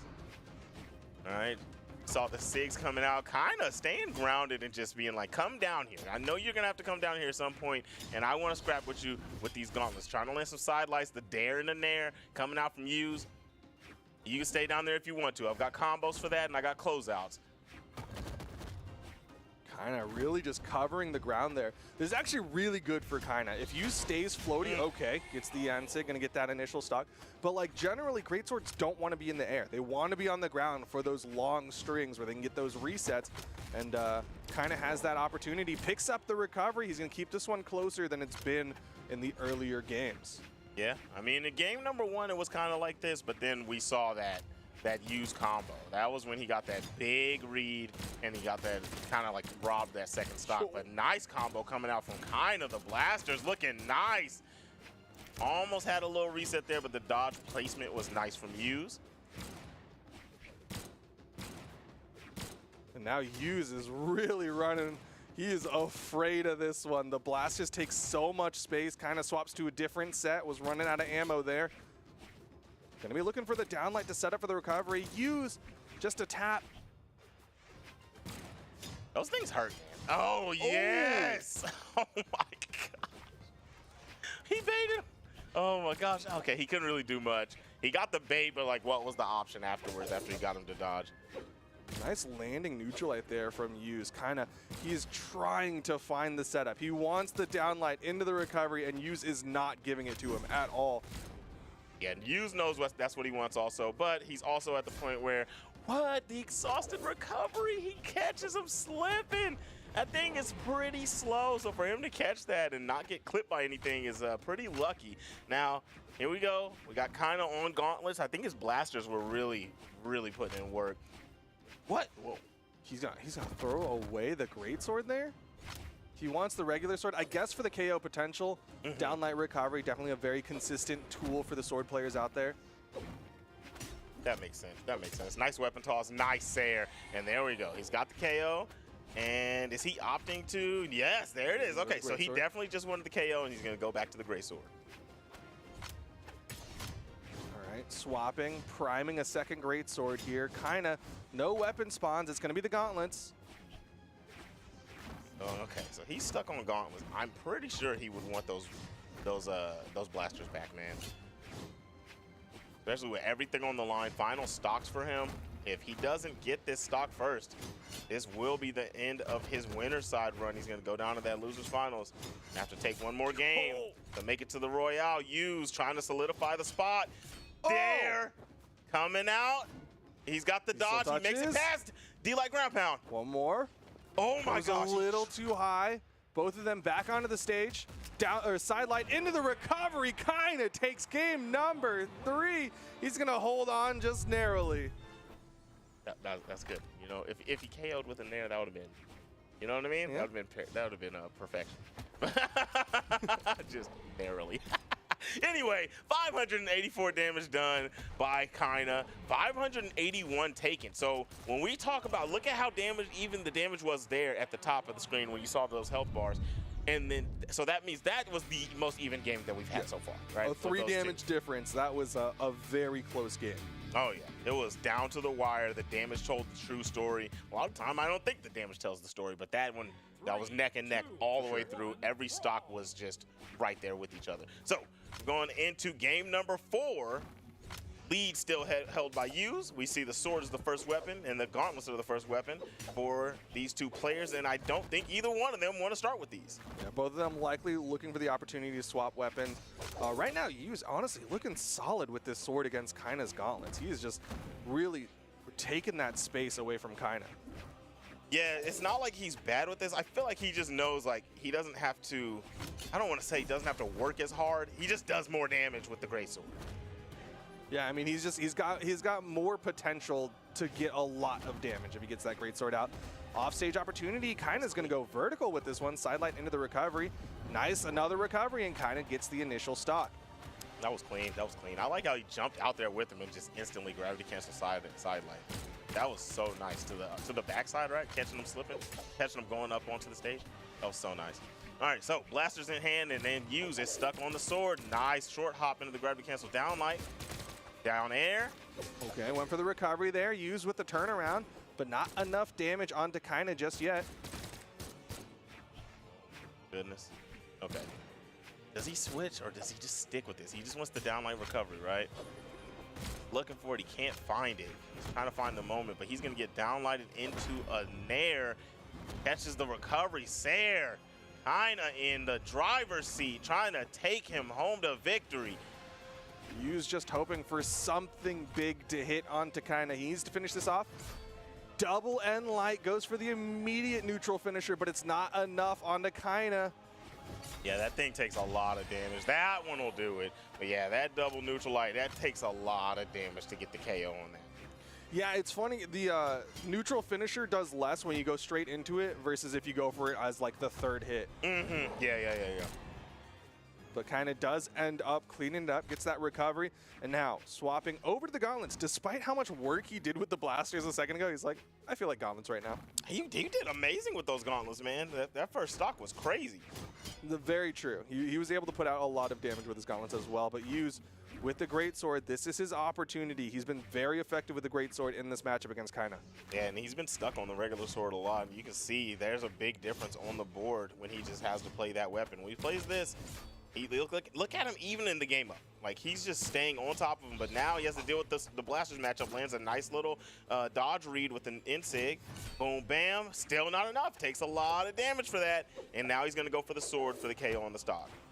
And Kaina struggling to get damage on this final stock. He had so much potential to get a lead over Hughes, but Hughes stole it all away off his greatsword. Goes for a Sair there. Surprise. The Nair's been so effective, but he does manage to pick that one up, and now we're going to the final stocks here in game number 4. He cleaned that second stock up. That was beautiful, beautiful greatsword gameplay to rack up that damage like that, and then found a timely KO. That weapon toss into the neutral light, perfection.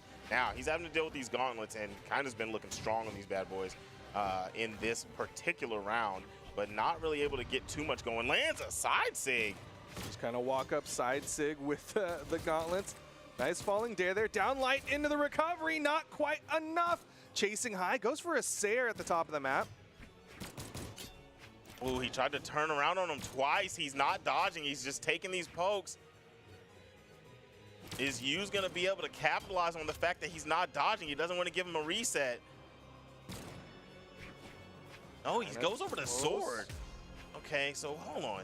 He wants that delay recovery. Yeah, but he had it. Like, if you look at what you were seeing from Kaina, the neutral sig from Hughes. Oh my gosh. I only remember seeing that one time earlier, and it was a clean whiff. That one was perfection for the set. Hughes able to close it out 3-1 over Kaina, guaranteeing a top 2 finish and guaranteeing that spot in the Spring Royale. Now Hughes gets to sit in the grand finals and chill for a hot minute while we watch the other matches play out. We've still got Wesley and Laura's on the bottom side, but man, Hughes' greatsword was incredible. 413 damage put out on the greatsword in that last one. Yeah, that's so good, so good. I mean, and then he's at 652, so that means that he got some great damage with his regular sword also, right? Yeah. He had some good plays with it. He was getting it. I like how he was very decisive on, this is how I want to KO. He racked up the damage with the greatsword, and then he always was switching over to the regular sword for a downlight recovery. He was landing good sayers. He was pretty, just cookie cutter with how he was going to play that game, and it worked out. Yeah, he had a very clear game plan, and he stuck to it, and was not dissuaded at all when kind of made this swap. And now we go over to the elimination side of things, where we get to watch Wes versus Lores. Boots still in the building. Boots in the building, and we're going to be going up against the Pearly. That Blue Mammoth things got me messed up, man. Like, it's stuck in your head. It's got me cooked, dude. Like, oh. Oh, yeah. Yo! No. Okay, thank you all to... Okay, there we go. Wait. A little overcorrection there. Hold on. Come on. Hold on. Bring it back. Bring it back. Put it towards the middle, dude. Let me give you some stats for you psychopaths who think Lores is going to win. Currently 2-0 in favor of Wes. That is a 100% win rate in favor of Wes. 6 out of the 9 games they've played against each other, Wes has won. Last time they met, Winter Championship, Wes won 3-1. Before that, it was at the Summer Championship of 2022, where Wes won 3-2. So Wes definitely favored in this one, but apparently chat feels very differently. They definitely feel different. I mean, started off, it looked like they had 100% on Wesley. I don't know what happened. But yeah, we're down to 29%, 71% saying Lores.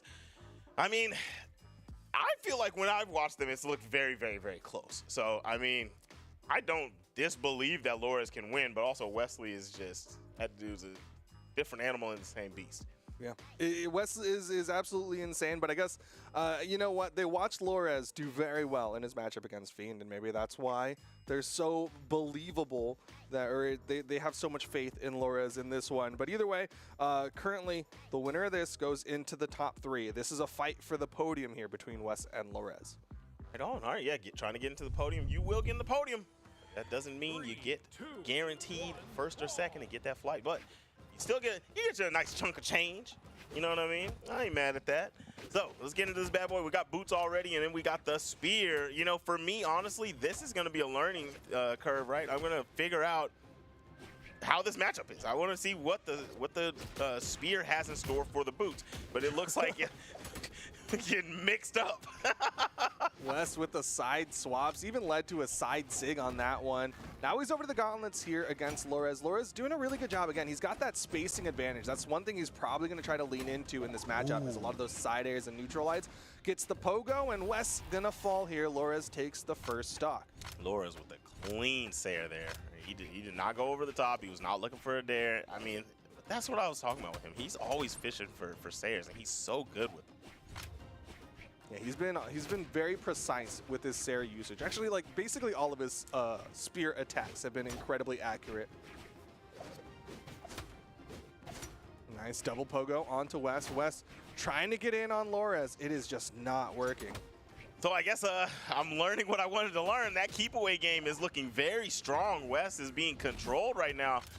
Oh, yo, style? Nasty. All right, the side air. Wes trying to finish off the stock, wants to keep this one even, but Lores is getting that damage onto Wes. Throws out the down sig, goes for a double down light into the recovery. Okay, chat knew something I did not know. They definitely knew something I ain't know, because that was, golly, man, what a performance so far from Lores. All right, he's got the bow now. See if he even gets to play with it. I mean, he's at the cusp of KO on this stock. Ground pound's gonna do it. Pivot ground pound at that. Nice job from Wes. Yep, denies the 3 stock there, but still a full stock behind. Lores gets the weapon spawn on the right side. Wes needs to pick and choose how he gets in on top of Lores. And I mean, he's been having a big struggle. I mean, honestly, after seeing how Lores has kept him out with these boots, I would be very impressed if he stuck with his character in the next game. But that's only saying that he can't bring this back, right? Maybe he can turn this bad boy around, but it's looking very, very in Loras' favor. Yeah, this is looking real nice for Loras. Wes starting to play a little bit more of a spacing game, trying to drag Loras into his space so that he can kind of get those turnarounds. But Loras with the pogo, with the weapon toss, with another pogo, with another weapon toss, and Loras gonna take game number 1. Man, he tried it. I mean, I like the option. He tried to land that sig and touch the wall, but no good. Only 290 damage coming out. 260 damage coming out on his end. Getting hit for 492 damage. Loras put on a clinic. I mean, right there, he didn't even have to do the double downlight. I feel like he could have just did one downlight until the recovery and got that KO, right? You know, sometimes you gotta play a little extra. Sometimes you gotta get that niceness. And of course, 492 damage put out, 461 of it put out on the spear of Loras. 54% accuracy on his light attacks. Like, Loras just did so much work with his spear in that one. That Wesley's like, you know what? I like that weapon too. I'm gonna switch over to the Orion for game number 2. This is what I'm talking about. You know, honestly, I love Wes's Artemis, but his Orion's very good. So either way, we're in for a treat getting into this one.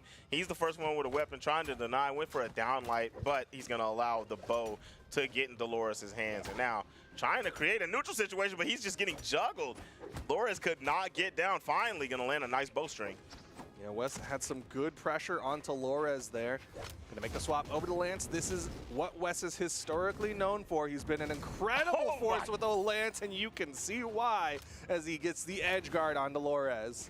He said, okay, you're not gonna disrespect my boots like that, bro. Let me show you what I'm really about, and went and got that Lance, and he is really showing him what his name is. It's like, sit down, baby bro. It's time.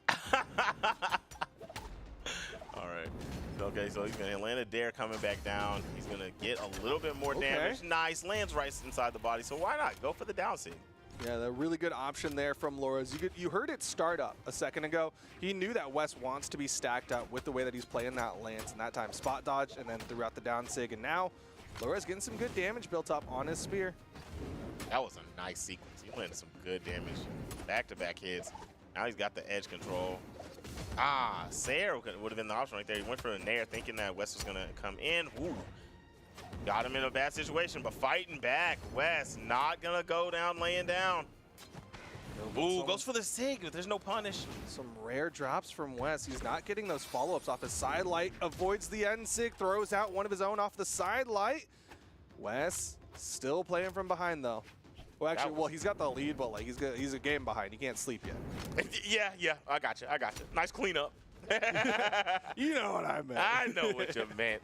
Oh, okay. Lands in there. Loras was trying to find him. I like it, right? So now we're seeing Wes is just fighting back on every interaction. He's got a lead, and he knows that he just needs to build damage. So even if he gets touched by a light, like something really light that doesn't send him anywhere, he's just retaliating every single time. Yeah, trade's absolutely in his favor. Down sig again from Loras, that stacked up signature option from the Spear of Pearl. Wes still sticking close to Loras. He knows he's got a significant health advantage right now in game number 2. Yeah, he's got the health advantage. He's definitely going for finishing touches. Wants to close this one out. And that'll do it. Sidelight Sayer. And turn around just for a little bit of flare. Throws out the neutral sig. And yeah, this is the West that we all know. This is what we were expecting. And this is like definitely why he swapped over to the Orion. Man, what a great play. The second he picked up the Lance, it's like, oh yeah, this is the Lance King of South America. Putting out 457 damage on that Lance.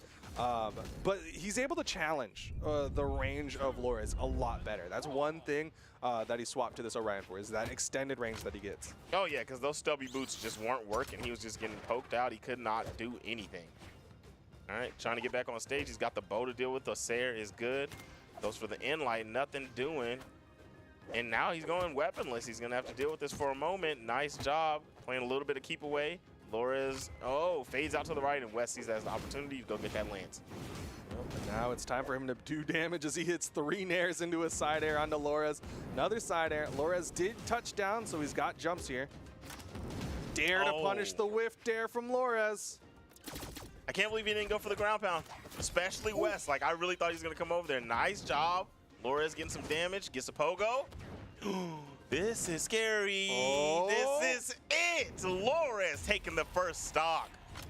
Really good recognition from Lores, using that pogo to beat down Wes. Wes, he went for the outside option, right? He knows he's got a lot of horizontal movement, which is why he recovered away from the stage. But Lores is like, I've seen you play Lance. I know what to do. Yeah, he had very limited options. It's like, yeah, you can do the recovery away to give yourself that height, and then you have a little bit more room to play around. But it's still very limited, and Lores was ready for it. But ends up cleaning up that stock really fast, does Wes, and now we got Spear versus Lance once again. This is what we're going to see the majority of this match. And this has been a scrap fest, man. Both these guys, like, it's like momentum based. Once one of them gets a touch, like, they just keep getting hits, and then the other one just ends up start bringing it back. I like what we're seeing from both players. Yeah, it's very rare for either of them to get like an extreme neutral state in this matchup. Oh my! It's I think so many Sares. Yeah, not nearly enough movement in the kit of Lores there. My gosh, the swap over. Lores ain't got nothing for that Lance. It's like everywhere he goes, Wes knows he was trying to go that way. Like, you're gonna keep jumping. I got Sares for that. You go down, okay. There's another timeline where Lores went down and he got dared. Every timeline, Wes has the option. Every timeline, I'm telling you. Every timeline, Lores is gonna fall to that Lance. But right now, Lores needs to find a finisher here. Goes for the Nair, not nearly enough force to finish off that stock of Wes. Yeah, there's a lot of damage getting built up every single time he hits that Sair. It's getting detrimental to Lores closing this game out. Bam, okay, there goes a Sair. Talk about Sairs, that was a Sair. Okay, swapping around weapons, gonna opt for the bow, surprisingly. All right, and he's gonna be going up against the spear. No, he ain't. Wes said, man, get this thing out of here. I'm a one-weapon man right now. All about the Lance. Doesn't hit the sidelight down air, though. Lores has been doing a really good job getting out of that. Ooh, the N-Sigs. Okay.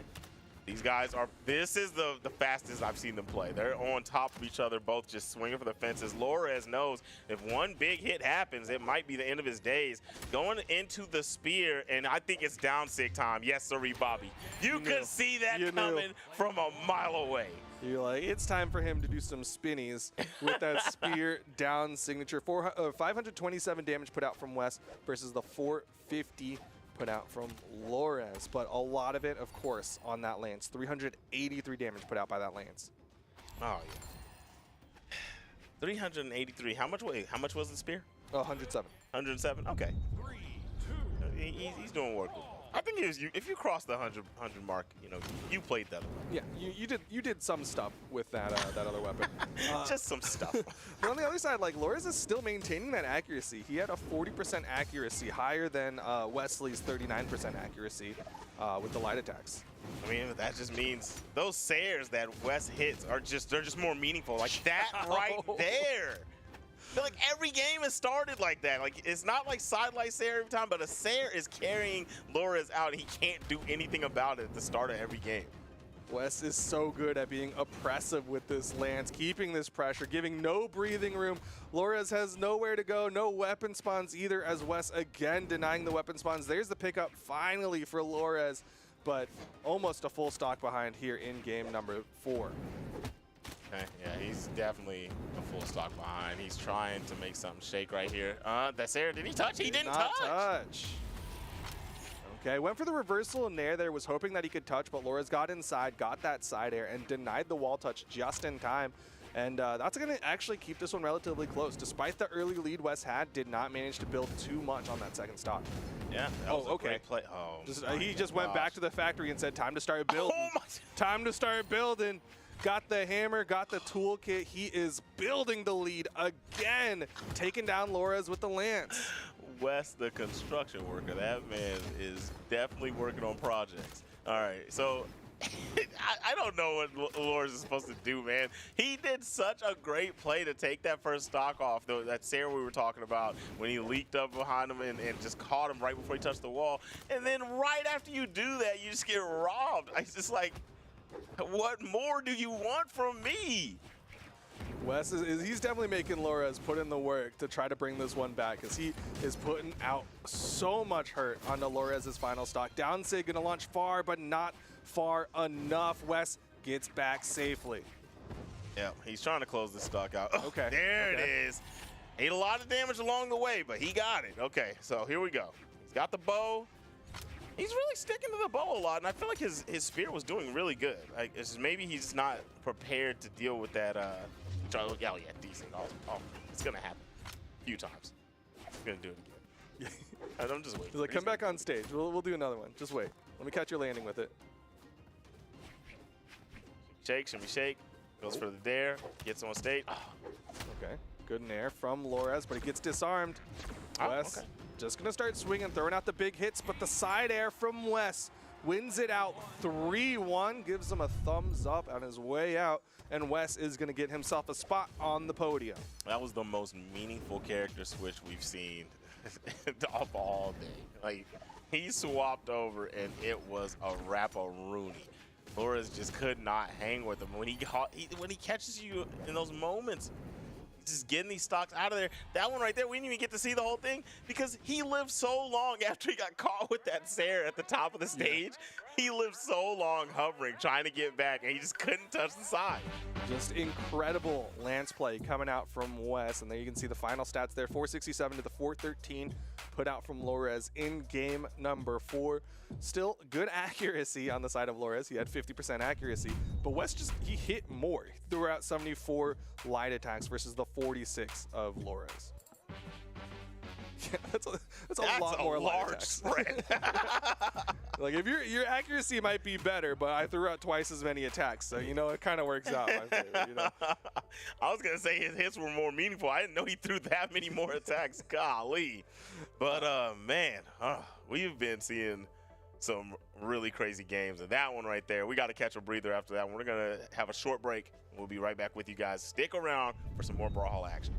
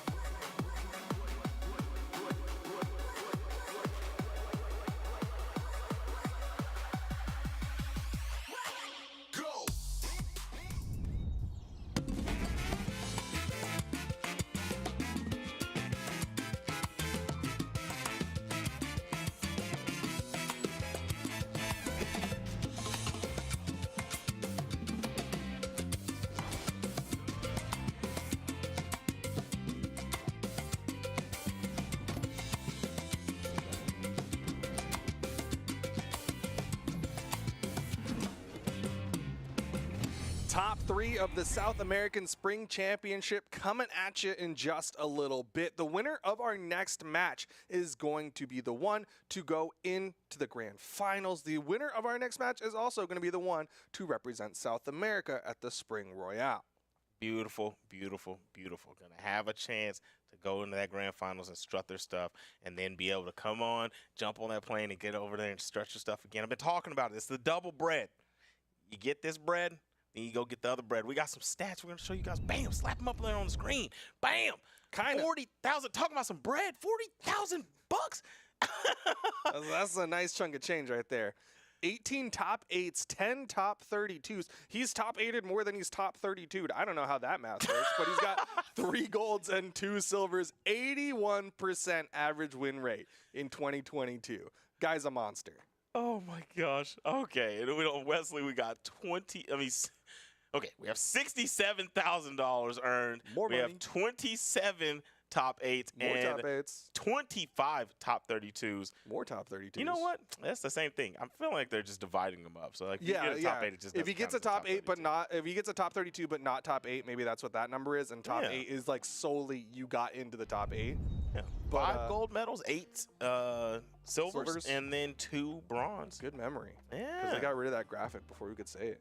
Yeah. I mean, they left it up enough time. Yeah. I just did the classic Yeah. zip wherever I do that thing where I make something extend way longer than it's supposed to. You know what I'm saying? Sometimes you gotta drag it out for dramatic effect. But when you look at the head-to-head, 4-3 in favor of Kaina in terms of games, 13-11, a 54% win rate in favor of Kaina.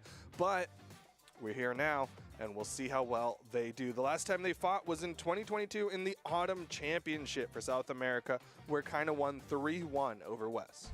3-1. Okay. I mean, it's the same thing here. Best of 5, getting into this bad boy, but I'm pretty sure the matchup wasn't Asuri versus Teska. No, Teska was not existent the last time that they ran into each other. So now we'll see how well Wes's Teska does. We did see Wes make that swap over to the Orion in his last matchup, and it worked incredibly well, but he's back to the Teska to go up against Kaina. Yeah, I wonder what makes him feel like how do you put that type of performance on and just say you got to play this? Yo. You know, Like that. never mind. That's how. You do stuff like that, and then you're like, I can play whatever I want. Okay, gotcha.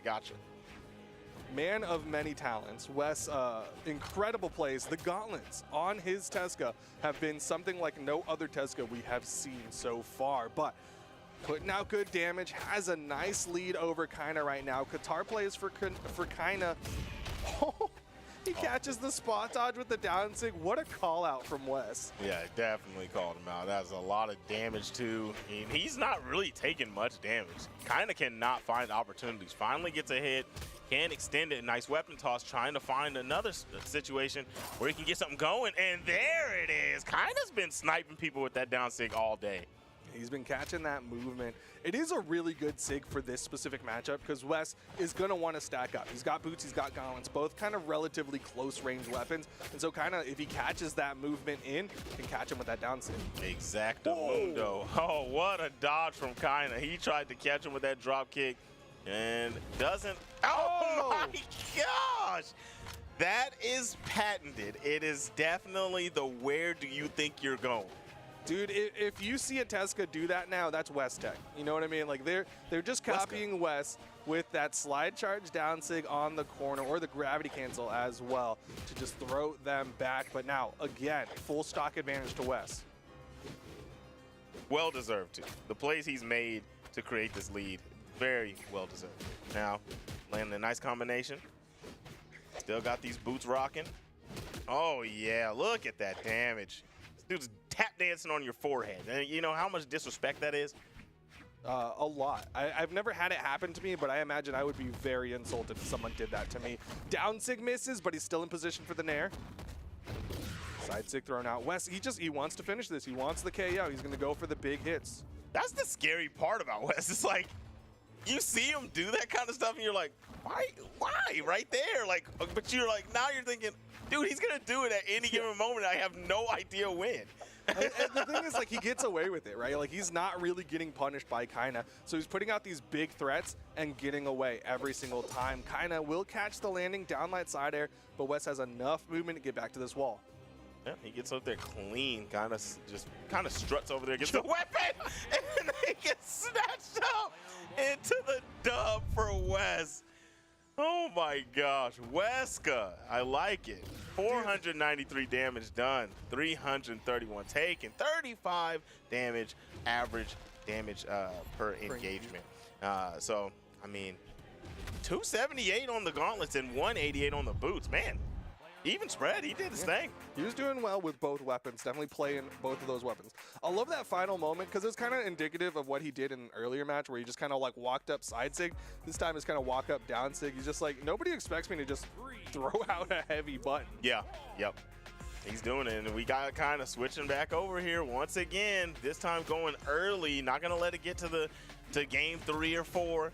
Just gonna go over here now and try to see what these gauntlets and the blasters can do. Goes in, tries to connect with the end sig, trying to read with the down sig there. Kinda, it's a nice 2-piece in response.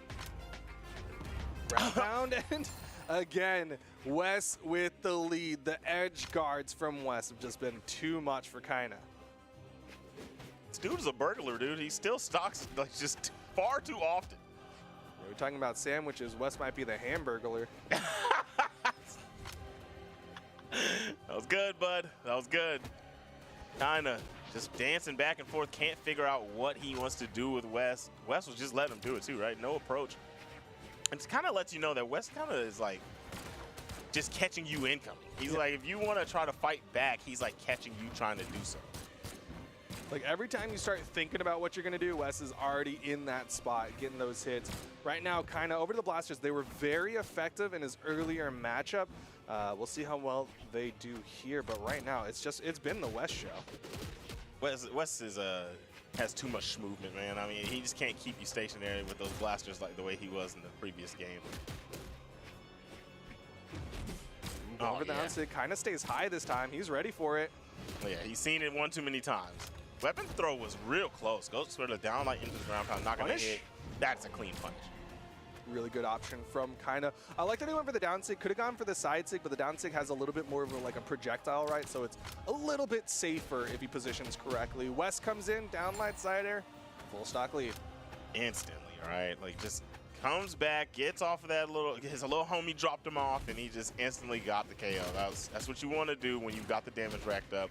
Even if you lost your stock, you still just come in and clean that bad boy up. Now, let's take a look here. We're getting a nice combination. Kinda just doesn't look like there's any situation where he's comfortable. Wes is always on top of him.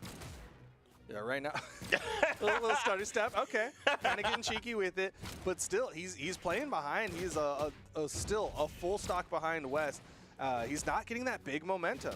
Oh, yikes! He might be done soon. Oh, yikes. Yep. 3 ground pounds from Wes leads to another dub, and now Wes is up 2-0 over the top PR in South America, the person who won the most recent championship for the region, and Wes he's looking good right now. Looking unstoppable, man. He's just putting on so much pressure, kind of can't feel comfortable at all and figure out what game plan he wants to go with. What he does when he plays like this, he forces you to do what he's allowing you to do. It's not like you can just go, all right, this is what I want, this is what I'm going to set up. No, he goes, no, you're going to do whatever I give you because I'm never going to stop pressing buttons. They go to the restaurant and kind of is like, they go to the restaurant and Wes is like, he's having a salad, all right? I don't care what dressing you give him, but he's having a salad. He's having a salad. I want ranch. No, you know what? He wants Caesar. And take out the tomatoes. But now, kind of making the swap over to the Zolt for game number 3, hoping that this swap is going to be the thing to close it out over West, because we are on the elimination side of things, and while kind of was the representative at the Winter Royale, there's potential here for him not to be the representative at the Spring Royale. That is a rough one, right? You made it this far in the bracket. I know you start to feel like you're going to make it, but in the middle of this tournament, maybe that's not the biggest thing on your mind. You just don't want to lose, right? That's the biggest thing going on here. And, you know, going over here, got this cannon, got the heavy hitter out. I want to see if this is the answer. It's looking good. The cannon is definitely controlling the game. Zol is looking so nice for Kinda right now. Yeah, and one thing that's really solid about the Zol, besides the absurd amount of damage that he's able to put out with it, is the fact that, like, how many Zols do you think are in South America? Like, it's pretty much just kinda. There really aren't that many Zols in competitive esports for Brawlhalla, let alone in the South American region. That is for sure.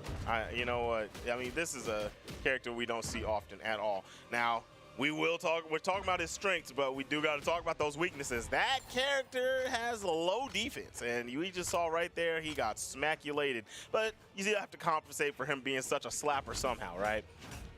Very true. I mean, he's coming in with that base 9 strength, so he hits incredibly hard and kind of is putting into that movement speed. So he's worried more about being in position than he is about getting hit. He's putting out the damage on the West, so I cannot blame him for wanting that movement speed to go along with that high strength.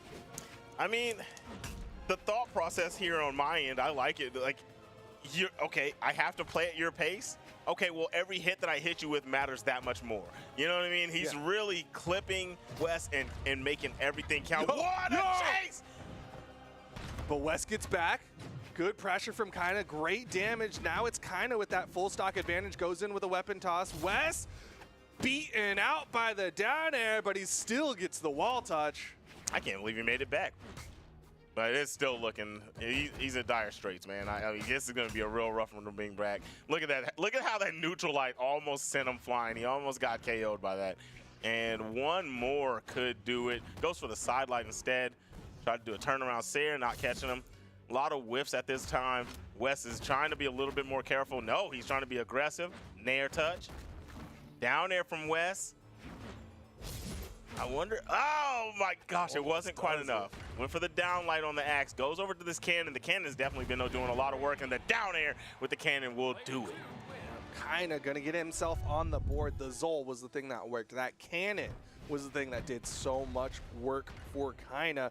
I think that's the 364 damage. Yeah, 364 damage put out by his cannon against West. That is more damage than West did, period. Oh my gosh. And what a way, right? Like, to swap over to this character and you were getting just straight smacked, right? Like, he was getting dominated. He was. And then you switch over and you just shut West out like that. That is a good look for you and a boost of confidence going into the next round. And now it's on West. He's like, you know what? I had such a huge lead. I won the first 2 games. But this Zol is something different. I need to find something to halt that momentum. And it's not like saying, oh, okay, you can just stay on axe and I'll do all. Okay, well, maybe you can. Oh, wait. Whoa. Both touch. Okay, we're good. Yeah, that was scary. When that hit, I was a little worried. I thought Kinda was going to be able to edge guard him and keep him from making it back. He's going to back off, doesn't even want to engage with West out there. Tries to go back into neutral, and it looks like, okay, yeah, I was going to say it looked like West had control, but oh, he does.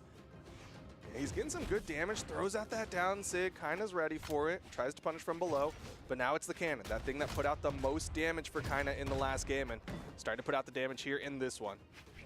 And throws it away, just wanted that little weapon toss damage to create a, hey, I'll keep you at base situation if I need to. Wow, what a dare, what a weapon toss. Kinda looking great on this Zol pick. Chased after with that dare, he hits the dare and he fast falls alongside it and hits him with a weapon toss point blank. Finishes off that stock, and now West needs to find a big hit, but Kinda's back on that cannon. Dare, new angle puts him off stage, and Sig Kinda doesn't touch. I love it. I like the movement that I was seeing from Kinda. It was very smart decisions, especially with West being that aggressive, and it's just a little shy on the Sayer touching the wall. So, I mean, you had a lead, you were very damaged on the stock, so it's not the worst thing in the world, but he definitely wishes he could have made that. Yeah, he definitely was hoping he could get that extension, just get that slight tap onto the wall and get back up safely, but still has to be confident as the end sig connects, weapon toss connects, Kinda done for. Final stock here for Kinda, potential tournament stock here for Kinda. Huge, huge play from West. I mean, I would have never seen that coming as the defender either. Kinda definitely didn't see it coming. He's looking for a weapon now. Finally got the axe. He misses the punish, and West racking up a little bit more damage on this final stock of Kinda. He's just getting all this momentum. He's like, all right, you got 1 game, but now I figured it out. Doing well with the boots. Kinda with a nice sidelight side air, gonna launch West. But West has plenty of movement to get back safely and swap weapons. Yeah, he got back very easily. was just a gravity cancel down there to try to stop him from making it back, setting up that down signature on stage, trying to keep him at bay. That will KO if it hits, because that for sure would have KO'd if a Nair KO'd. And now we're going to go to the patented cannon to try to close this out. It's been looking great. This could be the answer to keep him on the board. Nair doesn't get the read on the GC down light. Kinda going for the turnaround, doesn't hit the dare. Another dare, doesn't hit the Sair. Kinda has enough movement, he'll get back up, but Wes with the punish. That's rough. He's got one opportunity. He's gonna, no, he didn't even have to use the recovery.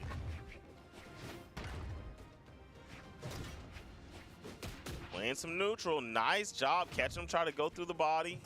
Wes caught him with that Sair. Oh, there's a dodge, but Wes gets away. Oh, narrowly avoids that side sig. That could have been devastating, but now Kinda with the control. Wes out of weapons. Kinda's got the stage, but Wes gets back to ground pound. Hello? On stage ground pound from the cannon from Kinda, and he is going to take this to game number 5. What explosive play and an explosive move to take that game and to put this into game number 5. Of all things, I was not thinking that the ground pound was going to be what took the stock.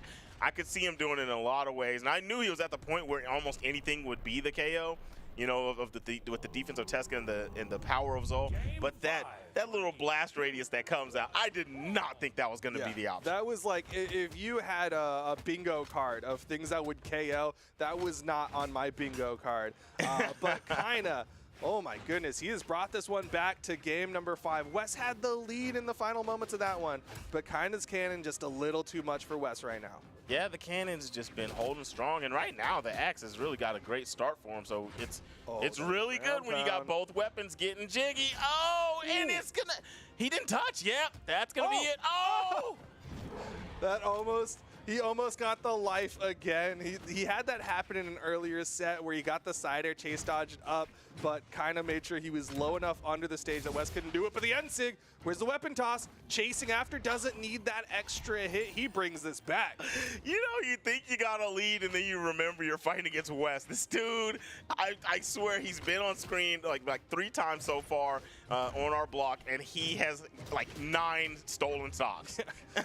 Leads are an illusion against Wes. He's just so good at making those disappear. Kind of gets back onto the stage, has the cannon in hand. It's been very effective for him. He put out 348 damage in the last one with it.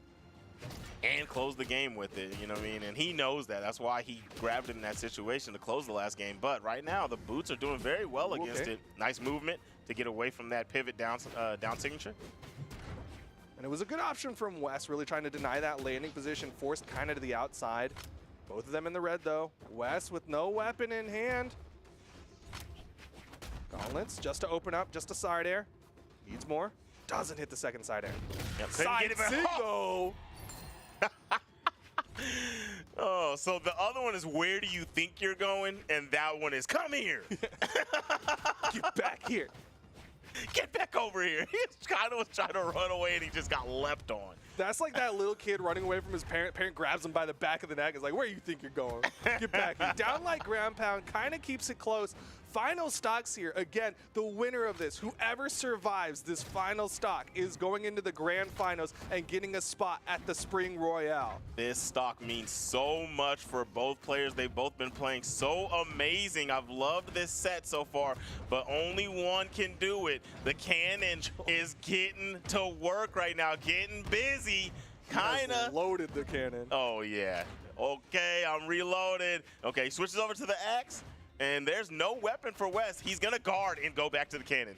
Good denial from Kinda. Wes comes in swinging, but it's not enough damage on the Kinda. Jumps over the downlight. Neutral light going to launch Wes off stage, waiting out the signature. I can't believe he punished that. Ooh. That was big. Oh, no. It doesn't combo. So much damage on Wes. Both in the red.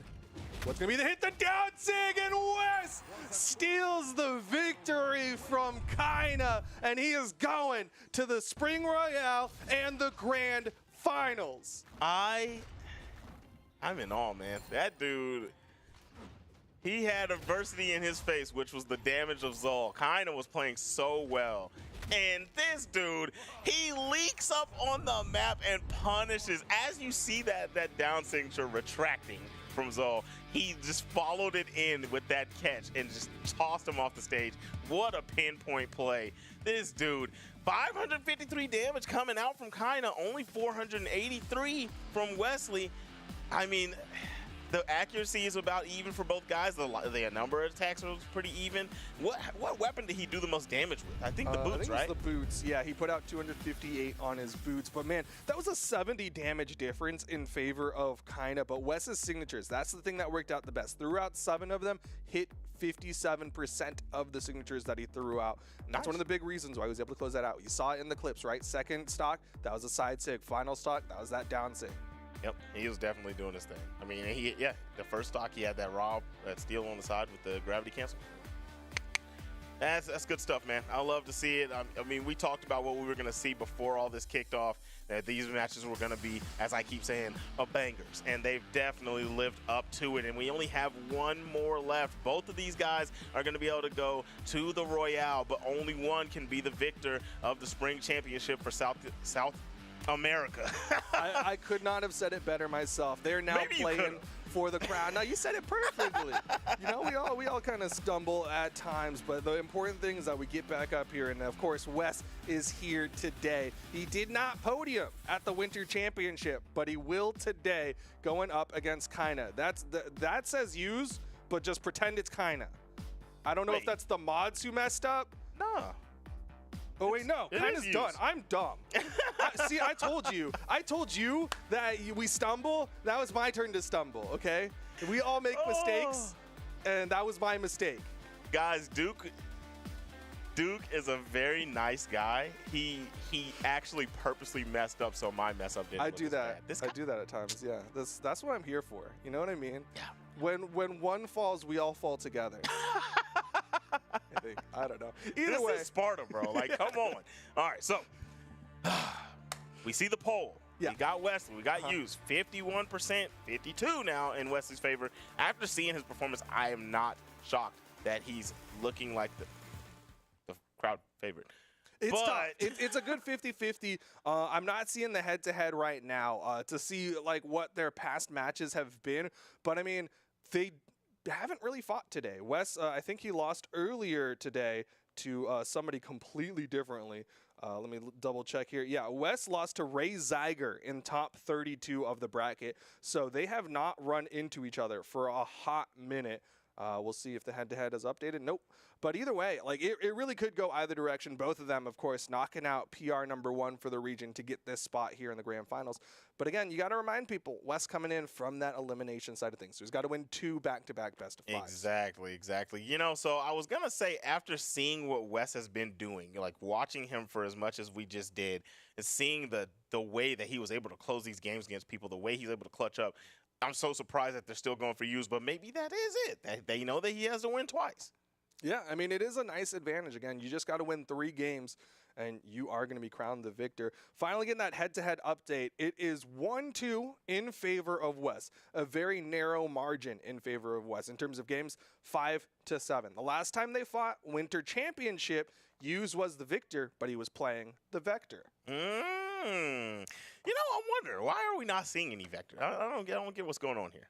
I feel like Hughes kind of just has a thing ready for the tournament, and that thing right now is, of course, going to be that Jaehyun, and the Jaehyun's been looking really good. Yeah, all right. Either way, we're underway, and let's see who gets the first weapon, gets the first start. And Wes, back at it again, doing what he always does, goes for that off-stage play. And he wants to continue it, hits the end sig this time, just needs a side sig. Got to show off all 3 if he can. Meanwhile, Hughes just trying to get away from Wes, just trying to get a reset onto the main stage. And this, again, it's kind of a matchup that we've seen, right? Wes loving to push those off-stage engagements. Hughes definitely going to want to be on stage for this greatsword. Definitely. And, oh, man, he is taking a beating to start this one off. You are running into, he's been sitting and chilling, and he is running into a warmed-up Wes. A Wes that takes the first stock, has not reset the bracket, and he's already taunting. The disrespect. already dead. He's putting skull emojis in his tweets right now. But he has a not a full stock, but he has a sizable lead, and it's basically a full stock at this point. Man, yeah, it's definitely a full stock. I mean, he's been so dominant. We haven't really even seen West get to throw out an attack. He's thrown a weapon or two, but not many attacks. Nice Lancer. Oh, okay, I like that dash dance to lead into the three-piece there. West gets launched. West utilizing that weapon toss to try to guarantee that ground touch, but uses cover in this corner. That comment. What? Okay, Hughes. That was nice. I'm a fan of that one. I feel like that was a specific call out to the way that West likes to keep that pressure going too. He's like, if West didn't go down there, that's just, he's burning a dodge. But he's like, you know what? West is going to try to get aggressive here despite the fact that he's unarmed. Yeah, that makes perfect sense. It makes perfect sense. He's going to come down there. He has no like extended hitbox. He has to use his whole body with the gauntlet, of course. All right, so that's just cover yourself. Makes so much sense for Hughes. And Hughes, man, like, he hasn't, it looks like he doesn't do much, and then all of a sudden he lands like 2 strings with the greatsword, and it's curtains. Yeah, I mean, that greatsword hits hard. And then you get those big strings, you get a lot of damage put out. Wes has him in the red, gonna throw out the N-Sig there, and it's just a bait, taking his time to go for the ground pound. Another taunt. Dude, Wes he's feeling cheeky right now.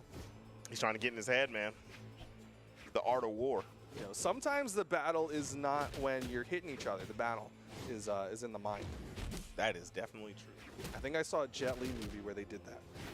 That actually makes sense. I'm sure there's some Jet Li movie out there or some Kung Fu movie where they did that.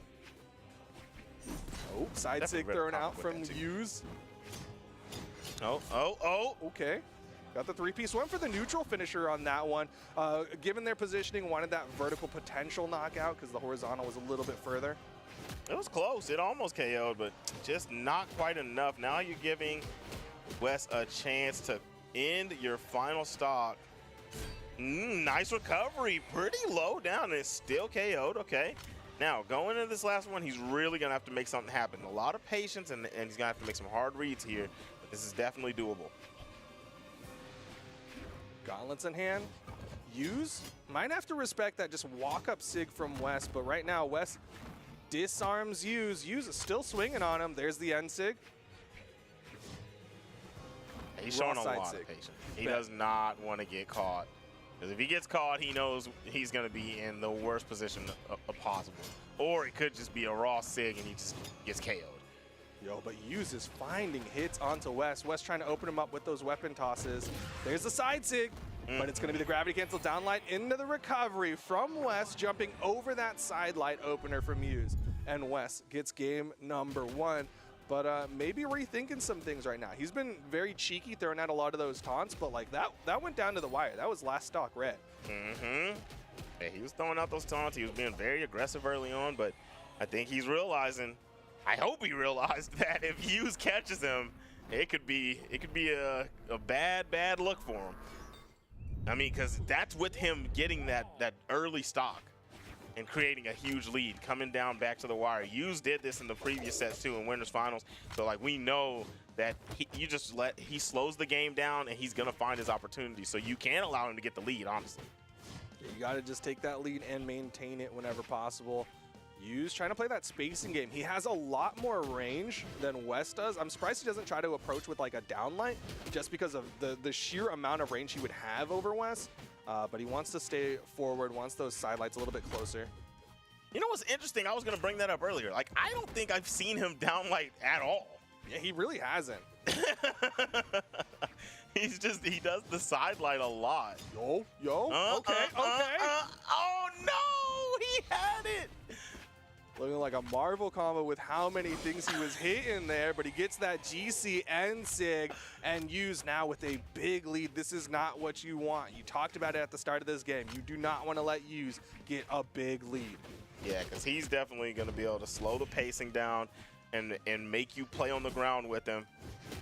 He's going to find hits no matter what. Like, even if you're finding your hits, while you're in those exchanges and those mixes with him, he's going to be tapping you too, and that's a lot of damage coming out from this great sword. Double neutralite, instant neutral finisher, jump nair as well. This time gets the 3-piece neutral finisher on that one as well. Trying to play that vertical. Ooh, tried to hit him with the pivot. If he did it the other way, I think he might have hit him actually. Very possible. Think. Side Trying to find it. Got the side sig. Yes, sir. You said that the strings look like Marvel combos. Well, that sig is going to take you for a ride. You know what I'm saying? Doesn't even need an assist or anything like that. He just throws out the big hit. Finally, Wes able to clean up that initial stock, but he's a full stock behind here, and he wants the gauntlets. Yeah. Okay, he's got gauntlets. I mean, he's been doing okay with the boots, but I understand. Experiment a little bit. Try to figure out what these things got. He's been doing okay over time against everybody with them, so bring it out, especially here against the sword. Going to test it out here. But I'm curious myself how it's going to fare whenever the greatsword comes out. He is down to the final stock. Boom, gets caught slipping, trying to dodge through that weapon toss. Eats a lot of damage. Ooh, interesting dare there. I think that was supposed to be a GC downlight, but he just kind of delayed a little too long. N-Sig not going to connect. Caught him with the side light, but took his time on that. There's the N-Sig. Needs to finish it, though. Always looks like that that signature is going to throw down a little bit harder. Oh, that actually could have gotten nasty. I don't think Hughes realized he was going to get that weapon back like that. Nice. Okay, side sig. Final stocks here. Wes, back to the taunts. He's feeling some sort of way. Yeah, he's feeling it. He said, okay, got that stock. I can do it. I mean, this is definitely his type of situation. All he has to do is catch you with one good stolen stock. See, if he lands that, you're in a real bad situation. So I see him. I see him getting confident. And he's definitely dominating right now. Oh, man, but he gets caught one good time by the high damage of that greatsword. Hughes going to tie the set 1-1. Yeah, that is small Brawlhalla. Those neutral finishers will eventually finish off the stocks of Wes. And again, 390 damage put out from Hughes. That's been his game plan throughout the entirety of this. He wants to put that big damage out with the greatsword and then finish off with the regular sword. But Wesley gonna make the swap. No longer on the Tesca. He's going over to the Orion. And we saw what that Orion did last time. Ooh. It worked very well in his earlier match today against Lores, but this is gonna be a different beast. This is not gonna be a Pearl that he's running into. It's gonna be a Jaehyun. All right, so now a question for you. What is the matchup like, Lance versus Greatsword? Honestly, I feel like it's kind of Greatsword favored. Like, both of them want a lot of runway, and the thing that works really well for Wes in this matchup is a lot of offstage. That's not really a thing you're usually looking for when you got a Lance in hand. I can dig that. I can dig that. Well, Wes is looking for that, but most people wouldn't be. Oh my God! Another one? Hughes! Oh no, Hughes! That was a huge play. That was a huge play. I thought Wes was toast. Yeah, that weapon toss actually saved his skin there, or I guess his armor because he's Orion. But Wes, I mean, he almost had a massive lead, and then Hughes got the one tap he needed to chase dodge up and almost put that back in his favor. We got the spear. You know Wes doesn't want this. Well, maybe he does. Okay, I forgot it's down sig season now, but the side sig, the pocket sand, is going to work out for Hughes. Come on, tell me you know that reference. Gotta love some King of the Hill. Yes, yes! But Lance in hand for Wes. Falling side air for Hughes. Another nair. Needs to chase up. Wes needs to find a side air. His side airs have been his big tool for finishing off stocks of his opponents with the Lance. Yeah, he's definitely been finding some big hits with those side airs. But Hughes not really playing in a manner where he can hit those. He's going to force him to hit grounded side airs. Maybe he's going to have to go for a sidelight side air. But spacing from Hughes is just too good right now. The movement's too good. Sword, getting these punishes. Oh my gosh. Downlight side air. Oh, Wes getting picked apart. The ground pound from Hughes. And Hughes, I love that Hughes is not falling for Wes's game. He's not like taunting back. Instead, he's like, you know what? I'm gonna let my gameplay speak for me. I'm just gonna get this dub, and then you're the one with the egg on your face. Yeah, he's definitely just letting his gameplay speak for him. And there goes the taunt, right after you mentioned it. Wes still throws out the taunt. He's down a whole stock. And Hughes, man, Hughes is playing so good. I like the sword gameplay we just saw from him. That edge guard he did was clean. Able to get out of that 0 to death combo from Wes. Oh, wasn't able to get out of that when the back step into the SIG after the side light. And the end SIG as well. Wes getting so much damage here. Needs to finish off the stock of Hughes, though. He's doing a good job. He's making his way back into the match. A huge deficit. He is at orange, though. We know how much damage he could eat if he gets caught by a string from this great sword. And I think that's the stock. Yeah, he's got to use the stock out of there. So that was good. He minimized the damage that he took, right? He didn't go into red. That's a very good look anytime you can do that. But one full string from the great sword could spell disaster. Wes needs to get another momentum swing. Nice three-piece coming out. Just some Lance ground to play down air. Ooh. Oh, baby. That was nice. SIG. What a read.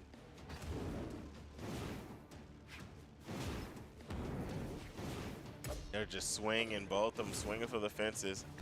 Oh my God. This dude. He said, you know what? You want to keep playing this air game. You want to go high in the sky. You're trying to catch me with a recovery or an air at the top of the map. But guess what? Gravity cancel and just throws out the big old laser beam to launch Hughes into the sky. And now Wes is up 2-1. Potential to reset. What a move. What a play. Are you kidding me? He landed a nair and just watched him hover above him and was like, I'm going for it. I'm going for it now. And what a way to do this. He needs one more game for the reset. Hughes was really, he was holding it down the whole time. That was a clutch from Wes. And that's holding strong, man. Against Hughes, who really didn't ever look like he lost his composure. He just couldn't land any hits in that last stock. Yeah, Hughes really struggled in those final moments. Wes's Lance just putting out so much damage. 450 damage put out from his Lance. Of the 532 he was able to put out. That's good stuff. That's when you know you're cooking. Okay, trying to find the read opportunities, but good defense so far from Wes. He hasn't really eaten too much damage out of this gray sword. Giving up, well, he's eaten some good damage, but he hasn't eaten like a full string. Got reset. Yeah, he's finding the right ways out. He's jumping out. He's hitting the back fades. Dodges out. But I'm going to take you for a ride. The side sig is going to land, and that thing slaps. Hughes gets the first stock in game number 4. Just catches the movement, and all things considered, Wes was not able to get enough damage onto Hughes' first stock. That okay, chasing. Burned a lot of movement there, still will land down safely. And then wakes up with a sideline. That dude is relentless. Can't stop, won't stop. Wes is just chasing after Hughes. Okay, a little bit of neutral here. Oh yeah, that was a good side there. Oh wow, turns around with the neutral sig. He can't find the last hit though. He's getting some good damage. Just not in the territory where he's going to get the KO. Gets double recovery. Look at how much damage that did for Hughes. Ooh. But Hughes with a great spot dodge. Avoids that finishing side air. What a wake up. Why? I don't know, man. I don't know how you taunt and you're down this much. Like, I get it when you have the lead, you know, you can get in their head a little bit, but when you're down and you're doing it, it's like, what are you thinking right now? What's going on in your head?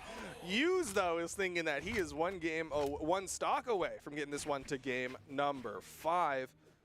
And you know Hughes wants to close it out as soon as possible. You do not want to reset, especially against a guy that's been taunting you the whole time.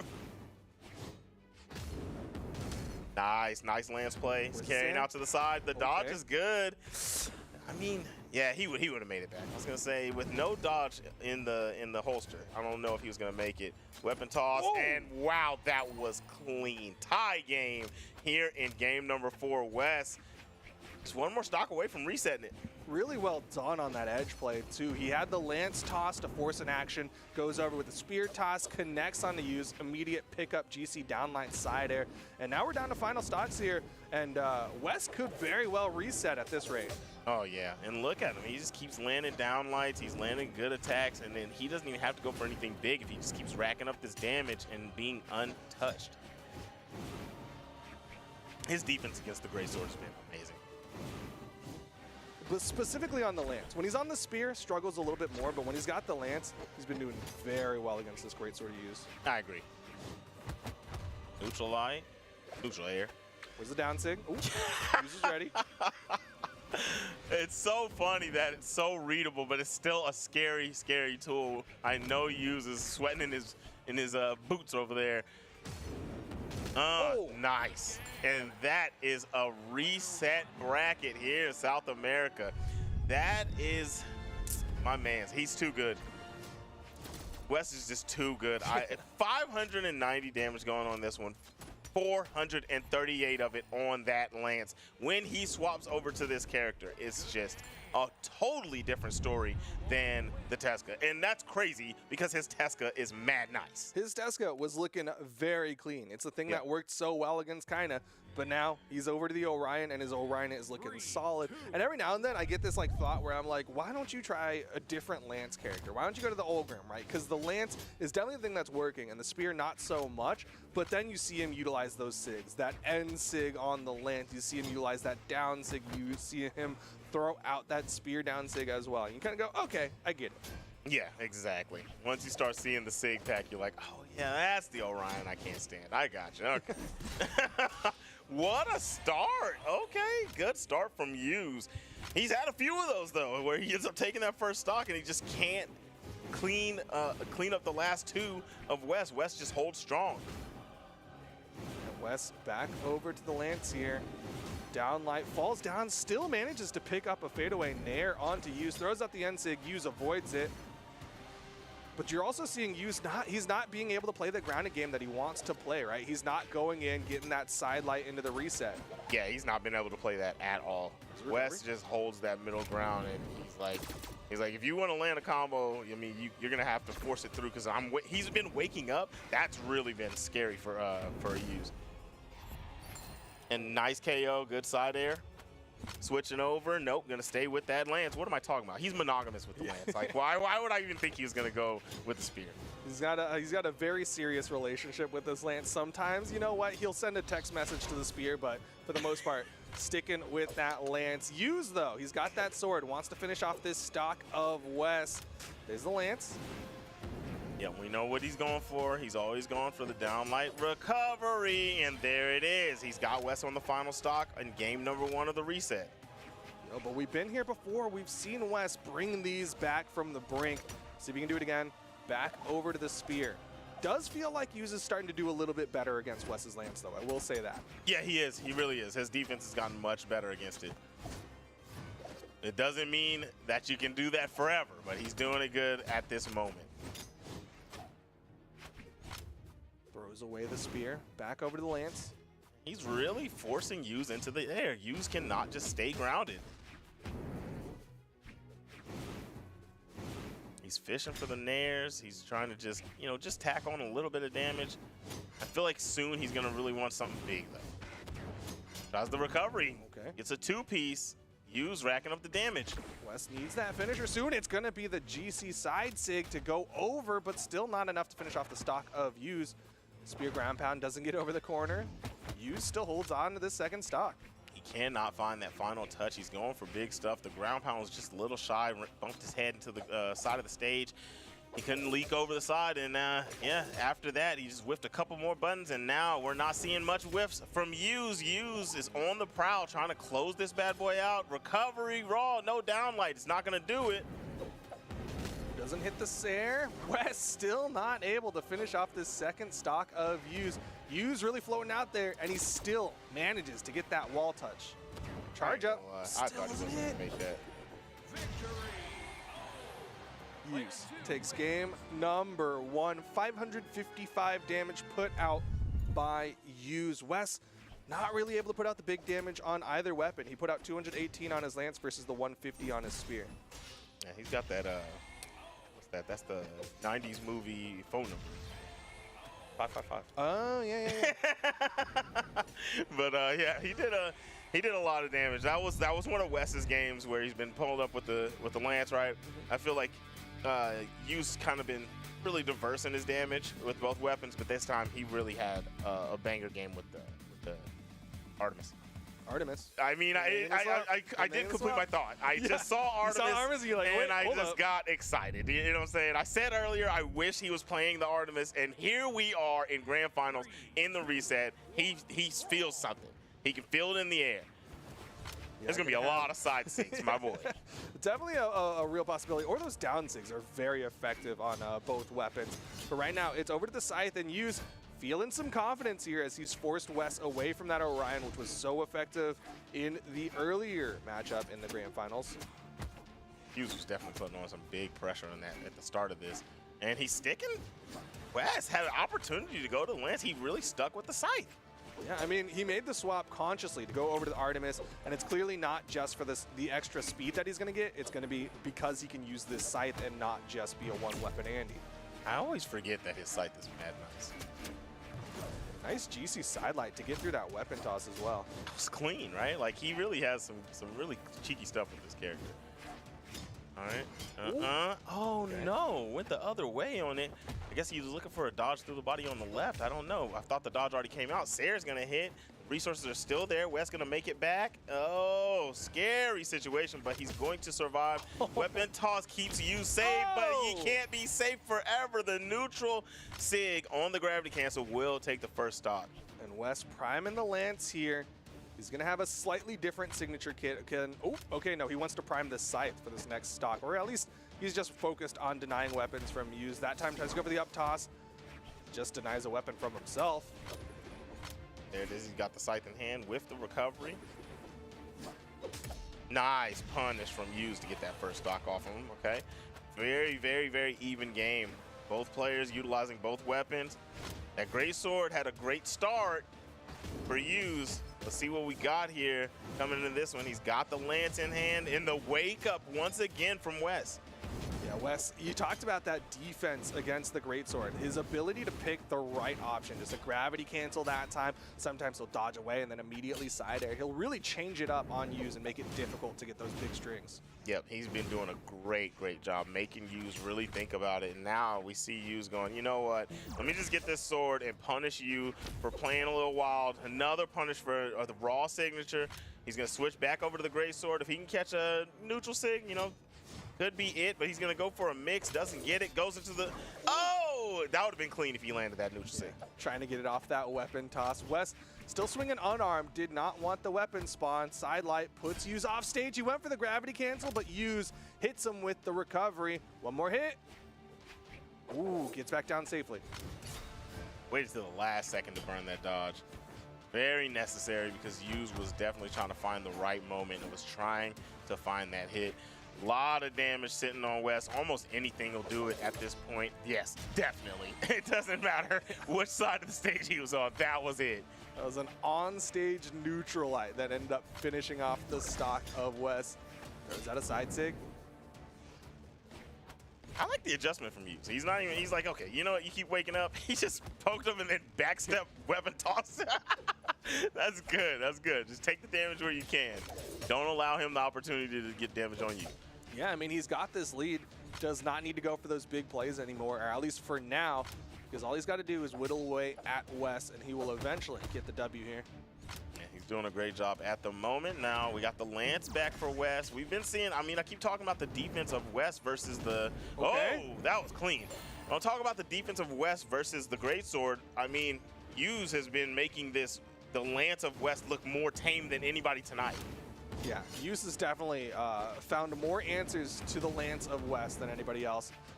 Wes, oh, gets caught. Use goes for the recovery, didn't connect, but Wes running out of health here in game number 2. Where are the side sigs? The neutral sig from Use, no side sigs from Wesley. That will be a 2-0 lead coming out for Use. And the Artemis pick didn't look as good as I thought it was going to. 649 damage for Use, 416 this time on the Greatsword, and 189 on the regular sword. Yeah, about 277 damage put out from Wes on the Lance versus the 112 on his Scythe. Was not able to get a lot out of either of those weapons. And now Wes has to decide, what is it going to be? Is he going back to the Orion? Is it going to go for the Olgrim, apparently?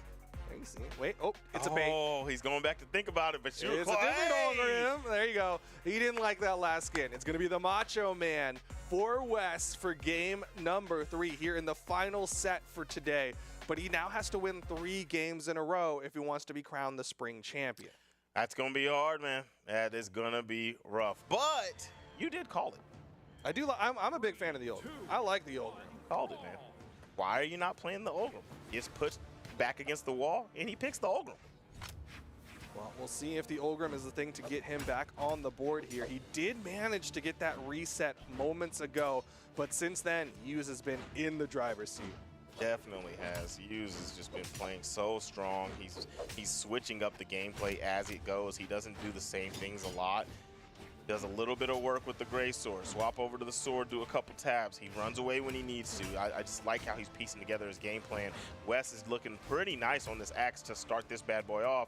And maybe it's just the change of pace that's catching Hughes off guard. Oh, big hit. Will launch Hughes. Needs another side air. You can see the way he's wiggling there. Hits the down air, but Hughes did get the wall touch. Gets another wall touch. Oh. Hughes still living. Just shy on the hit on the recovery. Coming back to the stage and went for a nair, nothing big. And now Hughes gets another chance at life on this stock. Well, short-lived. The Sair from the Lance will do it for Wes. And he's going to be sticking with the Lance again. Despite the fact that he got some good damage to start this one off with that axe, ultimately, he's a Lance player at heart, and that's what he wants to have here against Hughes. Hughes goes in. Wes not able to find any damage on the second stock just yet. And finally got him a touch, but eats a 2-piece for landing that. And now Hughes tried to go for the neutral sig, not going to land. And here goes some more damage for Wes. Hughes with a good dodge out. Downlight will put Wes off stage, so unfortunately couldn't keep that pressure going. He's chipping away at him at the moment. He's doing a good job of building on top of this lead. Hughes can't even really play at the moment. He hasn't found any opportunities. Good movement to get away from the recovery. Wes is ready for those end sigs of Hughes. He's managing to avoid those finishing blows that Hughes wants so badly. Trying to mix up that KO tool. Went for the recovery this time, but Wes avoids it again. Throws out the chainsaw. It was a bait, so he can get the sidelight side air. And there's the taunt. Wes feeling good. He's definitely feeling good. But there's one thing we all know, and he was going to taunt regardless. Downlight recovery for Hughes. Going to take that stock off. It's still a situation where with this big lead, Hughes can definitely bring this bad boy back, and you know he wants to. He wants to close this out 3-0, but Wes trying to get on the board. Nice. Lands a nice little succession there with the great sword. Opts to back out. He's seen the wake up a few too many times, but he's still getting some nice damage. Oh, tries to chain it that time. Doesn't land it. But Hughes is still getting these hits onto Wes. He's opening them up. Wes not finding any big blows on this final stock here of Hughes. Goes for the offstage there, but Wes staying close. Ooh, the dodge is burned. Doesn't go for anything. Hughes had already put that poke out, so he couldn't really get anything, but nice. The close out of that stock fairly early. That wasn't even that much damage on Wes. And, I mean, it was pretty high, but it was just a perfect situation, the perfect point on the stage to land that KO. Wes with a wake up this time, but this is his tournament stock here, the grand final stock. If Hughes gets this one, he is going to be crowned the spring champion. Wes, he's got that lance, got that side air, goes for the end sig. Wes is looking good right now. He does not want to go down in this situation at this moment. This greatsword is looking too nice, though, for Hughes. He's finding the moments. He's figured it out a little bit. I feel like this is the best it's looked. He's landed more strings, and he hasn't been attacked back by Wes in a little while. That side air is looking good. This might be a game. Doesn't commit. Hughes gets back on stage with the neutral light. Puts him off stage. Wes! Ooh, that got stuffed out, but he still had enough movement to get to the wall safely. Hughes avoids the recovery. Wes wants that finishing blow over to the axe. What's the option? Down sig? Side air? Neutral light. Down sig! Oh my Avoids the weapon goodness. toss. Oh, Hughes! One hit away. Wes with the falling nair almost gets it. Lance in hand. A heavy move from Hughes could get him the victory. A sidelight just kicks Wes away. A dare from Wes. These dudes are scrapping the recovery. You're dang right. Unbelievable. Hughes clutching that out. Wes did everything in his power to keep the run alive, but Hughes closes it out to become your South American Spring Champion. The J-Yun just a little too much for Wes in that grand finals after the reset. Credit to Wes. He made that lower bracket run after an L in the top 32, and he got here to the grand finals. He got the reset, but ultimately none of the Lance characters were the answer to the J-Yun of Hughes. Yeah, he swapped between 3 of them. There was 3 games. He got 3 of them, but he tried 3 different Lance characters. It just would not work out. Get that Vector off the screen. That's wrong. That is J-Yun. That's wrong. That is J-Yun. No, I'm just messing around. But either way, both of those guys, we just saw an amazing grand finals, and both of those guys will be at your Spring Royale. And, man, I'm excited to watch that. I mean, we already saw a few other people qualify. These guys, these are 2 of the favorites, man. Yeah. They played immaculate. Everyone loves to see South America. They had an amazing performance at the Winter Royale. Definitely some big expectations for these 2 going to the Spring Royale because neither of them were the ones to go to the Winter Royale, but still amazing plays all around. It was a very fun set, and of course, we're not done. We've still got NA tomorrow for the Spring Championship. That'll be the end of it, so make sure you pull up with us tomorrow. And, we got to recap. We got to tell him what happened because we, of course, saw Hughes go home with the victory, but how'd he get there? He 3-1'd Kaina to get there. Wes had to 3-1 Lores to go through that lower bracket. Wes then went on to 3-2 Kaina to get into the grand finals, where ultimately Wes 3-1'd Hughes to get the reset, and then there's one more set after that where Hughes was the one to close it out 3-0 over Wes, which is why Hughes' name is here and not Wes. Champion. Yeah, that's what that word means. Yes, he won. What a performance, man! I just was excited the whole time. Every game was so good. I mean, even when somebody was getting cooked, it was just so many highlights in it. It was still exciting to watch. Normally, you don't want to see a shutout, but whenever you're seeing it in high fashion, it's worth watching. But with that being said, like I was telling you guys earlier, we have more NA tomorrow. We have more of the Spring Championship, but that will be the last of it. So you want to make sure you're here with us to rack up those rewards and see some of the best play possible. We will see you guys tomorrow. Y'all have a great night.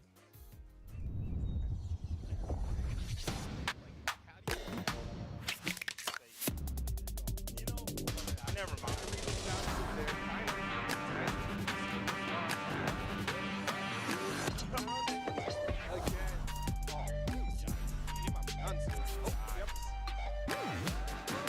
I mean, the thought process here on my end, I like it. Down light on the axe, goes over to this cannon. The cannon is definitely going to do a lot of work, and then down air on stage. I'm going to keep him at bay. That will KO if it hits. Under the stage, and Wes couldn't do it, but the NSYNC with the weapon toss, chasing after, doesn't need that extra hit. He brings this back. From the red, what's going to be the hit? The down sig, and Wes! Those weapon tosses. Here's the side sig. It's going to gravity cancel down light. Oh no! He had it! Like a marble combo with how many things he was hitting there, but he gets that. He's definitely dominating right now. Oh man, but he gets caught one string from this great sword. And I think that's the stock. Yeah, he's got to use the stock out of there. Both of them swinging for the fences. Oh my! In the holster. I don't know if he's going to make it. Weapon toss, and wow, that was a boots over there. Nice. And that, once you start seeing the sig pack, you're like, yeah, that's the Orion. I can't stand it. I got you. Okay. What a start. Oh, Charge up.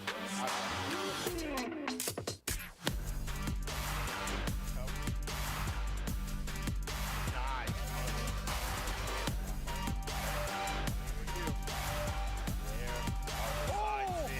The neutral. But there's one thing we all know, and he was going to taunt regardless. Down like recovery for years. Doesn't go for anything. He's already put that poke out, but didn't really get anything, but not. These dudes are scrapping the recovery. You're dang right. Unbelievable.